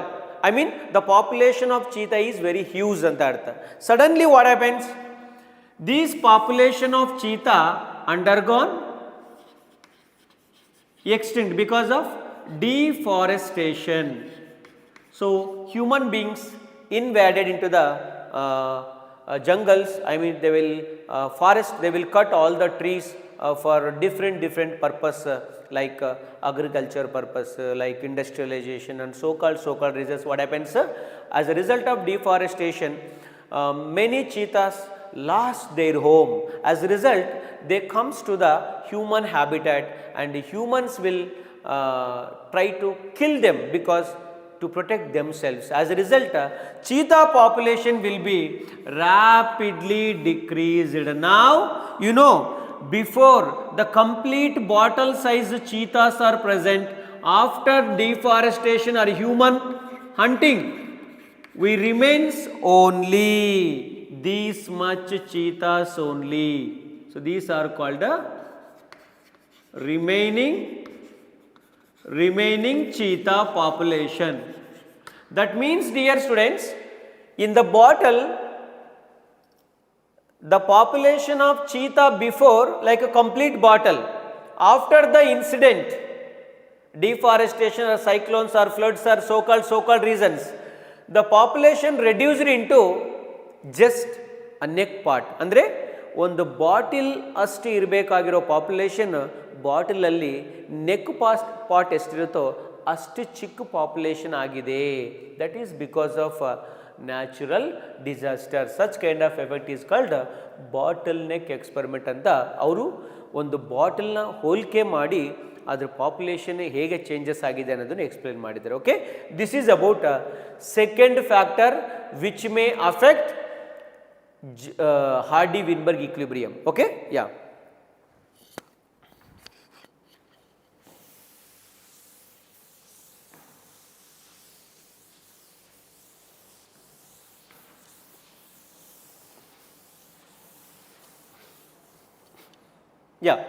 Third one, ma. The third factor is mutation.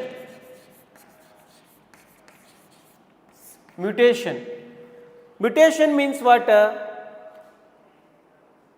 Any changes in the DNA sequence that resulting brings also changes in the genotype and phenotype of an organism. For example, if you take a kind of sequence like A to T, it is a sequence. Adenine binds with the thymine. Per suppose if T is replaced by G uncold, that will be called as a changes in DNA sequence. This changes brings the genotypic. Before AT is the one genotype, now AG is the changed genotype, and such type of changed genotype will brings a new phenotype in the organisms. Andre ಒಂದು flower ಅಲ್ಲಿ ಒಂದು small changes in the DNA sequence ಆಗೋದ್ರಿಂದ ಆ flower genotype, thereby flower colour phenotype also will changes.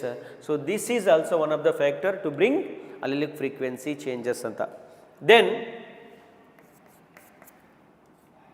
recombinations.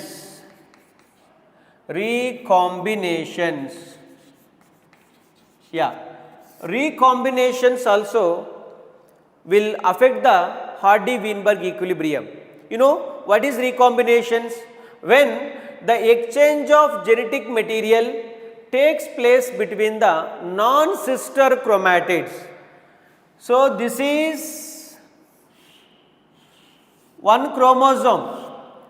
These are called sister chromatids, and it is another chromosome. These are called non-sister chromatids. Non-sister chromatids. If the exchange of genetic material between non-sister chromatids, see here, this genetic material will comes here and this genetic material will comes here. So the exchange of genetic material between non-sister chromatids of the homologous chromosomes will brings new recombinations of genes that will also disturb the Hardy-Weinberg equilibrium. So recombination is the next factor. And next one, natural selection. Natural selection. What is natural selection? You know, Darwin uncle will explains that if any organism that is betterly adapted to the environment,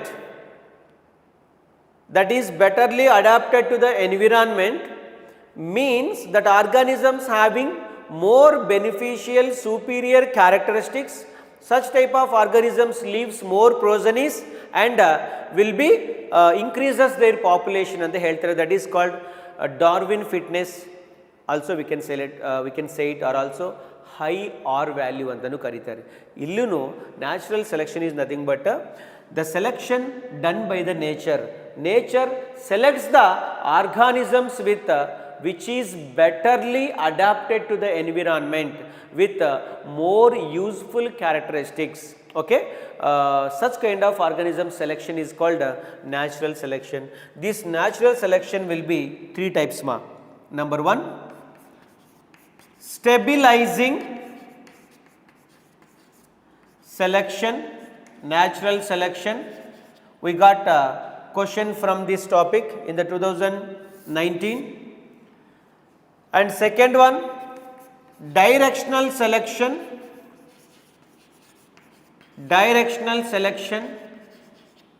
And third one is descriptive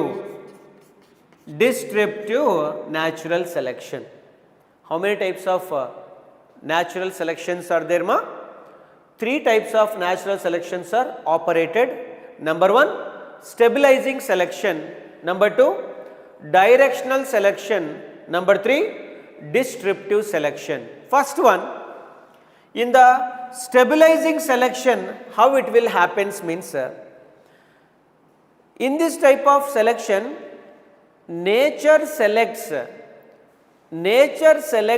an average phenotypes and it eliminates extreme phenotypes. I repeat, in the stabilizing selection, nature selects average phenotypes and eliminates extreme phenotypes. You can take an example of weight of human newborn babies in England. In England, within a span of several years time duration, scientists operated one experiment. So in that experiment ಏನು ಮಾಡಿದ್ದಾರೆ ಅಂದರೆ, the weight of newborn babies will be 3 different sizes. First one, 1 to 3 kg. Some newly born babies body weight will be 1 to 3 kg, and some remaining babies body weight will be 3 to 5 kg. These two are the extreme phenotypes. And another type of body weight will be 3 kg. It is called average phenotype. So after several years later, the newborn babies with extremely low body weight and extremely high body weight will be died. That means nature not supported to the human newborn baby weight very less and very high, but nature is supported an average body weight 3 kg newborn babies. So these people, the babies who born with an average 3 kg body weight will be more survived and their population will be increased in England. That means nature in England supported for average phenotypes, not the extreme phenotypes. These are the 2 extreme phenotypes. That means if you see the graph, we get like this. Here we will take trait, and here we take number of individuals with phenotypes. See here in England, first one, this pink color one represents average phenotypes. That means the peak look like very higher and narrower. Peak is higher and narrower, and rest of the remaining population, see here, this will be decreased. This is high 3 to 5 kg, it is low 1 to 2 or 3 kgs, will be decreased. It will be increased, it will be decreased. That means nature selected average phenotype. That means among 3 different weight of the newborn babies, an average body weight individuals are more survived. That means they acquires mean character value. The number of individuals acquires mean characters value. The number of individuals acquire mean character value, where we can see in the stabilizing natural selection. And what is the shape of the peak? Peak must be higher and narrower, because the newborn babies with body weight 3 kg individuals are more and increased because nature is supported, and extremely less body weight and more body weight individuals are not supported by the nature, so their population will be decreased. So this is called stabilizing selection, we call it. Okay, stabilizing natural selection we call it. And second one, directional selection.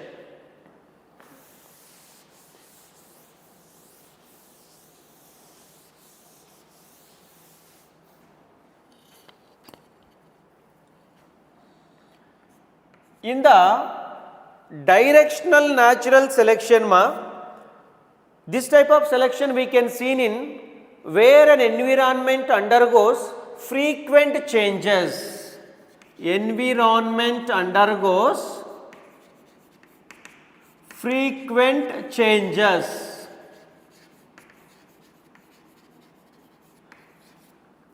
So, in the stabilizing natural selection, it is operated in the stable environment, but directional natural selection occurs in the disturbed, I mean frequent, where in the environment frequent changes occurs.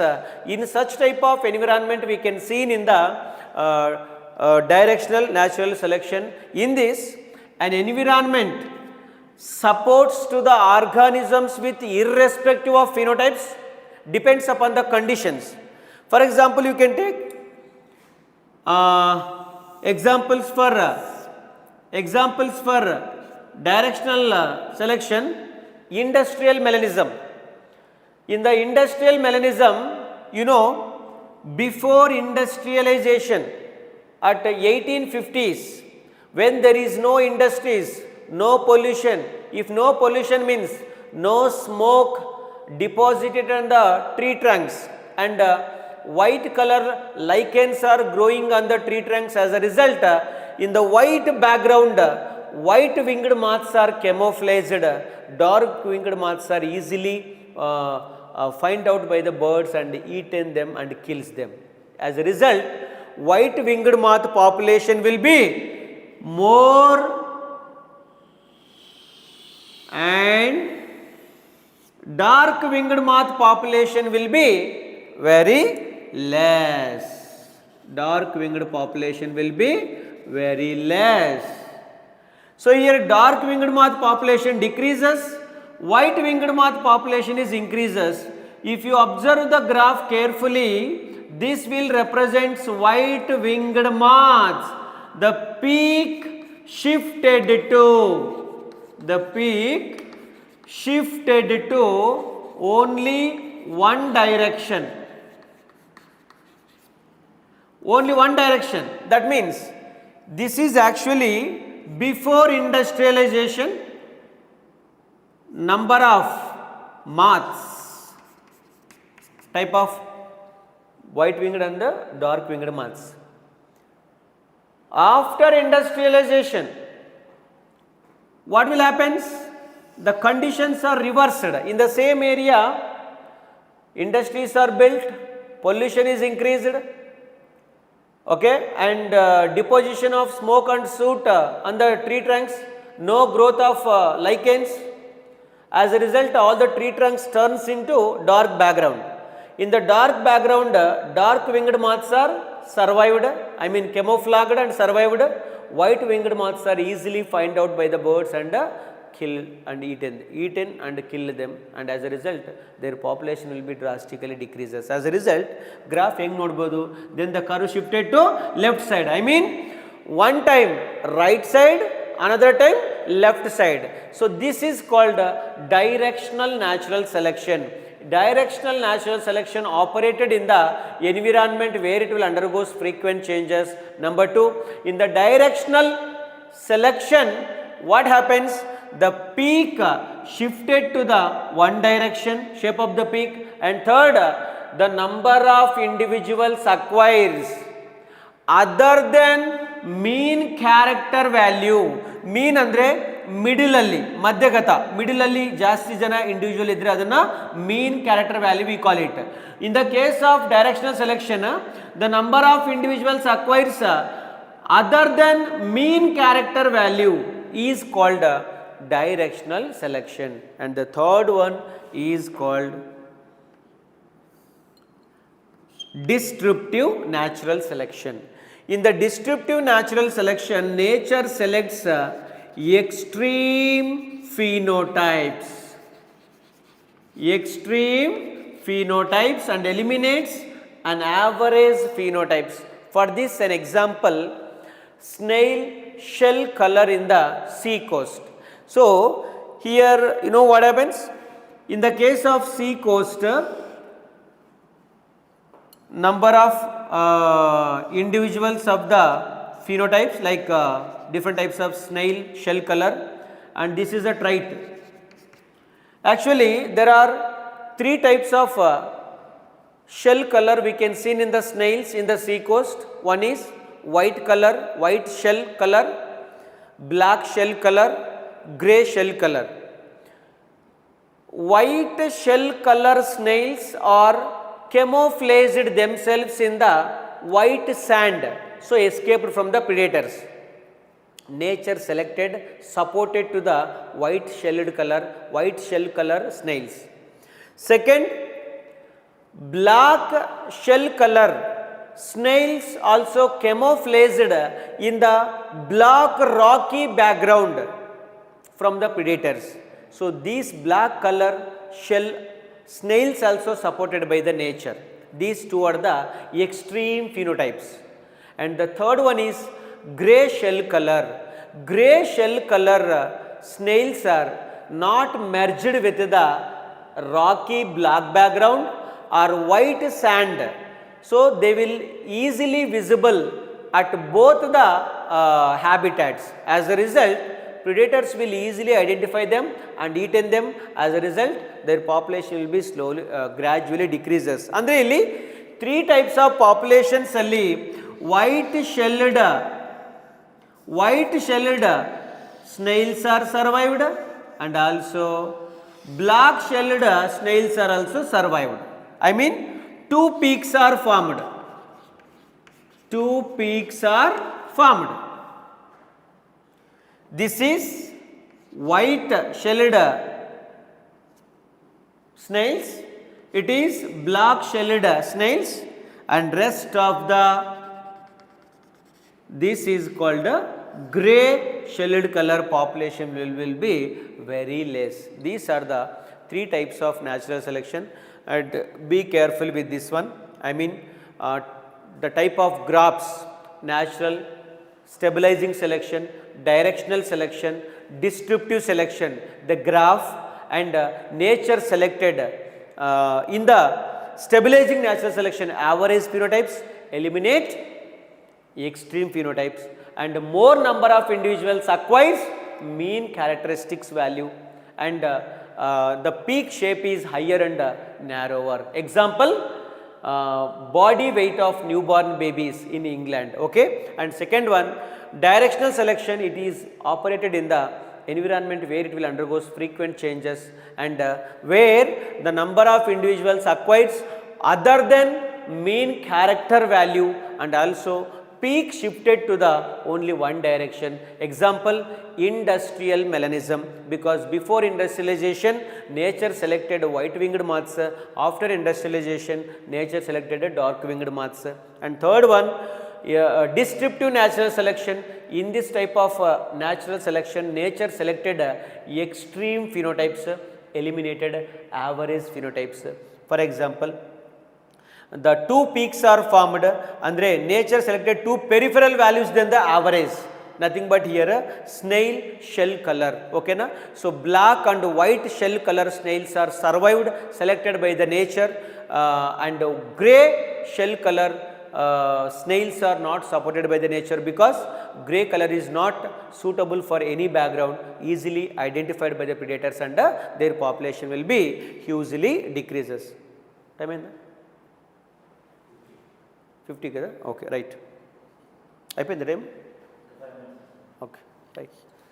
So next ma, can I erase this one?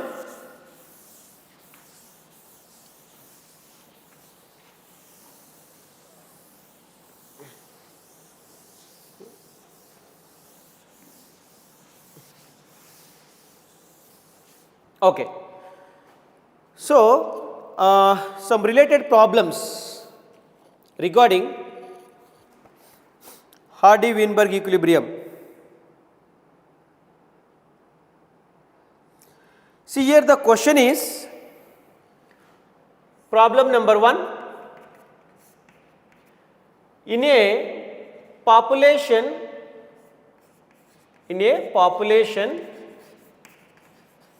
of 1600 individuals,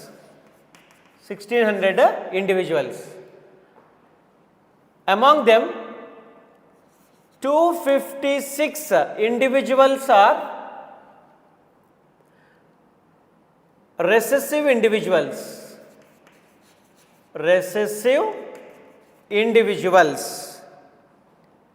and we have to find out homozygous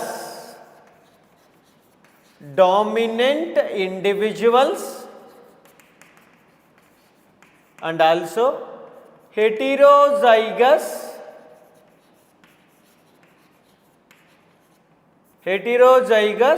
dominant individuals. This is the question. What is the question mark? If we assume in a population of 1600 individuals, total number of individuals in the population 1600, among them 256 individuals are recessive, homozygous recessive individuals they given. Homozygous recessive individuals 256. We have to find out homozygous dominant individuals, how many number of heterozygous dominant individuals. To find out this problem, first we need to find out Q square. What is Q square? The frequency of homozygous recessive genotype we have to find out. Why? Because they already given the number of individuals of homozygous recessive individuals. On the basis of number of homozygous recessive individuals, we can find out Q square. To find out Q square, we have a formula that is called the number of homozygous recessive individuals divided by total number of population. So here Q square is equal to number of recessive individuals, how many? 256 divided by what is the total number of population? 1600 is equal to how much ma? 0.16. So Q square is equal to 0.16. Then if you know the Q square, then we have to find out what is Q. So here Q is equal to 0.16 na root ಮಾಡಬೇಕು is equal to 0.4. So what is the Q value ma? 0.4 will be the Q. When we know the Q, then we have to find out P. So P is equal to a formula, P plus Q is equal to 1. Here we know only Q value, right? So Q is equal to how much? 0.4. Then P is equal to 1 minus Q. So P is equal to 1 minus 0.4 is equal to 0.6. So what is the P value ma? Frequency of dominant allelic frequency is equal to 0.6. When you know the frequency of dominant allele, then it is very easy to find out frequency of heterozygous dominant individuals. 2pq. 2pq ಹೇಗೆ find out ಮಾಡ್ತೀರಿ?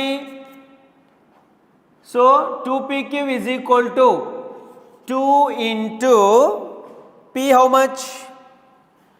0.6 into 2pq. Q how much? 0.4 is equal to 0.48 will be the 2pq. Okay. So after that, now we need to find out how many number of homozygous dominant individuals in a population out of 1600, alwa? So now we know that Q value, Q square value, P value, P square value, and even 2pq also. Okay, P square value here ma?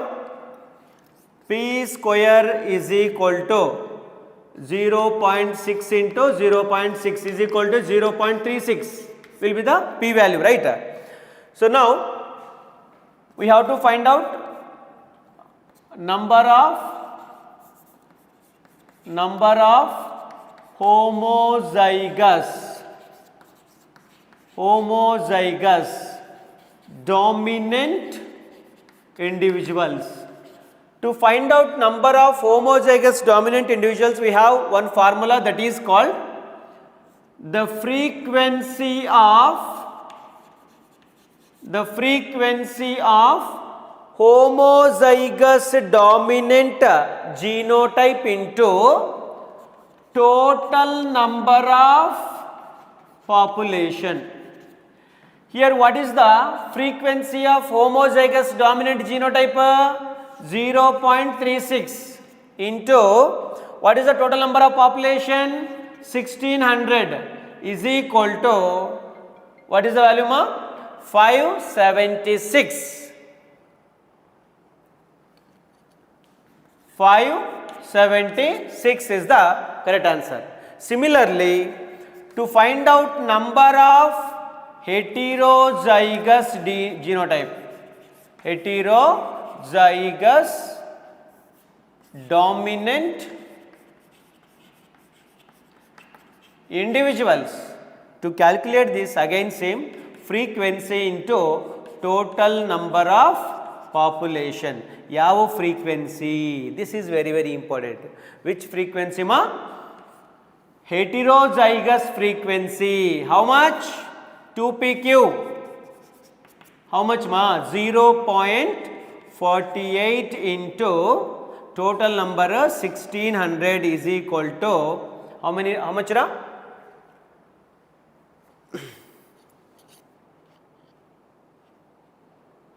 768. So here out of 1600 already 256 individuals are recessive individuals, right? And 576 individuals are dominant individuals and 768 individuals are heterozygous dominant individuals. All together comes to the 1600. Okay, so this is the one problem, and rest of the problems and remaining topics will discuss tomorrow. Okay, thank you.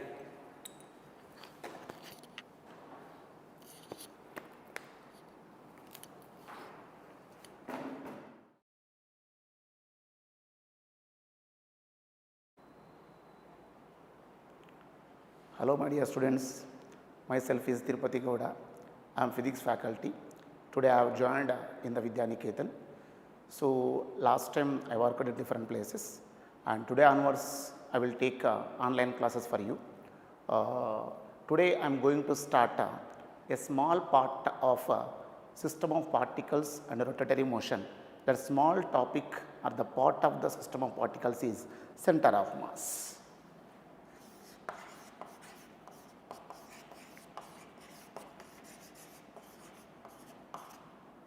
Center of mass is today our topic.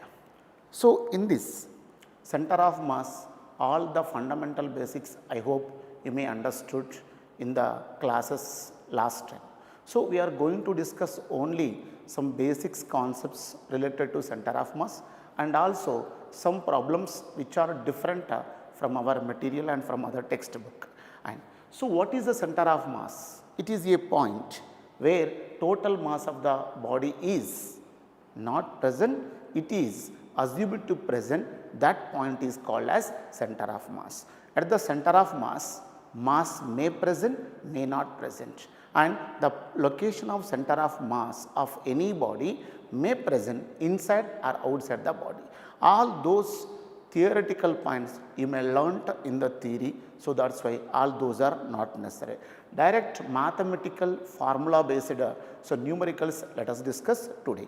And for example, here there are the different types of divisions are there. Center of mass of particle system, center of mass of continuous bodies, center of mass of so irregular shaped bodies or non-uniform mass distributing bodies. So first of all, let us go center of mass of so particle system. Right now many particles we can take, but in that let us go for two particle system which are present on the x-axis. For example, let me take this is the x-axis and let me take this is the y-axis. And so you know that this is the origin.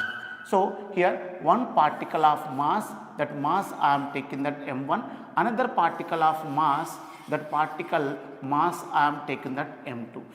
Here the condition is that m2 greater than m1.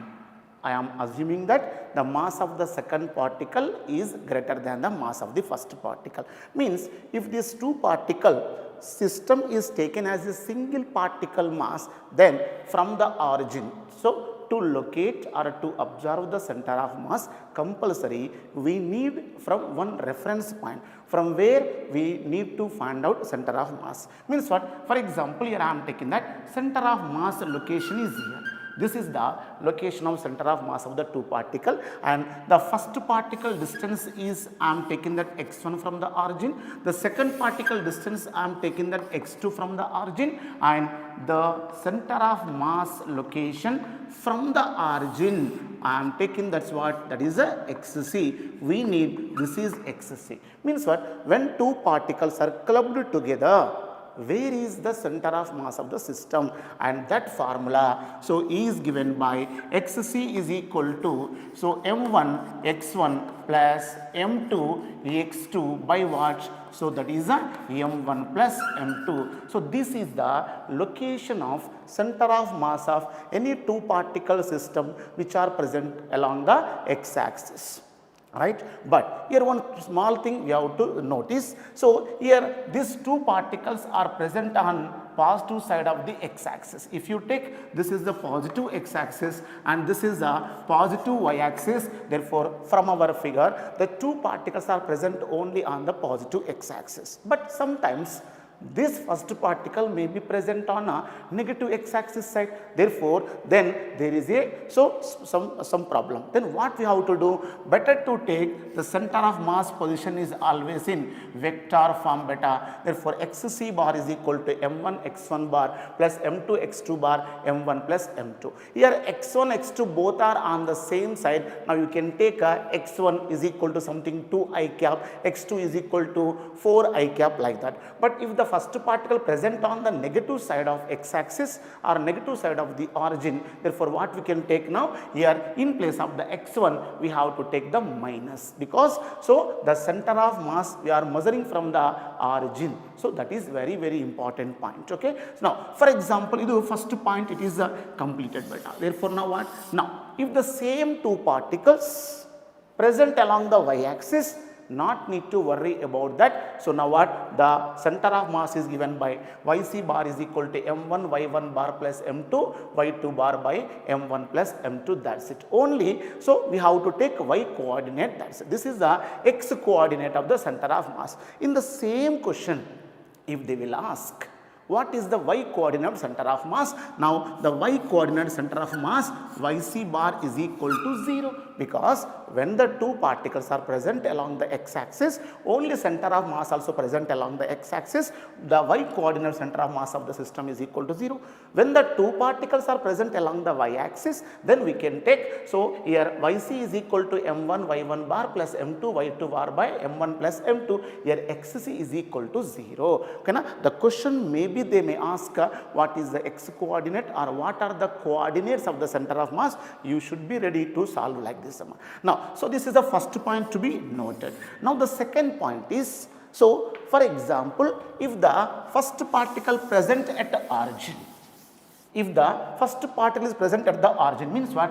When the x1 is present at the origin. Now here one more important point I am taking, that the distance between the two particles I am taking the d. D is the distance between the two particles. So d is distance from m1 to m2. When the first particle is present at the origin O, therefore x1 becomes 0 and x2 is equal to 0. Therefore now what is the second point? Now if m1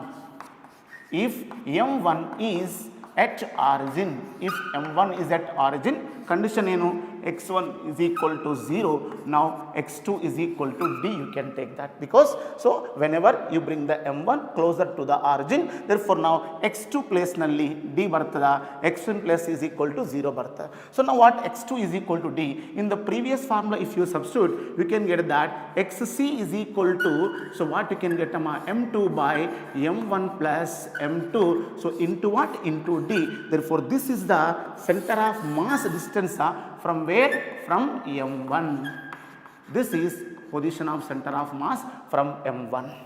If they will ask what is the distance of the center of mass from the first particle m1, and this you can also take a r1 beta, where r1 is equal to distance of the center of mass of the two particles from the m1 estado, r1 is equal to xc is equal to m2 by m1 plus m2. Here I have mentioned what, from m1. When you take from m1, here what you got, m2, therefore now what, the distance between the distance of the center of mass from any two particle is inversely proportional to the, so what, so mass of the particle, so r is inversely proportional to mass, means what, for example here m2 is greater than m1, therefore center of mass is closer to more mass, center of mass is far away from the smaller mass, smaller is the mass, distance of the center of mass is more from that particle, and larger is the mass, center of mass is very closer. You see, for example, if I am taking that m1 is equal to 1 kg and m2 is equal to 2 kg, from this expression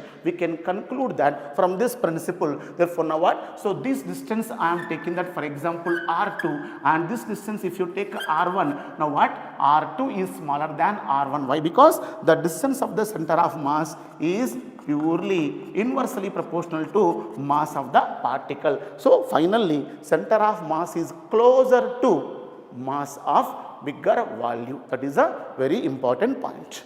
Next, in this discussion, one more important point, for any two particle system, the center of mass always present in between somewhere, so in between, so line joining the two particles, means what, so the center of mass is not present outside the two particles, center of mass is not present along the purple line, and center of mass always present along the line joining the two particles. Therefore this is small basic, so what, for the center of mass of the two particle system. For example, multiple particles are there, all these basics you know that, so multiple particles, what you can extend, xc bar is equal to m1 x1 bar plus m2 x2 bar and so on, and mn xn bar by m1 plus m2 plus m3 up to mn, you can take that. Okay. Therefore now in this one more important point, for equal masses, for example this is direct shortcut formula, for equal masses if you take, sir, what happens if the masses are equal? For equal masses, you can take m1 is equal to m2. If you take m1, m is equal to m2, therefore what you can say, xc is equal to, so mx1 plus mx2 by, so m plus m, finally you can get what, xc is equal to x1 plus x2 by 2, and this is for two particles of equal masses, the center of mass location from the origin. And in this case, for example, n equal masses present, means first mass, second mass, third mass, fourth mass, n masses I have taken. If all masses are equal, then now the formula for it, xc is equal to, so what you can say, x1 plus x2 plus x3 and so on, xn by n, and this you can take. Okay. So now what, here x1 plus x2 plus x3 plus x up to so on xn by n, and this formula, because whenever they will mention equal masses, instead of calculating all this direct, you can take the formula, you can substitute there. Now let's go one numerical based on this.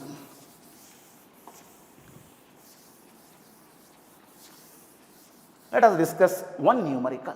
So what is that numerical? For example, let me take, this is the y-axis, and so this is the x-axis I have taken.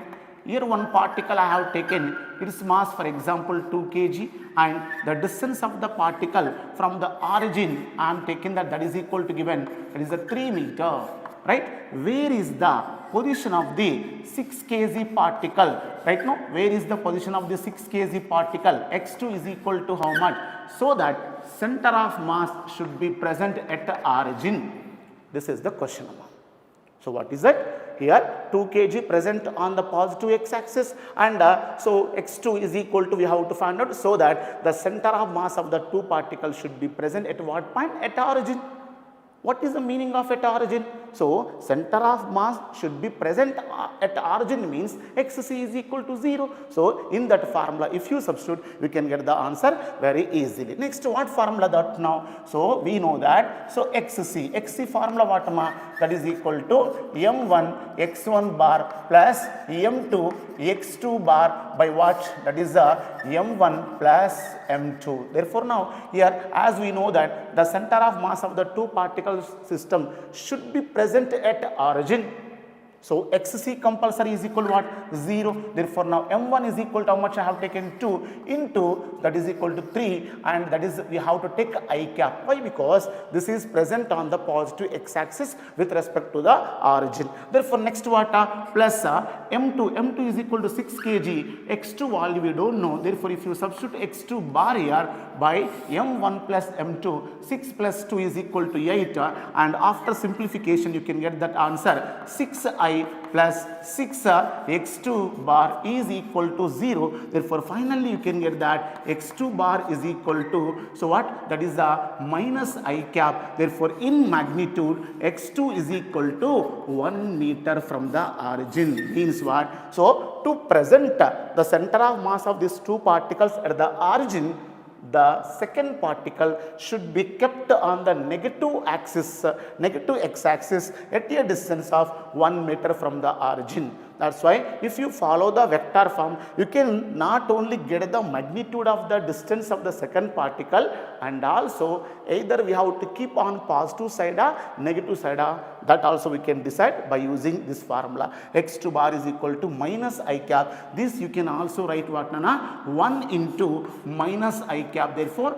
this minus I cap represents on which side we have to keep the 6 kg. Of course in the diagram itself we have given, we can take the direct formula. Here only we can take x2 is equal to what? Minus x2. Therefore you are getting x2 is equal to 1 meter. So here don't expect only direct formula x is equal to m1 x1 plus m2 x2 by m1 plus m2, but so on which side? With respect to origin, which side the particles are present, that also so nodabeku compulsory. Why? Because don't expect always the particles are present on the positive side, they may present on the negative side. Which are present on the negative side, compulsory those we have to take the negative. Therefore this is the one sample model for the simple problem. Next, numerical number 2.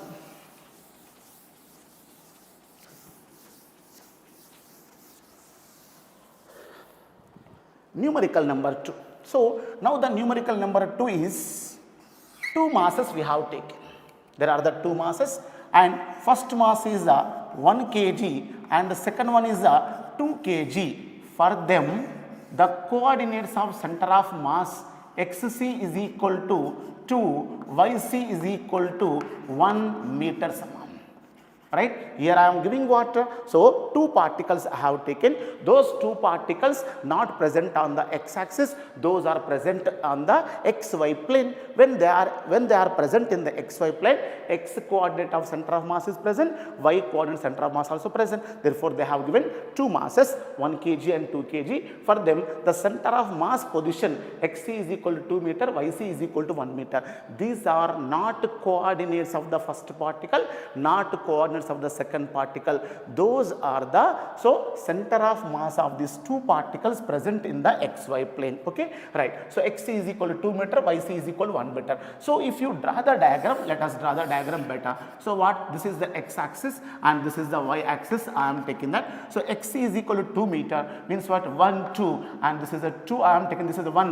Therefore this is the center of mass of the 2 particles beta. Therefore this is xc and this is what? Y. So these are the center of mass coordinates given, and on this one lines masses are present. Therefore now what? If you take this is the 1 kg, then this is what? This is the 2 kg. Just now I told or not? The center of mass of any 2 particles all were present on the line joining the 2 masses. Therefore if you take this is the 2 kg, if you take this is the 1 kg, now this is the center of mass of the system. Question you know, now this is not the question.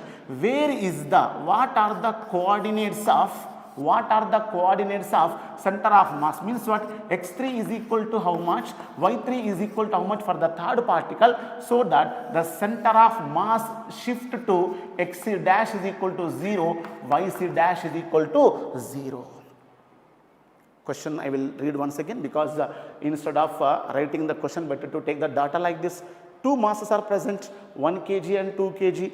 The center of mass of these two masses, so 2 meter comma 1 meter. Where is the 3 kg mass is placed, so that the center of mass of the 3 particle should be shifted to the origin. Once again, so what? So here 1 kg, 2 kg, two masses are there. For them, the center of mass coordinates given. So these are the not coordinates of the 1 kg, 2 kg. These are the coordinates of center of mass of this one. And this is the third question, third mass. So that where should be the 3 kg mass placed? So that the center of mass is shifted from 2, 1 to 0, 0. To shift the center of mass to the origin, where we have to keep the third particle. Now first of all, let's go first data, then after let's go for the second one. Now in this question, what they have given for 1 kg and 2 kg. For 1 kg, 2 kg formula, Xc is equal to M1x1 plus M2x2. So by what? By M1 plus M2. If you substitute Xc is equal to given, so 1, that is the, so 2 meter, Xc is equal to 2 meter given. Next what? That is the, so M1 x1 you keep as it is better, because x1 value, x2 value they have not given. By M1 plus M2 nothing but 3. From this you can get M1 x1 plus M2 x2 is equal to 3 2 6. Let me take equation number 1.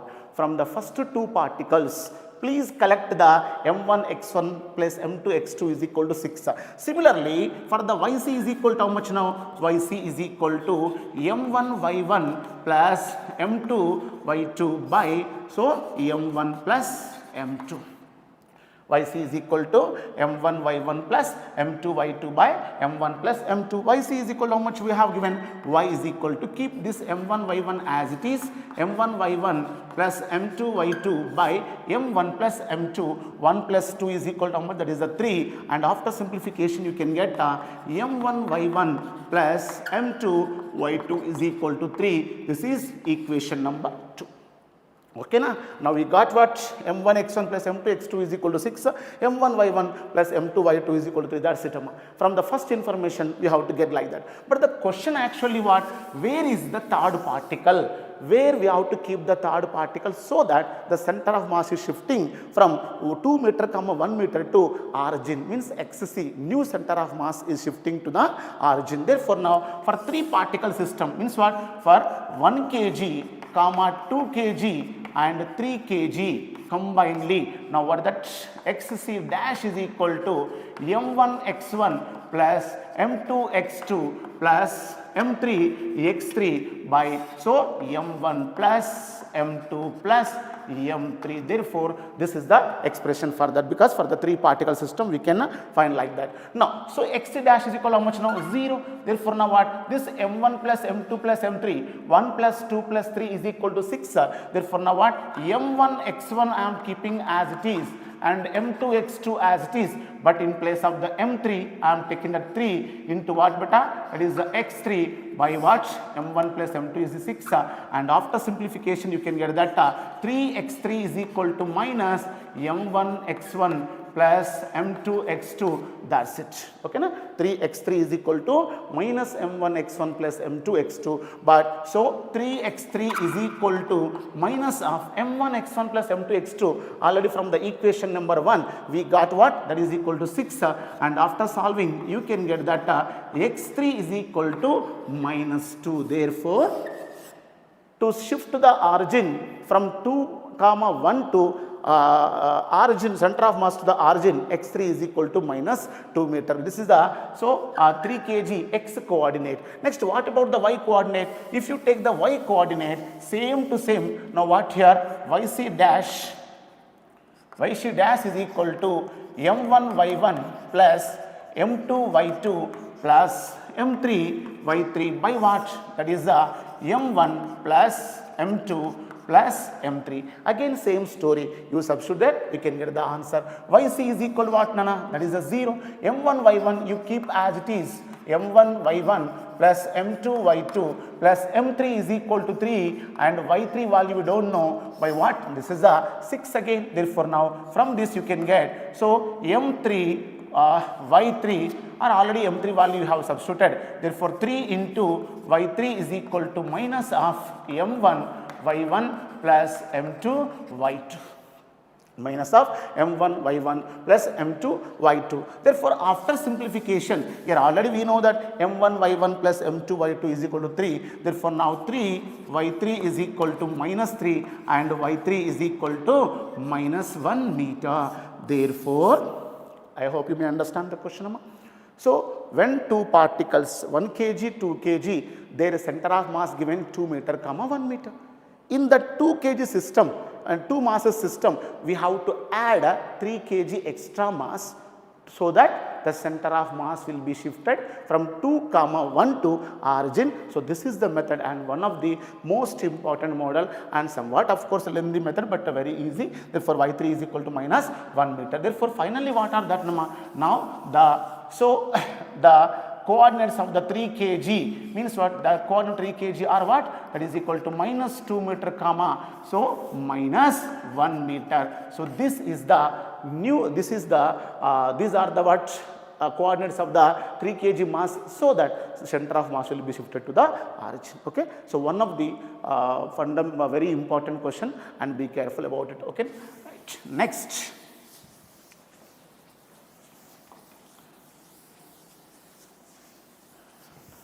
numerical number 3.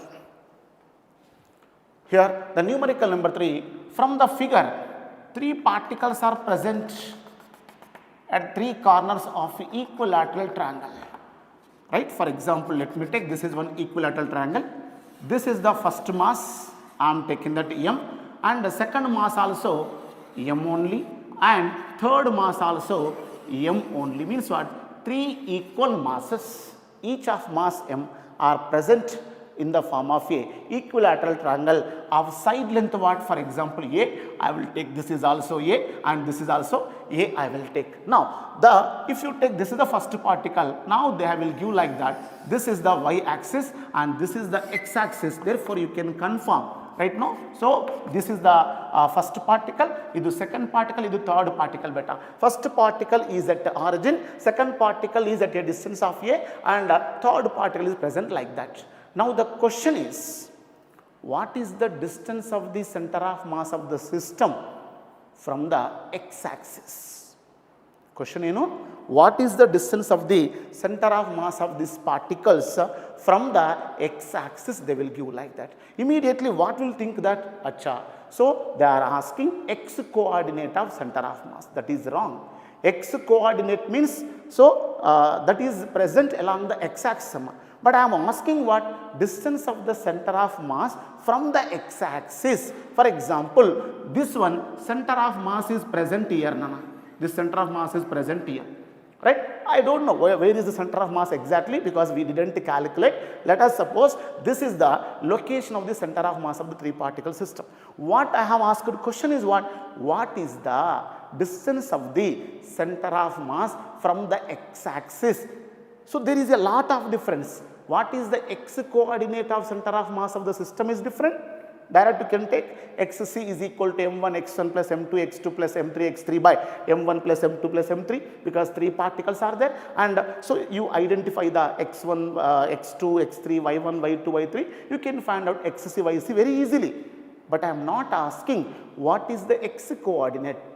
Okay, now see the difference between the questions. What is the x coordinate of center of mass is different. What is the distance of the center of mass from the x axis? Nothing but here center of mass is there. This x axis, from the x axis means this one. Now can you say what is this? This length is along what direction? This length is along the y direction. Therefore I am asking what is the yc value? So there is a confusion in the question. What is the distance of the center of mass from the x-axis ಅಂದರೆ ಏನು beta ಅದು so distance along the y-axis nothing but yc we have to find out. Therefore now what is the yc then? Now yc is equal to formula m1 y1 plus m2 y2 plus m3 y3 by what? That is m1 plus m2 plus m3. This is the expression. Correct, but I have given one small point. When the masses are equal, so we can take direct formula m1 x1 plus m2 x2 plus m3 x3 and so on from that formula. So what? x1 plus x2 plus x3 and so on xn by n, but this is along the y-axis. Therefore because I am asking only so distance of the center of mass, this is the center of mass, distance of the center of mass from the x-axis. Therefore now what? yc is equal to m1 y1 plus m2 y2 plus m3 y3 by m1 plus m2 plus m3, and from the equal masses yc is equal to what we can say now? So that is the y1 plus y2 plus y3 by 3, right? Now let's go for that. First of all, what is the y1? y1 means what? So first particle is at origin, therefore y1 is equal to 0, no doubt at all, because first particle coordinate along the y-axis 0, this is present at the origin. Now so the second particle what? Second particle also present on the x-axis. Are yaar, when the second particle present on the x-axis, therefore now what? It is a y coordinate, y2 is equal to 0. Next what? So what is the y coordinate of the third particle? Means what? Idu swalpa different beta, right? Now so what you have to do that? Now here this length, this is the y3 value, this is the y3, adu find out madabeku. How it is find out? How to find out another one? Now see, in this triangle, this angle is compulsory 60 degrees, correct or not? Now we want y3 value, and this is if you take a so adjacent side, that becomes what, nana? That is the a by 2. Right, no? Use the tan 60, therefore for that tan 60 value what? Now tan 60 degrees is equal to y3 by a by 2, because opposite side by adjacent side is equal to half of the base, therefore a by 2, this is acting as a so opposite side, so tan theta is equal to opposite side by adjacent side. Therefore from this what you can get, nana? y3 is equal to a by 2 into tan 60 value, how much? That is root 3. Therefore now you can get here y3 is equal to root 3a by 2. That's it. We got y1 is equal to 0, y2 is equal to 0, and if you substitute here, now what you can get now?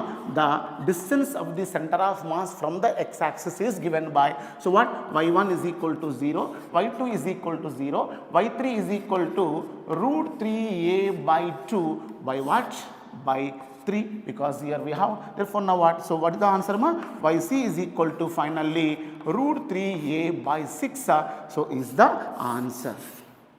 So only thing is, so question to question, the difference we have to understand, because so in this case if you take by mistake, if you take excessive value in the 4 option, that is also there, but that is wrong, because I am asking distance of the center of mass from the x-axis. Same question if they will ask what is the distance of the center of mass from the y-axis, andre enama? So this is xc is equal to how much? Therefore x coordinate of center of mass means xc find out ಮಾಡಬೇಕು, y coordinate of center of mass means y we have to find, yc we have to find out. So distance of the center of mass from the x-axis means yc, distance of the center of mass from the y-axis means what? xc. See the difference, don't confuse, okay? Therefore now this is one more final and very important model, amma. So 3 models we have covered now. So first one is with respect to the origin particle present on x-axis, negative x-axis, positive x-axis. Second one is what? Shifting means what?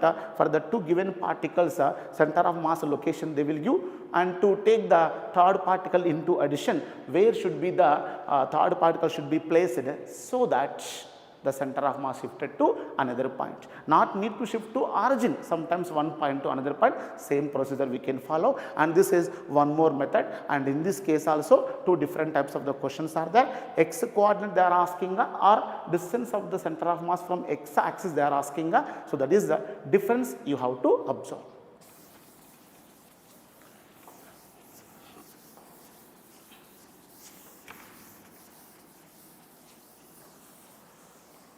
Right.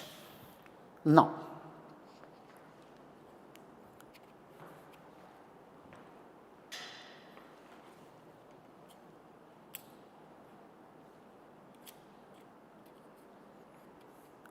Right. Next, model number 3, let's go. Model number 3. Model number 3 means general model only. For example, if you take 3 particles, I am taking the 4 particles. 4 particles are present, right? Now, so this is the 1 kg I will take, this is the 2 kg I will take, and this is the 3 kg I will take, this is the 4 kg I will take. This is the 4 kg. So now what? Both these all are forming, so a square. Then for example, now you can take this is a square. Now you can take this as acting as a square. Therefore now what I am taking that here 1 kg mass, and here so 2 kg mass I have taken, and so therefore now let me take this is the y axis and this is the positive x axis. Okay na? Therefore this is the y axis and this is positive x axis. Therefore 1 kg is present at what? Present at the origin. Now the question is, what is the distance of center of mass from the 1 kg mass? Nothing but from origin. One thing you keep in mind, if all masses are equal, idu 1 kg, idu 1 kg, idu 1 kg, idu 1 kg, means what? m kg, m kg, m kg, m kg. If all masses are equal, center of mass is exactly present at the center of this square formation. But here 1 kg and 2 kg, 3 kg different mass are there. So when the different mass are there, center of mass is not present at the center of the square, it is present at a different point. Now that distance we have to find out. So how to find out the distance? Because it is a irregular concept, irregular particle system. Therefore here I am taking that this is the 4 meter, this is also 4 meter, and this is also 4 meter, this is also 4 meter. Please, very, very important model. In this case, what is the distance of the center of mass they are asking. First of all, we people have to find out xc value, yc value. Then after the distance, you know that in the vector concept, so what distance formula? R is equal to under root of xc square plus yc square. So xc we have to find out, yc we have to find out, separate we have to find out. Then after we have to find out what distance. For example, I don't know here, so 4 kg, 3 kg, I am taking that this is the center of mass. I don't know where is the center of mass. Let me take this center of mass. Now they are asking from the origin, what is the distance of this center of mass? Means what? This R value they are asking. If all masses are equal, center of mass is present at the center. When center of mass is present at the center, the distance of the center of mass from the origin is equal to half of the diagonal length. This is the diagonal beta, this is the diagonal. So if you know this diagonal length, how much? Root 2a by 2, nothing but what? A by root 2 is the distance. Direct you can take, but these masses are different. Those are different masses. We can't conclude like that. First of all, xc value I am calculating. Before that, here this is the 0, 0, x1, y1. This is present on the x-axis. Therefore, 4, 0. This is present in the plane. These are the 4, 4, and this is present on the y-axis 0, 4 beta. And therefore, in this case what? So, xc value what? xc is equal to formula m1 x1 plus m2 x2 plus, so m3 x3 plus m4 x4 by what? Total mass of the system. Therefore, now what? m1 plus m2 plus m3 plus m4. Now, as usually you find out, therefore, if you substitute there m1 value, so 1 kg, x1 value 0, m2 is equal to 2 kg, x2 value 4, m3 is equal to 3 kg, x3 is equal to 4, m4 is equal to 4 kg, x4 is equal to 0 by m1 plus m2 plus m3. So, 1 kg plus 2 kg, 3 plus 3 is 6, 6 plus 4 is equal to 10. Finally, you can get the x coordinate of the center of mass is equal to, so 2 4s are 8, 3 4s are 12, that is equal to what? 20 by 10 is equal to, I got 2 meters, because 4 into 0, 1 into 0, 0, here 2 4s are 8, 3 4s are 12, therefore, so what? That is equal to 20 by 10 is equal to 2 meter. That is the x coordinate of center of mass of the particles.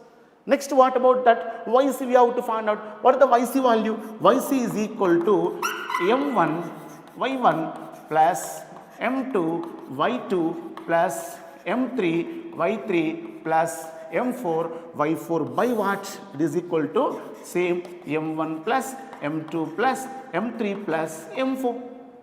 Therefore, if you substitute here, same answer you can get. So, same like this only you can get the answer. Now, what m1 y1 that is equal to 1 into 0, m2 is equal to how much now? That is equal to 2 into 0 plus m3 is equal to how much now? M3 is equal to 3 into 4 and m4 is equal to, that is equal to 4 into 4, correct? 4 into 4 along the y-axis. Therefore, now what? That is equal to, so now what you can get here? That is equal to m1 plus m2, that is equal to 10.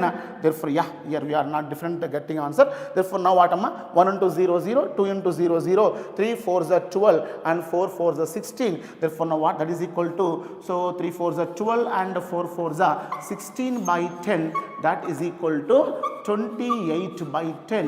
That is equal to what? That is equal to 14 by 5. You can get the answer. Okay. Therefore, now, yeah, because different masses, now you want to get the same value. If both are equal masses, you will get the 2 meter, sorry for that. Therefore, now what? Here are different masses. Therefore, 14 by 5 we got. But I don't want x coordinate and y coordinate center of mass. What we want actually? We want, so distance of the center of mass. Means this is, you got, what is this? This is the yc value. And this is what? Xc value. So, both we got, but I want, this is R value. So, if it is Xc, this also becomes what? Xc. Therefore, Xc, Yc both are perpendicular to each other. Therefore, now the R value formula what? R is equal to under root of what? Under root of Xc square plus Yc square. Adu distance. Okay. Whenever they will ask distance of the center of mass from the origin, when the particle present in the plane, this is one more model.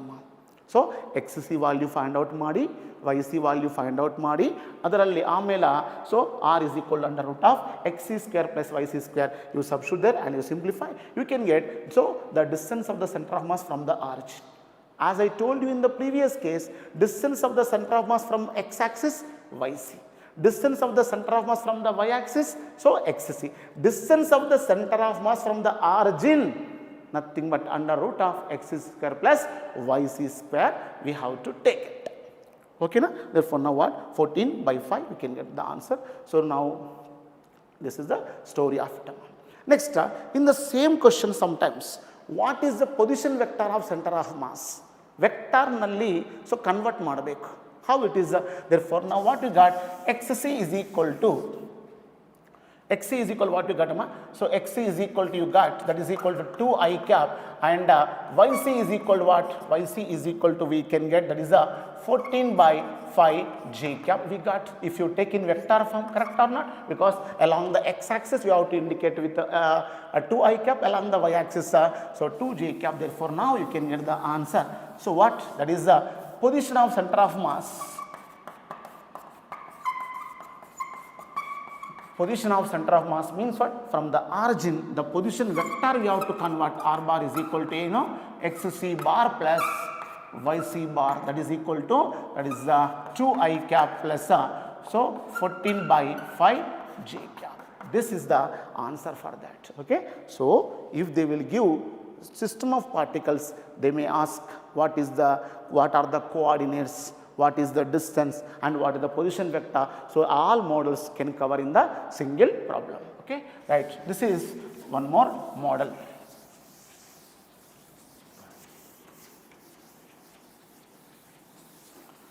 Right. So, let us complete this topic. Let us go to the next concept, shift in center of mass concept. Before that, one more problem is that in our college material, center of mass of the continuous masses are there.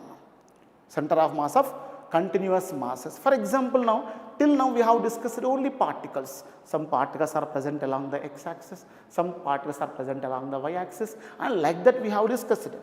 But if you take one sphere, one hemispherical sphere, solid sphere, hollow sphere, one ring, and all these are there, right now. So, those are present in our material once you go and check it, right now. So, for example, if you take one semicircular ring, this is one semicircular ring.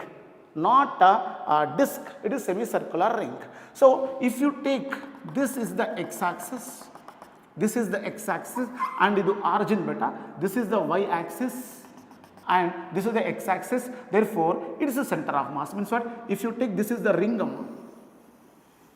this is the ring, mass is present on the circumference of the ring, so ring, the radius I am giving that, the radius for example r, I am taking that, r is the radius of the ring, and so now what I am taking that here, so the center of mass is present at a distance of, center of mass. The center of mass is along the y-axis, that is given by yc is equal to 2r by pi beta.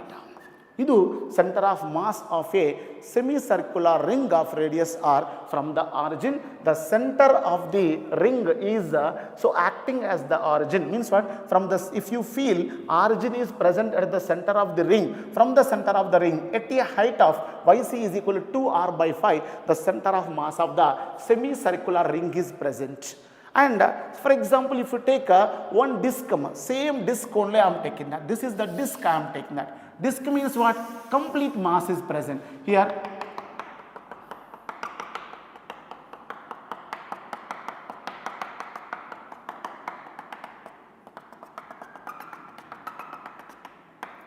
So this is the disc.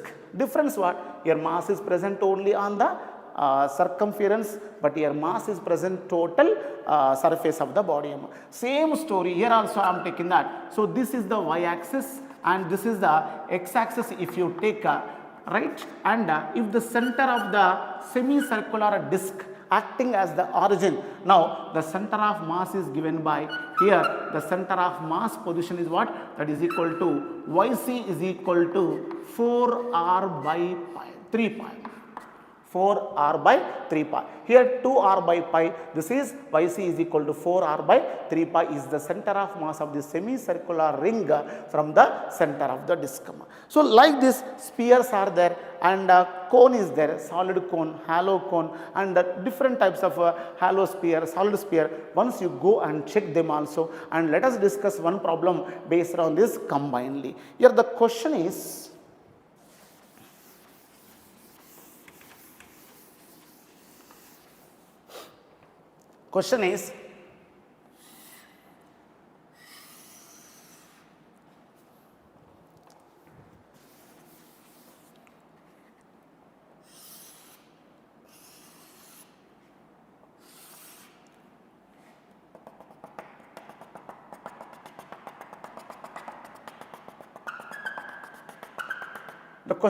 see here the first one is the ring having the mass small m and the second one is the disc having the mass m beta. Both are having the same mass. Question here only I will say. Now here this is the center of the system, and if you take, this is the y-axis and automatically, so this is what? This is the x-axis I am taking that. Now the question is, what is the radius of the disc, radius of the ring? The radius of the disc they will give that. Radius of the disc capital R. For understanding purpose, I have taken similar diagram. So notice this point. For understanding purpose, diagram I have taken same here. Now the question is, what is the radius of the ring? What is the radius of the ring so that the center of mass of the system should be present at the origin? A very, very important question. So here one ring I have taken mass m, one disc I have taken mass m. This semicircular disc, this semicircular ring mass is m, disc mass also m. Here the radius of the disc is capital R. This is the disc I am taking that, and this is the ring I am taking that. Okay. Now the question is, what is the radius of the ring so that the center of mass of the system should be present at the origin? That's question. Now what I told you now, so to get, because already I told you in the previous point, the center of masses are present only along the y-axis. Therefore now what you can say beta, now for the ring y1 is equal to S2, y1 is equal to 2r by pi I am taking that. Y2 is equal what for the disc, y2 is equal to minus 4r by 3 pi I am taking that. You may get one doubt, sir, why you have taken minus 4r by 3 pi? Because with respect to the origin, the center of mass is down. No, in the previous case what I told you, what I have taken, like this I have taken. Correct. Now what? Here from the center of mass of the disk is above the origin along the positive x-axis. Now the disk is there, no? The disk I am taking like this. The disk I have taken down. When the disk I have taken down, center of mass comes to the negative y-axis. That's why here y2 is equal to minus 4r by 3 pi I have taken. Try to understand this point. Sir, why you have taken this minus? Because here plus and minus also very, very important, because here xc formula, yc formula better to take in vector form. On which side? With respect to the origin, which side? Negative, positive, negative x-axis or positive x-axis. So negative y-axis or positive y-axis. Which axis, on which side the mass are present, the observation is very, very important. Otherwise you may get the wrong answer. Therefore here the question, and the point is what? So that yc is equal to 0. To get yc is equal to 0 means what? The combined center of mass of these two ring and disk system, to get the center of mass at the origin, radius of the ring, how much? The radius of the ring I am using with small r, and they have given radius of the disk is capital R. So in this case, now what is the expression we have to take that? Now same formula you follow. What is the formula for each? Center of mass y coordinate is equal to m1 y1 plus m2 y2 by m1 plus m2. So yc is equal to m1 y1 plus m2 y2 by m1 plus m2. Now tell me, here already I told you both are equal masses. When both are equal masses, yc is equal to m1. So what you can say? y1 plus y2 by 2. Substitute there, you can get the answer. So y1 value is y1 is equal to plus 2r by pi and plus of y2 value what? y2 is equal to minus 4r by 3 pi, therefore by what? By 2. Therefore finally what you can get now? yc is equal to 2r by 2 pi, I am taking that, minus 4r by 2 3 is a 6 pi, therefore that is equal to 2 cancel, r by pi minus this is what you can get now, 2r by 3 pi. Therefore finally if you simplify, what you can get now? R by pi is the common. So this is the 2 by 1 minus 2 by 3, and after simplification you can get what? R by 3 pi is the answer.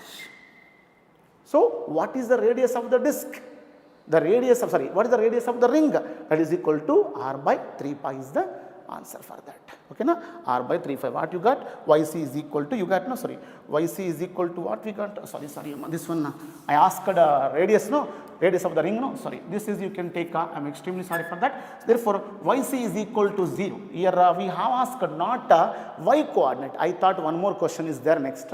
So here we asked y coordinate. I didn't ask y coordinate. I asked what is the radius of the ring. Therefore Yc is equal to 0 means what?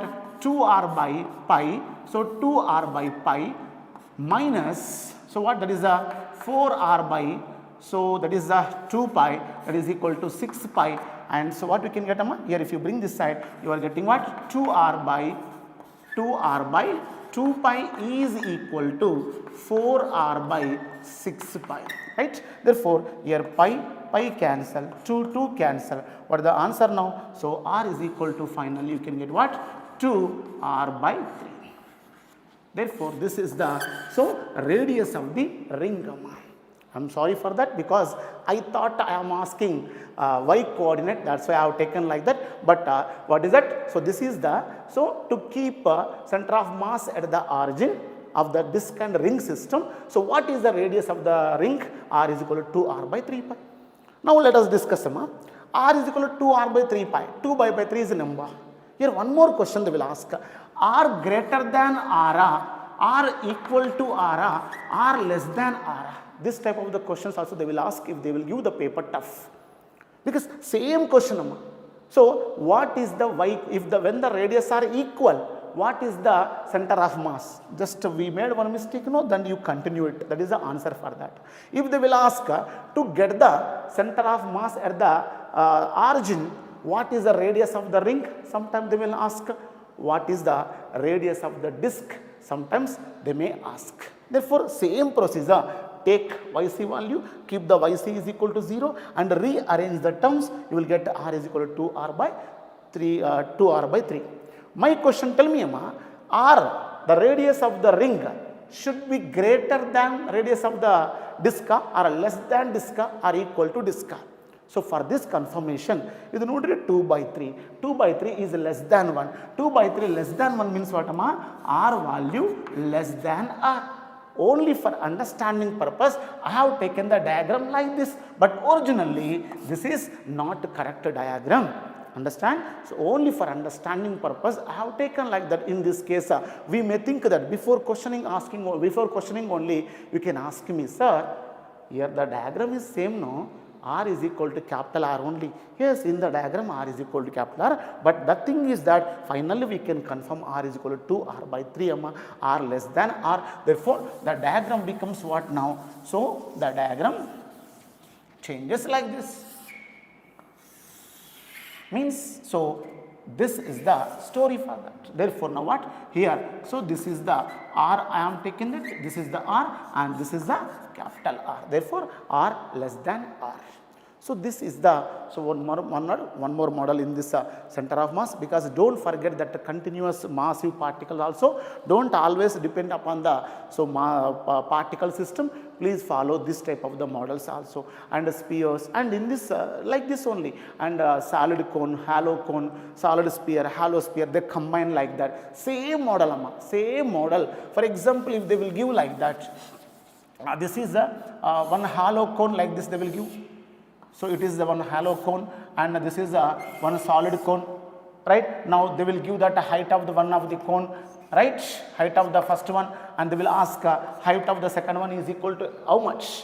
If the height of the solid cone is equal to h1, height of the solid hollow cone is equal to how much? So that to keep the center of mass at the origin. Same procedure, you take that, and in our material question that formulas are there, you can go through, right? So don't forget these expressions also, one sample model I told you. Now let's go shift in center of mass of the particles.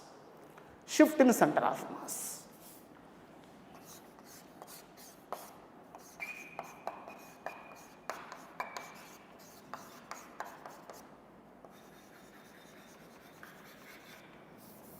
Shift in center of mass. What is the meaning of shift in center of mass? First of all, before giving the one formula, let's go one question for you.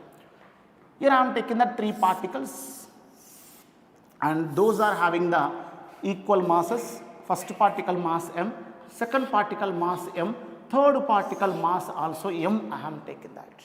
So when just now I told you, when all masses are equal, the center of mass is exactly at the centroid of the triangle. Exact at the centroid means what? From the first particle, from the second particle, from third particle. So all these are equal, right? Therefore, now in this case, they will ask that, for example, if you add one extra equal mass, capital small m, same mass we are adding. When we are adding the same mass, one extra mass came into picture, automatically center of mass will be shifted. Correct? On which side center of mass will be shifted? In addition, now we are removed, we are added the mass. What I told you, center of mass always present on the side of more mass present on this side, because this is m, this is m. When you add extra mass, it becomes what? Double. Therefore, now what? So the center of mass is shifting here.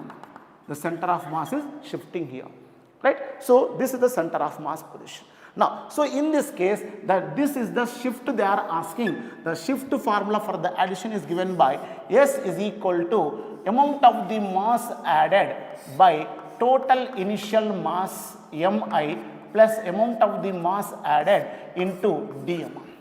This is the expression. What is the MA? Amount of the mass extra what you added, that is the what. Therefore, MA is equal to mass added.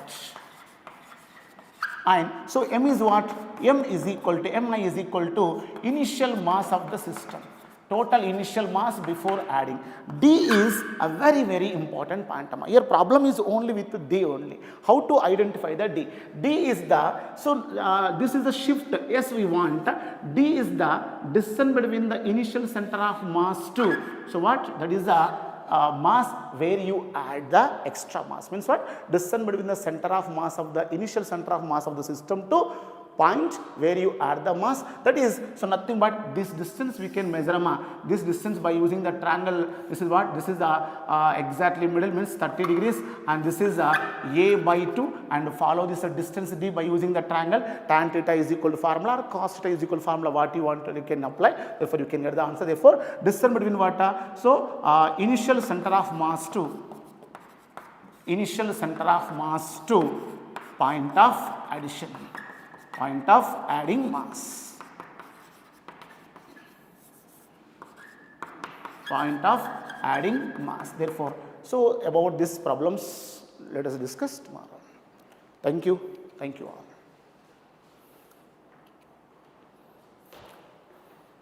Right, sir. First time కొంచెం different ఉంటుంది.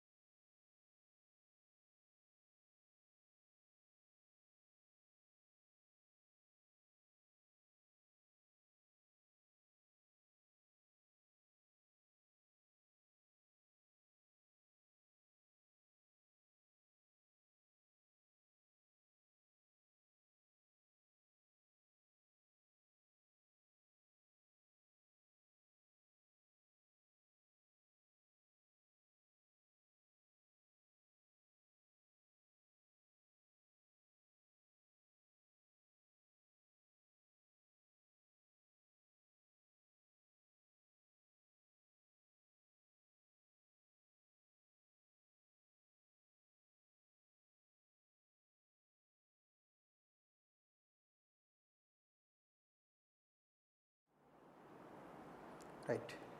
Good afternoon, all of you. Today, I am going to discuss about redox reactions.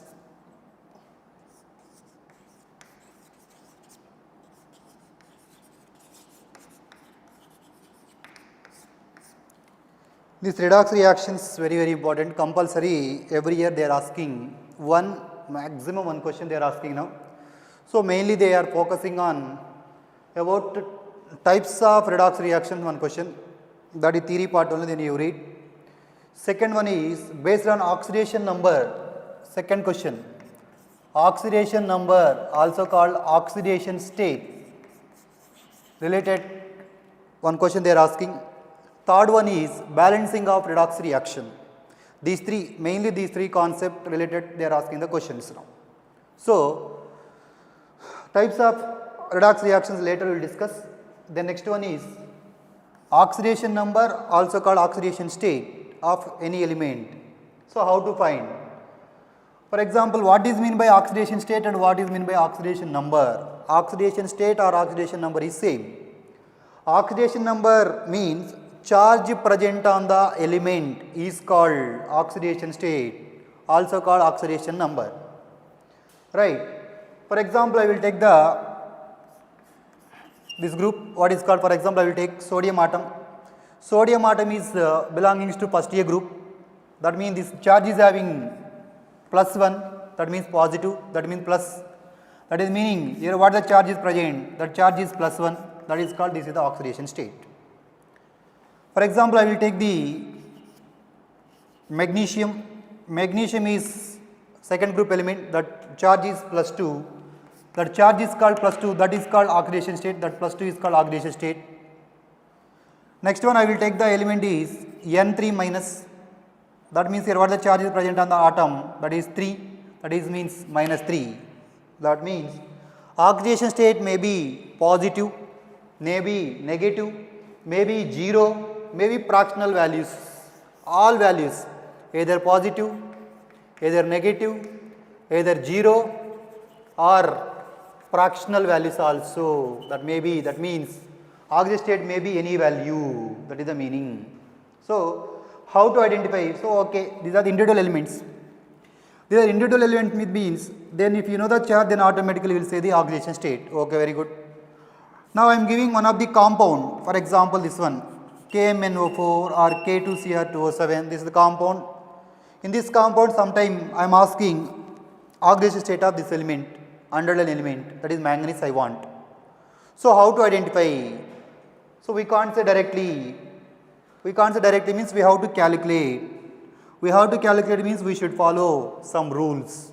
Based on the rules, we can decide, we can calculate the, what are the element we want, that element we can calculate by using total compound.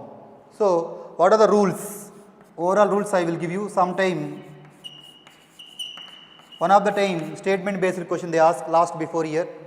The statement based question related rules they are asked. 3 or 4 rules they are given. How many of the following rules are correct?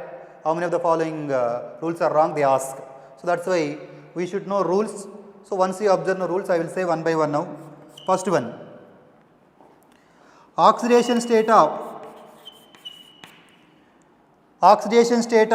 an element in uncombined state, also called free state, also called elemental state. These three are same. Uncombined, free or elemental state. Uncombined means the element will not combining with another element.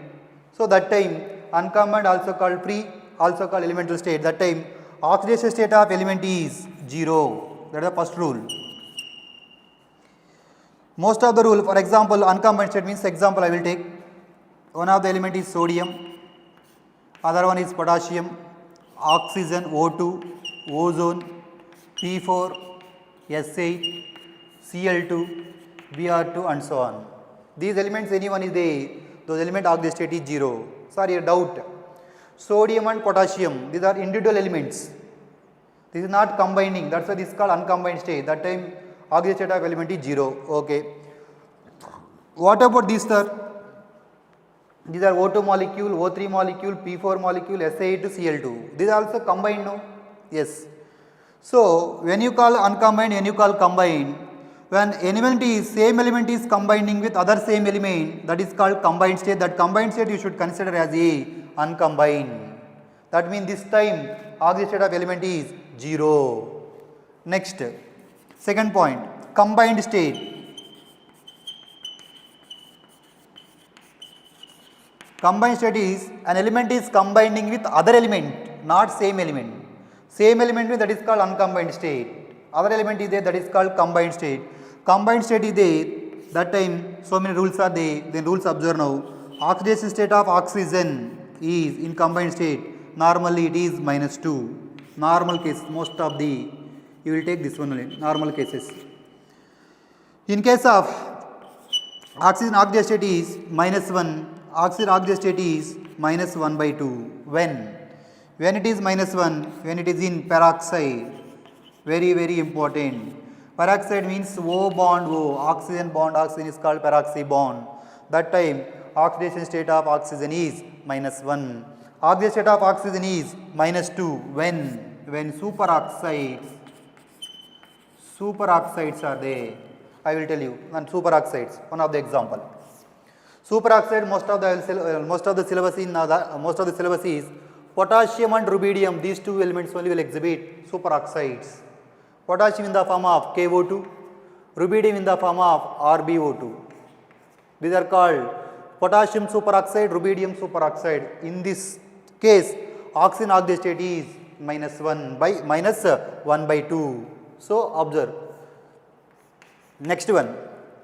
In case of halogens, halogens means X may be fluorine, chlorine, bromine, iodine. That time halogen oxidation state is -1. Some cases +1, +3, +5, +7 also will exhibit based on the different situation. Most of in this halogen oxidation state is halogen is -1, you have to consider. Next one is 1A group element and 2A group elements. They are called metals. 1A group and 2A group. 1A group means alkali metal, 2A group means alkaline earth metals. Alkaline metals means what are those? Lithium, sodium, potassium, rubidium, cesium, francium. Francium is radioactive, will not consider. In this time, these elements are combined state. Observe, this is called uncombined state. This combined state, that time, these are groups are first A group element and that oxidation state is +1, any element. Second A group element, what are those? Beryllium, magnesium, calcium, strontium, barium and radium. These are oxidation state is +2. Next one is third A group, one of the element is that is called aluminium is +3. Next element, very important point, next point, what is the next point? Hydrogen oxidation state, hydrogen atom oxidation state is +1. Hydrogen oxidation state is, element is, oxidation state is -1. When it is -1, when it is -1 is when it is in the hydrogen is combining with metal, that is called metal hydride case. Metal hydrides are ionic hydrides.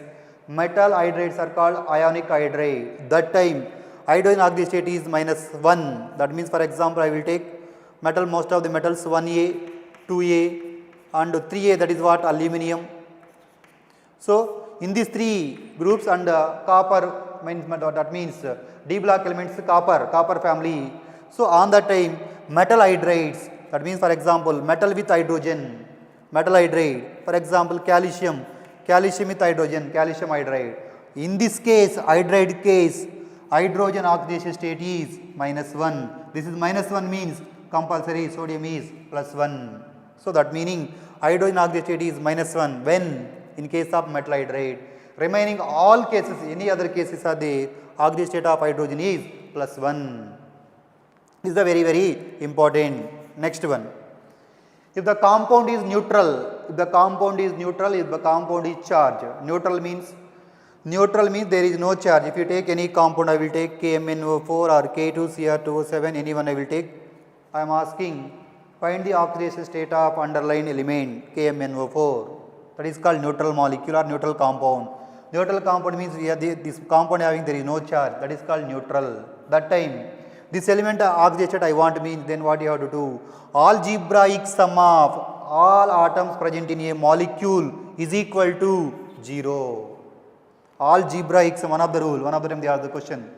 When compound is neutral, that time, then how to find out individual atom element oxidation state? Then how to find out? Algebraic sum of all the elements present in a compound is equal to 0. That is called neutral. For example, I am taking this one, NH4 plus and CO3 minus 2.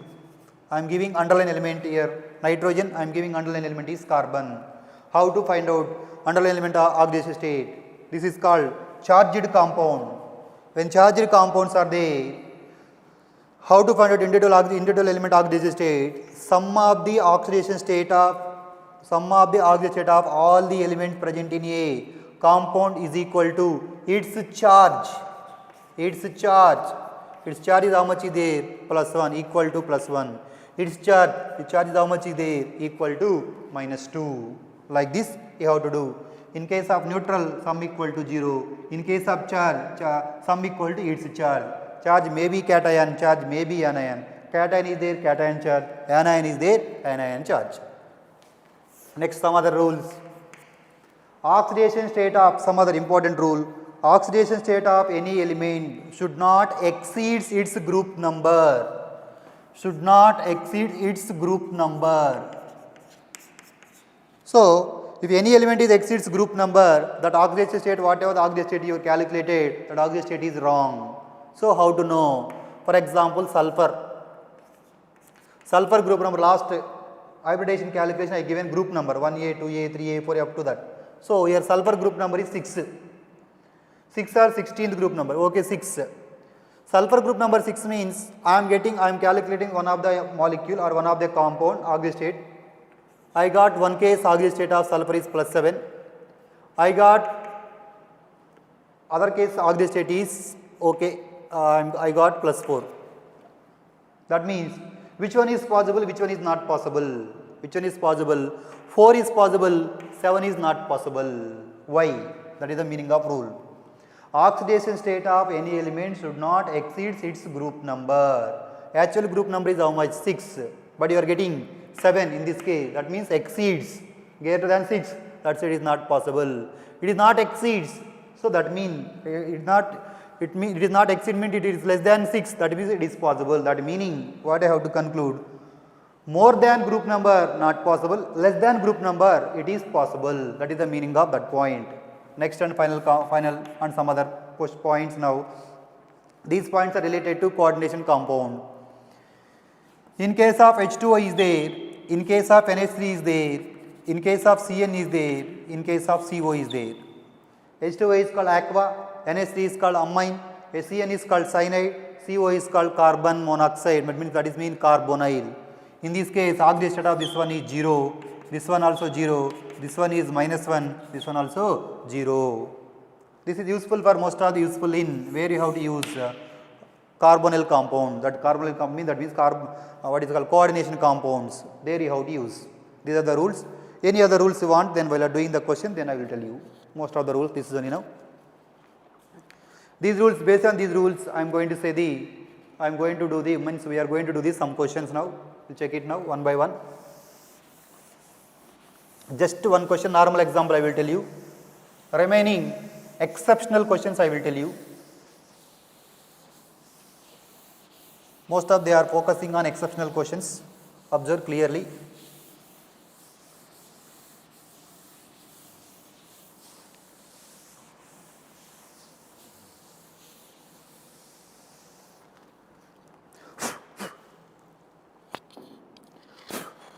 Right.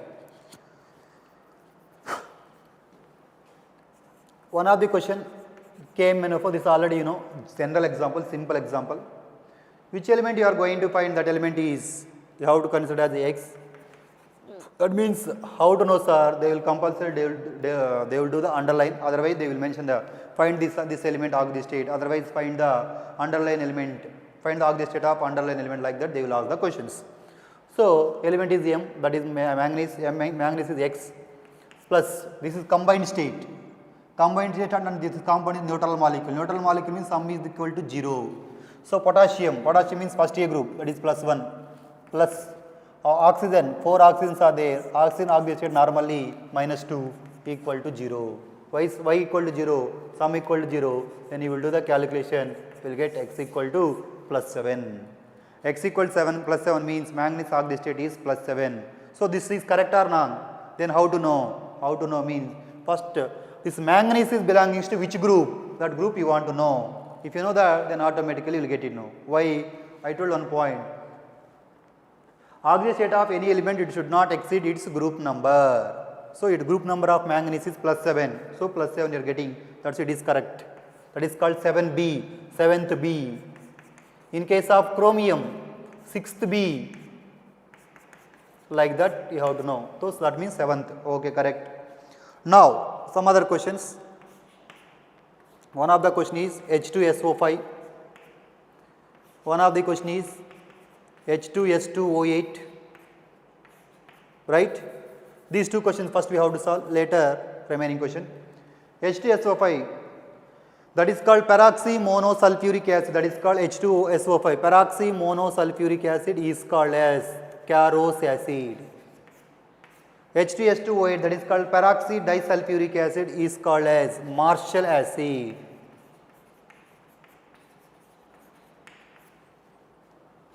Marshall acid, Caros acid and Marshall acid. So we find the normally, how we are finding, how we are doing like that only find now. So which element you are going to find? Sulfur. That element is X. Hydrogen oxidation state is +1. +1 and I told, +2 also I told. Now I have to take +1 or +2, +1 only. Why? In case of metal hydride case is -1, remaining all cases +1. That's why 2 hydrogens are there, 2 into +1, 2. Again plus. How many oxygens are there? 5. 5 into normal oxygen oxidation state -2 equal to 0. Why equal to 0? Sum equal to 0 because neutral compound. Then I am getting 5 2s are -10. -10 and +2 -8, that's it, will get +8. That means you are getting sulfur oxidation state is +8 in this case. Sulfur getting oxidation state +8 means, that means it exceeds group number. Actually it should not exceeds group number. It exceeds group number means this calculation is wrong. Then this calculation is wrong means how to do, right? How to do means this is based on the structure. This type of question how to solve based on the structure. We have to draw the structure. So how to draw the structure? Listen carefully. Which element I am going to find? Sulfur. Okay, sulfur is the central atom. Sulfur group number is how much? How to draw the structure? Sulfur group number is 6. That means this sulfur is surrounding by totally 6 bonds only. Now, more than 6 not possible, less than 6 is possible. Like that we have to arrange. First compulsory 6 bonds compulsory we require. Why 6 bonds we require? Because sulfur group number is 6, that is surrounding by 6 bonds. Now 6 bonds we have to arrange, right? That means 4 possibilities are there now. First how many oxygens are there? 5 oxygens are there. 5 oxygens means 4 oxygens, I am keeping 4 corners. Yes, correct. Only 4 corners only possible, right? Still 1 oxygen is there. Wait. How many hydrogens are there? 2 hydrogens. The 2 hydrogens means I am keeping 1 hydrogen, right? Still 1 hydrogen is there. 1 hydrogen where I have to, sorry, 1 hydrogen is there, 1 oxygen is there. Where I have to keep the 1 oxygen? Here 4 corners are there, 4 possibilities over. Still 1 oxygen. Wherever you want, you can keep no problem in 4 sides. Then attach, I am attaching this side. Your choice. Y's are this side, I can this. Okay, I can do this one. Okay, this side, this side. Any side, your choice. Okay, 5 oxygens completed. Still how many hydrogens are there? 1 hydrogen. That 1 hydrogen compulsory you have to attach with this oxygen only. Right. So completed. Now this structure is correct or wrong? Wrong. Why? Oxygen compulsory, oxygen is the compulsory double bond. If nitrogen is there, triple bond. Observe here. So here oxygen double bond. That means oxygen double bond, 2 bonds. This oxygen also 2 bonds over, completed. Here oxygen observe now 1 bond, 2 bonds over. Now here oxygen having the only 1 bond, that means not possible, that is double bond. Here oxygen having the 1 bond, so that's a double bond. So observe now, the sulfur is surrounding by how many bonds are there? 2, 2, 4, 4 plus 1, 5, 5 plus 1, 6. That's why this structure is correct. Why it is correct? Because its group number is 6. Group number is 6 means it is surrounding by 6 bond. So this is the structure.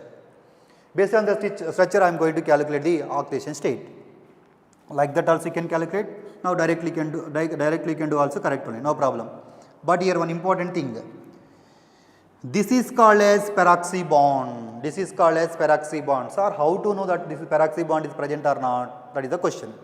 How to know means first we find normally. Okay, I found normally. I did calculation normally. I got oxidation state of sulfur is 8. That means it is exceeds group number.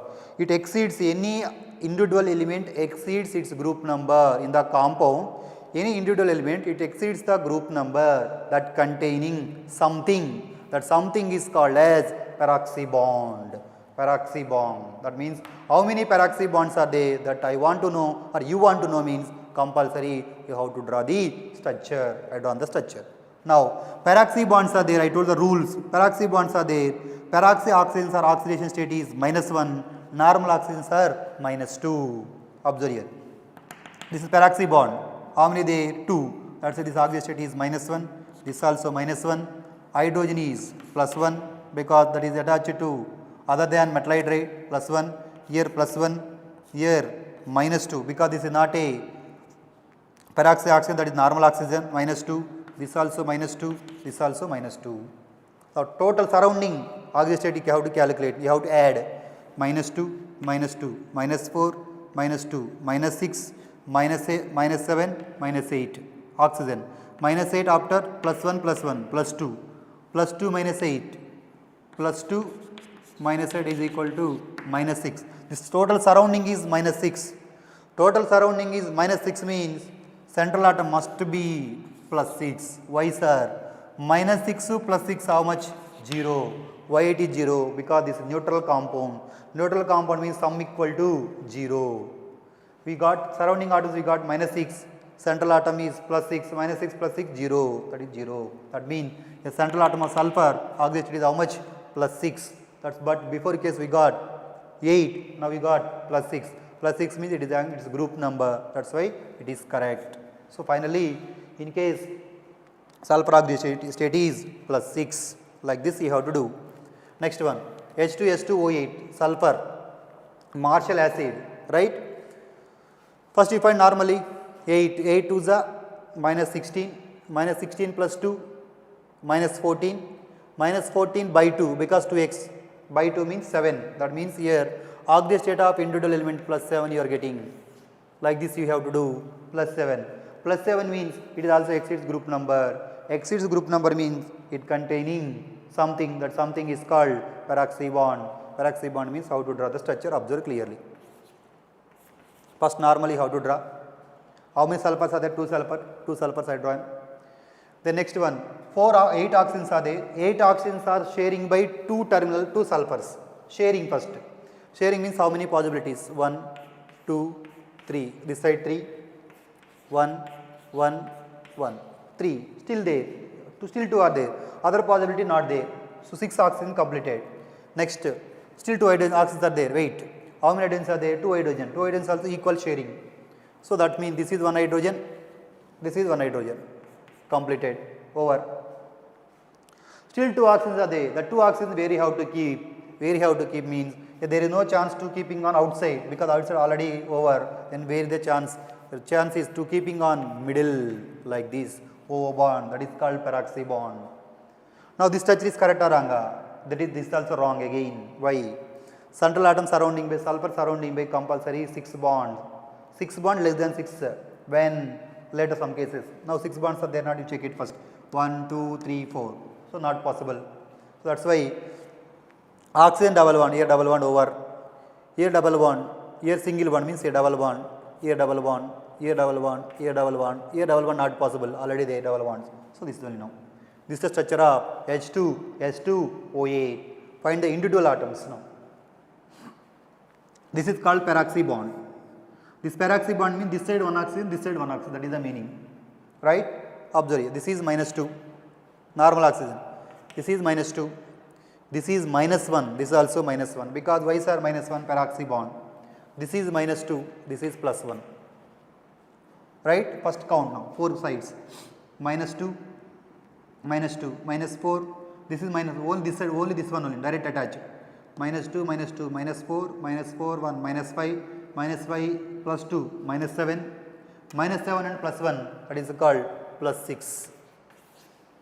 That means this is called minus 6. Minus 6 means total must be 0 means that is equal to plus 6. Why? Because sum of the oxygen state equal to 0. Why it is 0? Because this is neutral compound. Same like that. It is minus 2. It is minus 2. It is plus 1. It is minus 2. It is minus 1. Observe. Minus 2, minus 2, minus 2. Minus 6. Minus 6, 1. Minus 7. Minus 7 plus 1. Minus 6. Minus 6 means this must be plus 6 like this. That means 2 sulfur, 6, 6. Before how much I got? 7 I got. Now 6, 6. That's it. This is correct only now.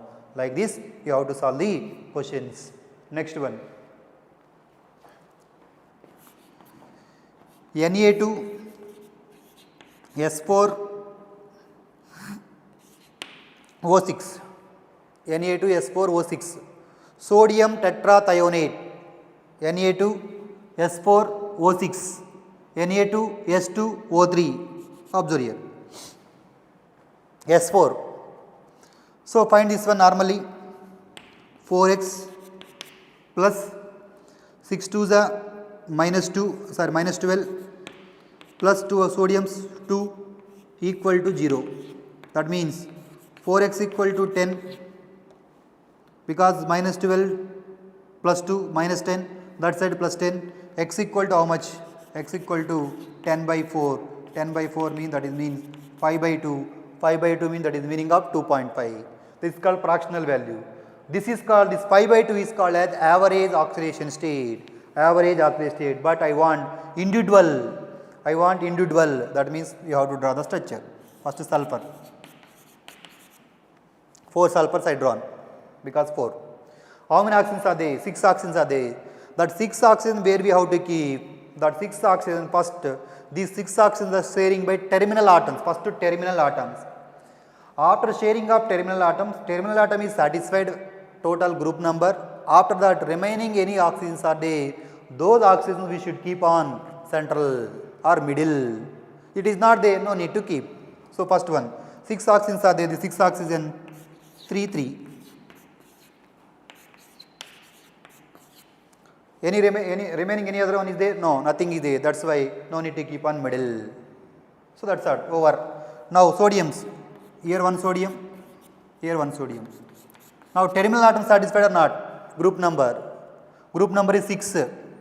1, 2, 3, 4.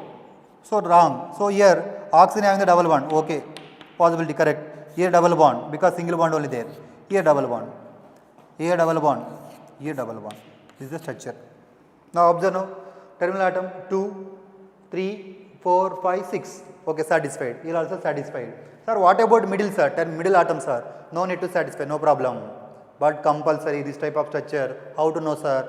First you have to draw the structure like this. Then first whatever that surrounding atoms are there, that surrounding atom sharing by first terminal atom. Terminal atom must satisfy the group number, but not middle atom. Terminal atom is satisfied.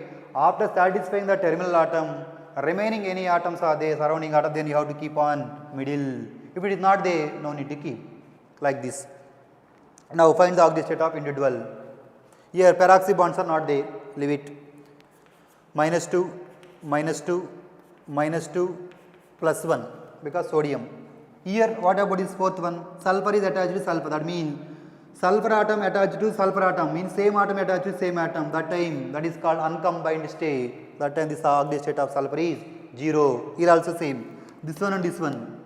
This one attached to this one only now. This time this oxidation state of sulfur is 0. What about this? Minus 2, minus 2, minus 2. Total minus 6. Minus 6 and plus 1. Minus 5. Minus 5 means what about central atom? Plus 5. Why, sir? This total molecule or total compound is 0 means into a sum equal to 0. Surrounding is minus 5 means what about central atom? Plus 5. Here also observe. Minus 2, minus 2, minus 2. Plus 1, this is 0, minus 2, minus 2, minus 4, minus 4, minus 6 plus 1, plus 5, minus 5 means this must be plus 5. That means individual sulfur atoms oxidation state observe now. 1 is plus 5, 0, 0, plus 5. Average find now. Plus 5, 0, 0, plus 5 by 4. Why by 4? 4 atoms are there, average. Total how much? 10 by 4. 10 by 4 means how much? 5 by 2. 5 by 2 how much? 2.5 is the average oxidation state. Now already we got. Wait, this one, that is called average oxidation state. Whatever the derivative got, that is called average oxidation state. This is individual. Next one. One of the examples C3O2, that is called carbon suboxide. Some other one is Br3O8. This is one of the, they asked one of the year, these two are asking. These two questions are they asking one of the year, different year, not same year, one of different years. Find the oxidation state of carbon.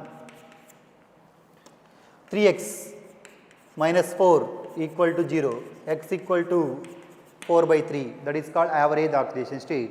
Here also 3x plus 8 into minus 2 equal to 0. So 3x, that x equal to 16 by 3, these are called average oxidation state. Okay, average oxidation state, okay. That time they didn't ask the average oxidation state, individual oxidation state of carbon they asked. That time you have to draw the structure. This is called carbon suboxide. Carbon, 3 carbons, right. Then oxygen, the 2 oxygens we have to share. That means terminal, here one oxygen, because oxygen having the double bond, because other than oxygen nothing is there, that is a double bond. But again we should know, what we have to know, carbon is the tetravalency, already carbon surrounding by 3 bond, still 1 bond you have to keep. Here carbon surrounding by 3 bond is the other one, that is why this carbon oxygen state is, this is only now, this is the structure, this is one, observe now, this oxygen state is -2, this oxygen state is -2, this is -2 means this is +2, because -2 plus 2, 0, this compound is neutral. This is -2 means this also +2. What about this? What about this means? Same element is combining with same element, same element is combining with same element, that time this oxygen state is 0, that is called uncombined state. Why sir this is +2, why sir this is +2? Because this attached to this side is -2, because oxygen. So overall carbons 2 0 0 2 0 plus 2, that means how much here? 4/3, because average 2 plus 0 0, 2 plus 0 plus 2, 4/3, this is only called average of this state. Again Br3, Br,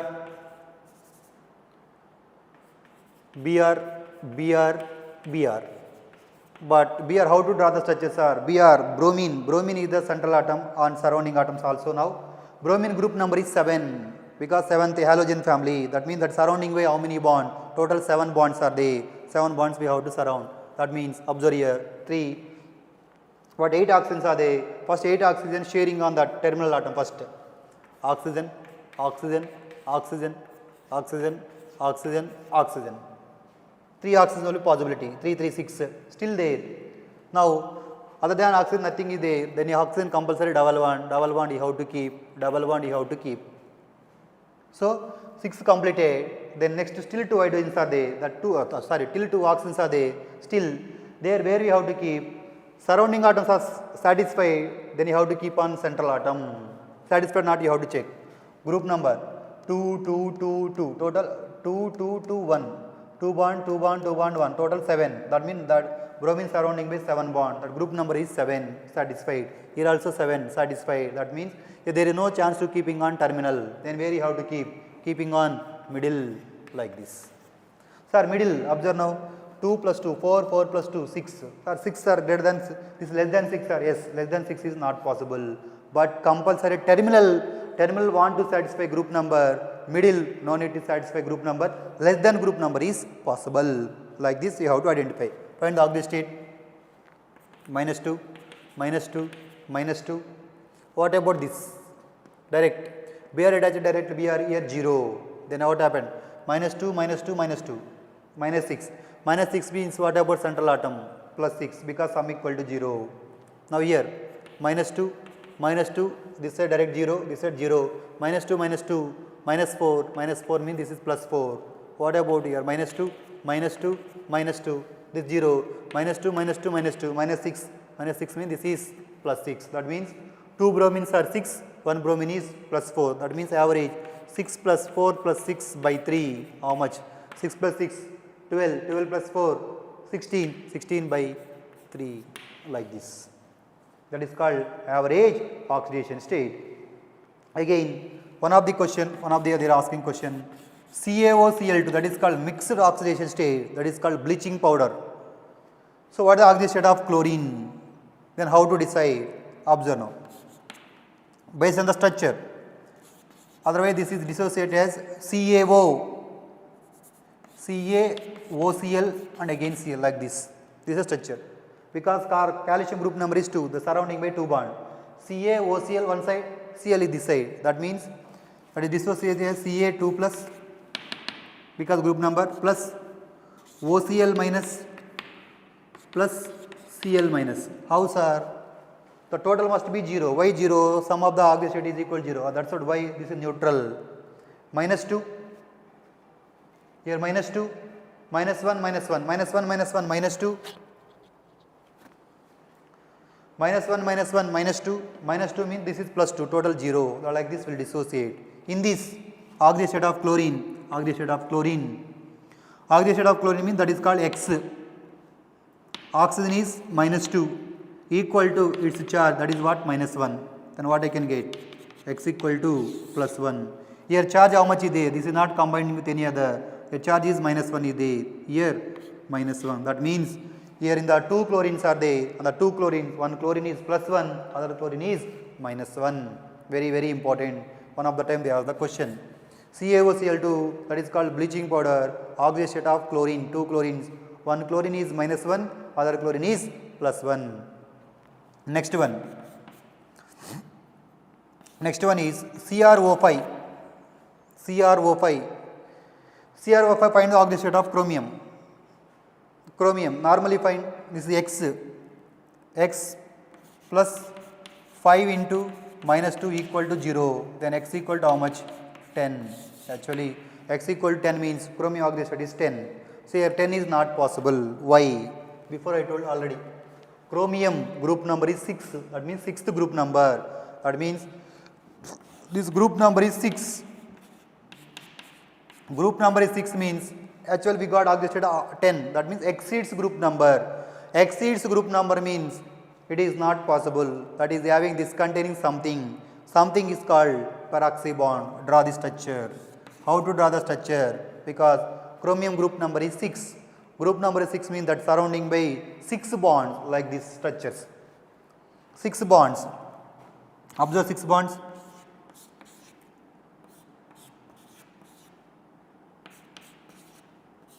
Very good.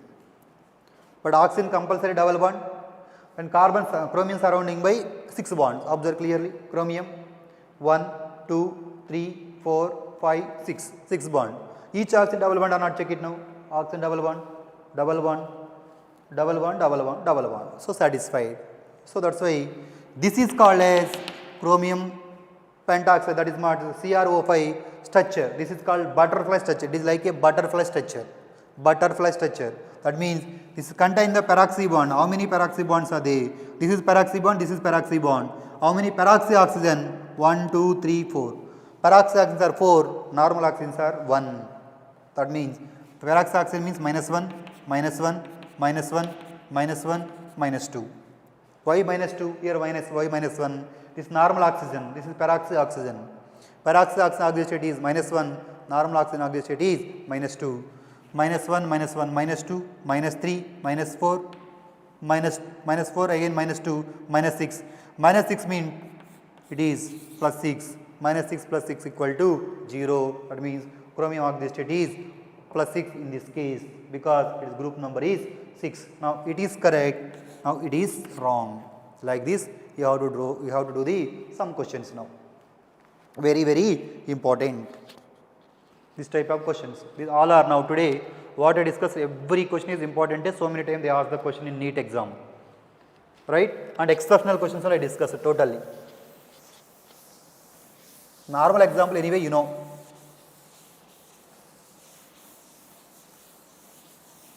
Now some of the question, mixed oxidation state, mixed.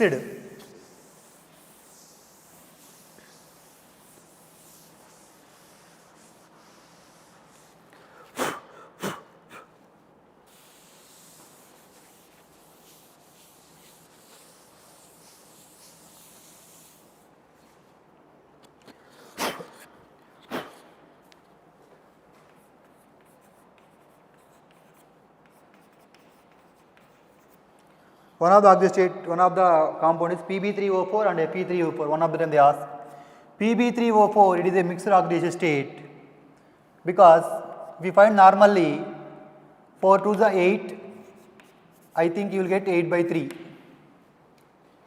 3x 4 into minus 2. 4 into minus 2 means minus 8, that side plus 8, 8 by 3 you will get. 8 by 3 is called fractional oxidation state, but these are metals actually, lead, iron, these are called metals. Metals will not get the most of the fractional oxidation state, you will get the normal oxidation state say, that is why this is wrong. Then how to do that? Mixed oxidation state, PbO plus PbO2, total 2 plus 2, okay. 2 PbO and PbO, this like this will be dissociate. 2 PbO and PbO, that is means Pb3O2. Here 2 Pb, here 1 Pb, Pb3. Here 2 oxygen, here 2 oxygen, total 4 oxygen. That means oxidation state of Pb is how much? 2x. Multiply with it. 2x, 2 2s are 4. That means minus 4 equal to 0. Now x equal to how much here? 2. Here x minus 4 equal to 0, x equal to plus 4. That means here oxidation state of lead is plus 2 and plus 4. This is called mixed oxidation state.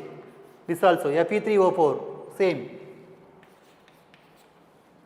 4 to the 8, 3x minus 8 equal to 0, 3x is equal to 8 by 3 means 3x is equal to 8, x is equal to 8 by 3. Actually you will get like this. So that means that is not possible. It is possible as FeO and Fe2O3. Fe2O3, Fe2 and Fe, Fe3, O and O3, O4. Like this will exist. That means iron oxidation state here x minus 2, x equal to plus 2. Here iron oxidation state 2x minus 6 equal to 0, 2x equal to 6, x equal to 3. That means in this case iron oxidation state is plus 2 and plus 3. Here plus 2 and plus 4. These are called mixed oxidation states. What do you call? Mixed oxidation states. That's all. This is the some of the questions. These are the some of the questions related to oxidation state calculation by using rules and all. Now next one is going to discuss about very important balancing of redox reaction. Observe clearly I will tell you. Balancing of redox reaction is called as stoichiometry. Balancing of redox reaction can be done by two methods and two mediums. Two methods are, what are the two methods? One of the method is ion electron method, also called half reaction method. Second one is oxidation number method. Right? These two methods can be done by two mediums. Two mediums means that is called acidic medium and basic medium. Also acidic medium and basic medium. How to know? That question compulsory they will give the hint H plus and OH minus they will given. H plus they are given means acidic medium. OH they are given means basic medium. Otherwise some reactions you should know. What are the reactions? In case of KMnO4, oxidation state will be changed. KMnO4 means MnO4 minus K plus MnO4 minus. This MnO4 changes to Mn plus 2. MnO4 changes to MnO2. MnO4 changes to MnO4 O4 minus 2. In this oxidation state of manganese is X 4 into minus 2 equal to minus 1 because minus charge, that means oxidation state of manganese is plus 7, here plus 2. Change is how much? Change means higher value minus lower value, that is called plus 5 electrons. Here 7, oxidation state changes to what? MnO2, oxidation state of manganese is 4 because X 2 into minus 2 equal to 0, X equal to 4. Change is how much? Change is 3 electron. Here manganese is plus 7, here is X 4 to the minus 8 equal to minus 2, that means 6. Change is how much here? 1 electron. This 5 electron, 3 electron, 1 electron, this is hint is there now. In case of this, I am giving one hint to you, BAN, B-A-N, that is what? 153. What is BAN? In case of this applicable for KMnO4 because it is very important. It is changing on basic medium, acidic medium, neutral medium. Basic medium also called as strong alkaline medium, sometimes they will mention. How many electrons will be transferred? 1. Like this they are given means, then this reaction they are given means how to identify this basic or acidic or neutral, then how to identify.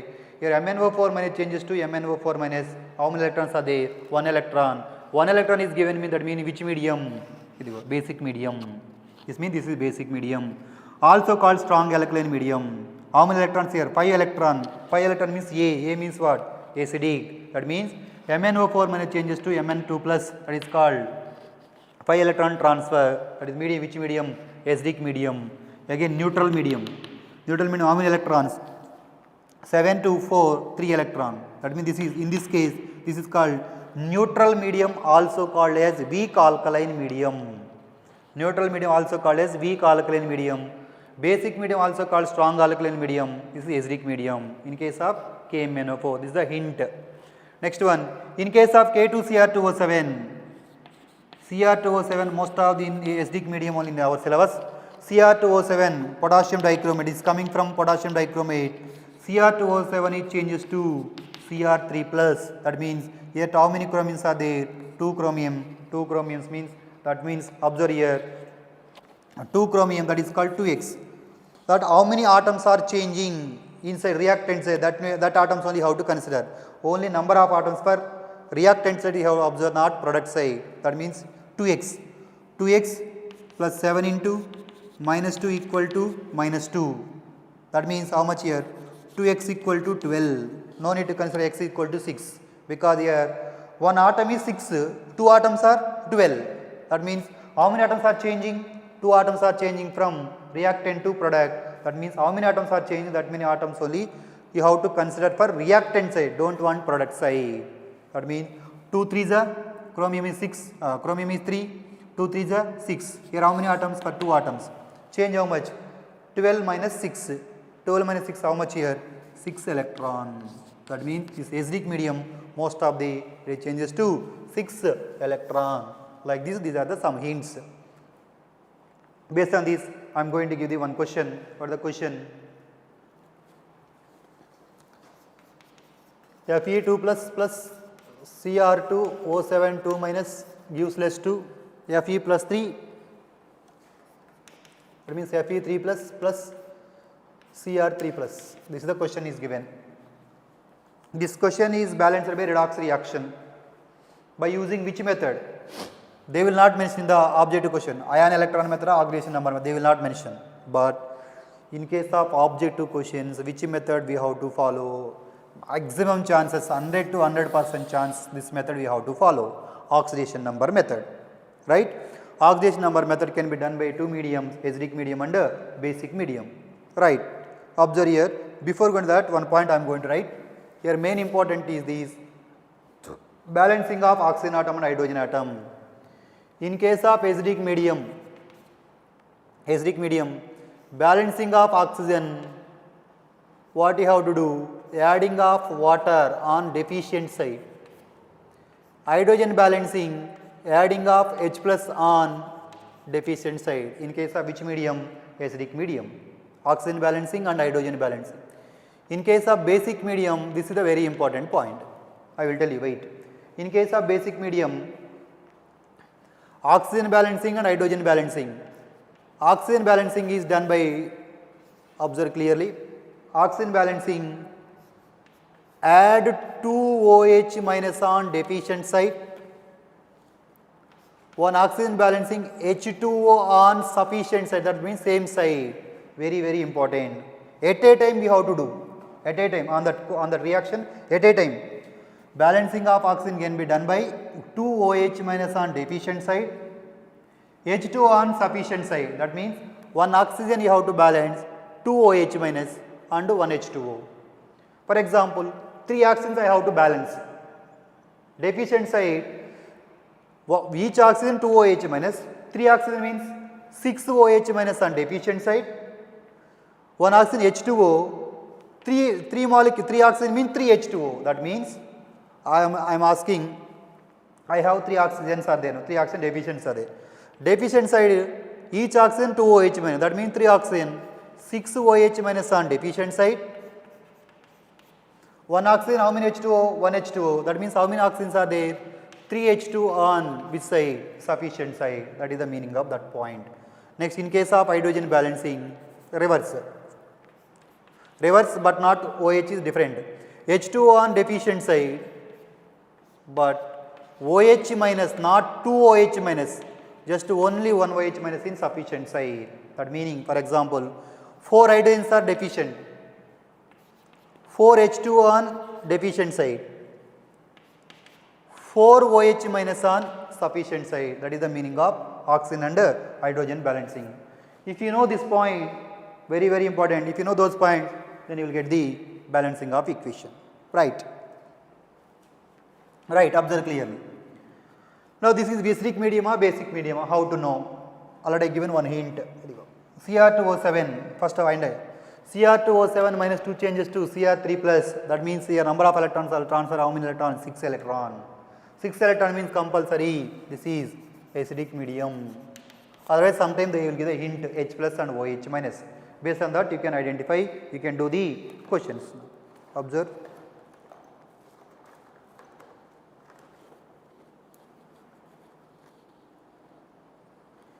Observe here. First one, first step, observe clearly observe. Balancing of redox reaction can be done by oxidation number method. First, change in oxidation state you have to find. Before going to change in oxidation state, balance the atom other than oxygen and hydrogen. Here iron and iron is there, 1. Here how many chromiums are there? 2 chromiums, here 2 chromiums are there now. So balance the atoms other than oxygen and hydrogen, over. Second step, change in oxidation state. Here plus 2, here plus 3. 3 minus 2, that is what? 1. Here change in oxidation state. Here how many atoms are changing? 2, like this only now. Every time reactant side how many atoms are changed, that many atoms you have to take.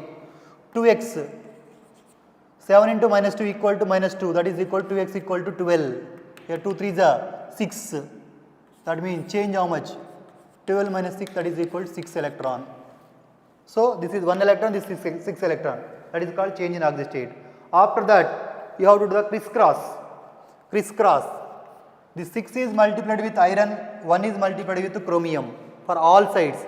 6Fe plus 2, Cr2O7 2 minus, 6Fe3 plus, plus 2Cr3 plus. Sorry, 2Cr3 plus, correct only. The next, so balancing is completed. Next, balancing of oxygen. Which medium? Acidic medium. What you have to add? H2O. Observe here. How many oxygens are this side total? 7 oxygens are there. This side, nothing is there now. That means this is called deficient side. That means how many water molecule I have to add? 7 water molecule. Next, oxygen completed. Balancing of hydrogen. Balancing of hydrogen, what I have to do? H plus only now. In this side, how many hydrogens are there? Nothing is there. This side, how many hydrogens are there? 7 to the 14. 14 means here 14H plus, you have to do the balance. This is only called balancing of redox reaction. This can be done by acidic medium. So what they will ask? Coefficient they will ask. This is X, this is Y, this is Z, otherwise A, B, C. Like that they will ask the coefficient. That coefficient we want to know. Next, one important question is there, that is balancing equation. Cr3 plus IO3 minus gives less to I minus CrO4 2 minus. Observe here. Cr plus 3, here plus 3, CrO4 minus 2. 4 to the 8 and 6, here 6 only now. That means what happened? Exactly reverse. Cr2O7 minus 2 to Cr plus, that is called acidic. Plus 3 to plus 6, that means reverse. Reverse means this is called which medium? Basic medium. Basic medium. This basic medium done by same way as it is. Observe now. One important basic medium I am saying now. First, balance the atom other than oxygen and hydrogen. Here how many chromiums? 1. Here also 1 chromium. No need to balance. Okay, done. Here how many hydrogen? 1 over. Next one. Change in oxidation state. Here chromium plus 3. Here chromium 8, 6, that means 6. Change how much? 6 minus 3, that is equal to 3 electron. Here iodine X, 3 into minus 2, 6 is equal to minus, that is means plus 5. Here minus 1. Change how to find? 5 minus of minus 1, higher value minus lower value, that is equal to 6. Here 6 electrons, here 3 electrons, this is 1 time, this is 2 times. Divisible by same value means you can do it now. 1 no 2. Crisscross. Crisscross. This 1 is multiplied with chromium, 2 is 1 is multiplied with, where it is there? 1 is multiplied with iodine, 2 is multiplied with chromium. Observe here, 2Cr3 plus IO3 minus useless to I minus plus 2CrO4 2 minus. This is the first step. The second step. Next, balancing of oxygen. Which medium? Basic medium. What we have to do? Oxygen balancing 2OH minus and H2O. Observe clearly. This is the main important point. Here how many oxygens are there? 3 oxygens. Here how many oxygens are there? 2 4s are 8 oxygens are there now. So total, this side 8 oxygen, this side 3 oxygens. How much deficiency is there? 5 oxygens are deficient. Which side deficient? 5 oxygen. Reactant side or product side? Reactant side. So each oxygen balancing, what you have to do? Right. What we have to do? Correct, na?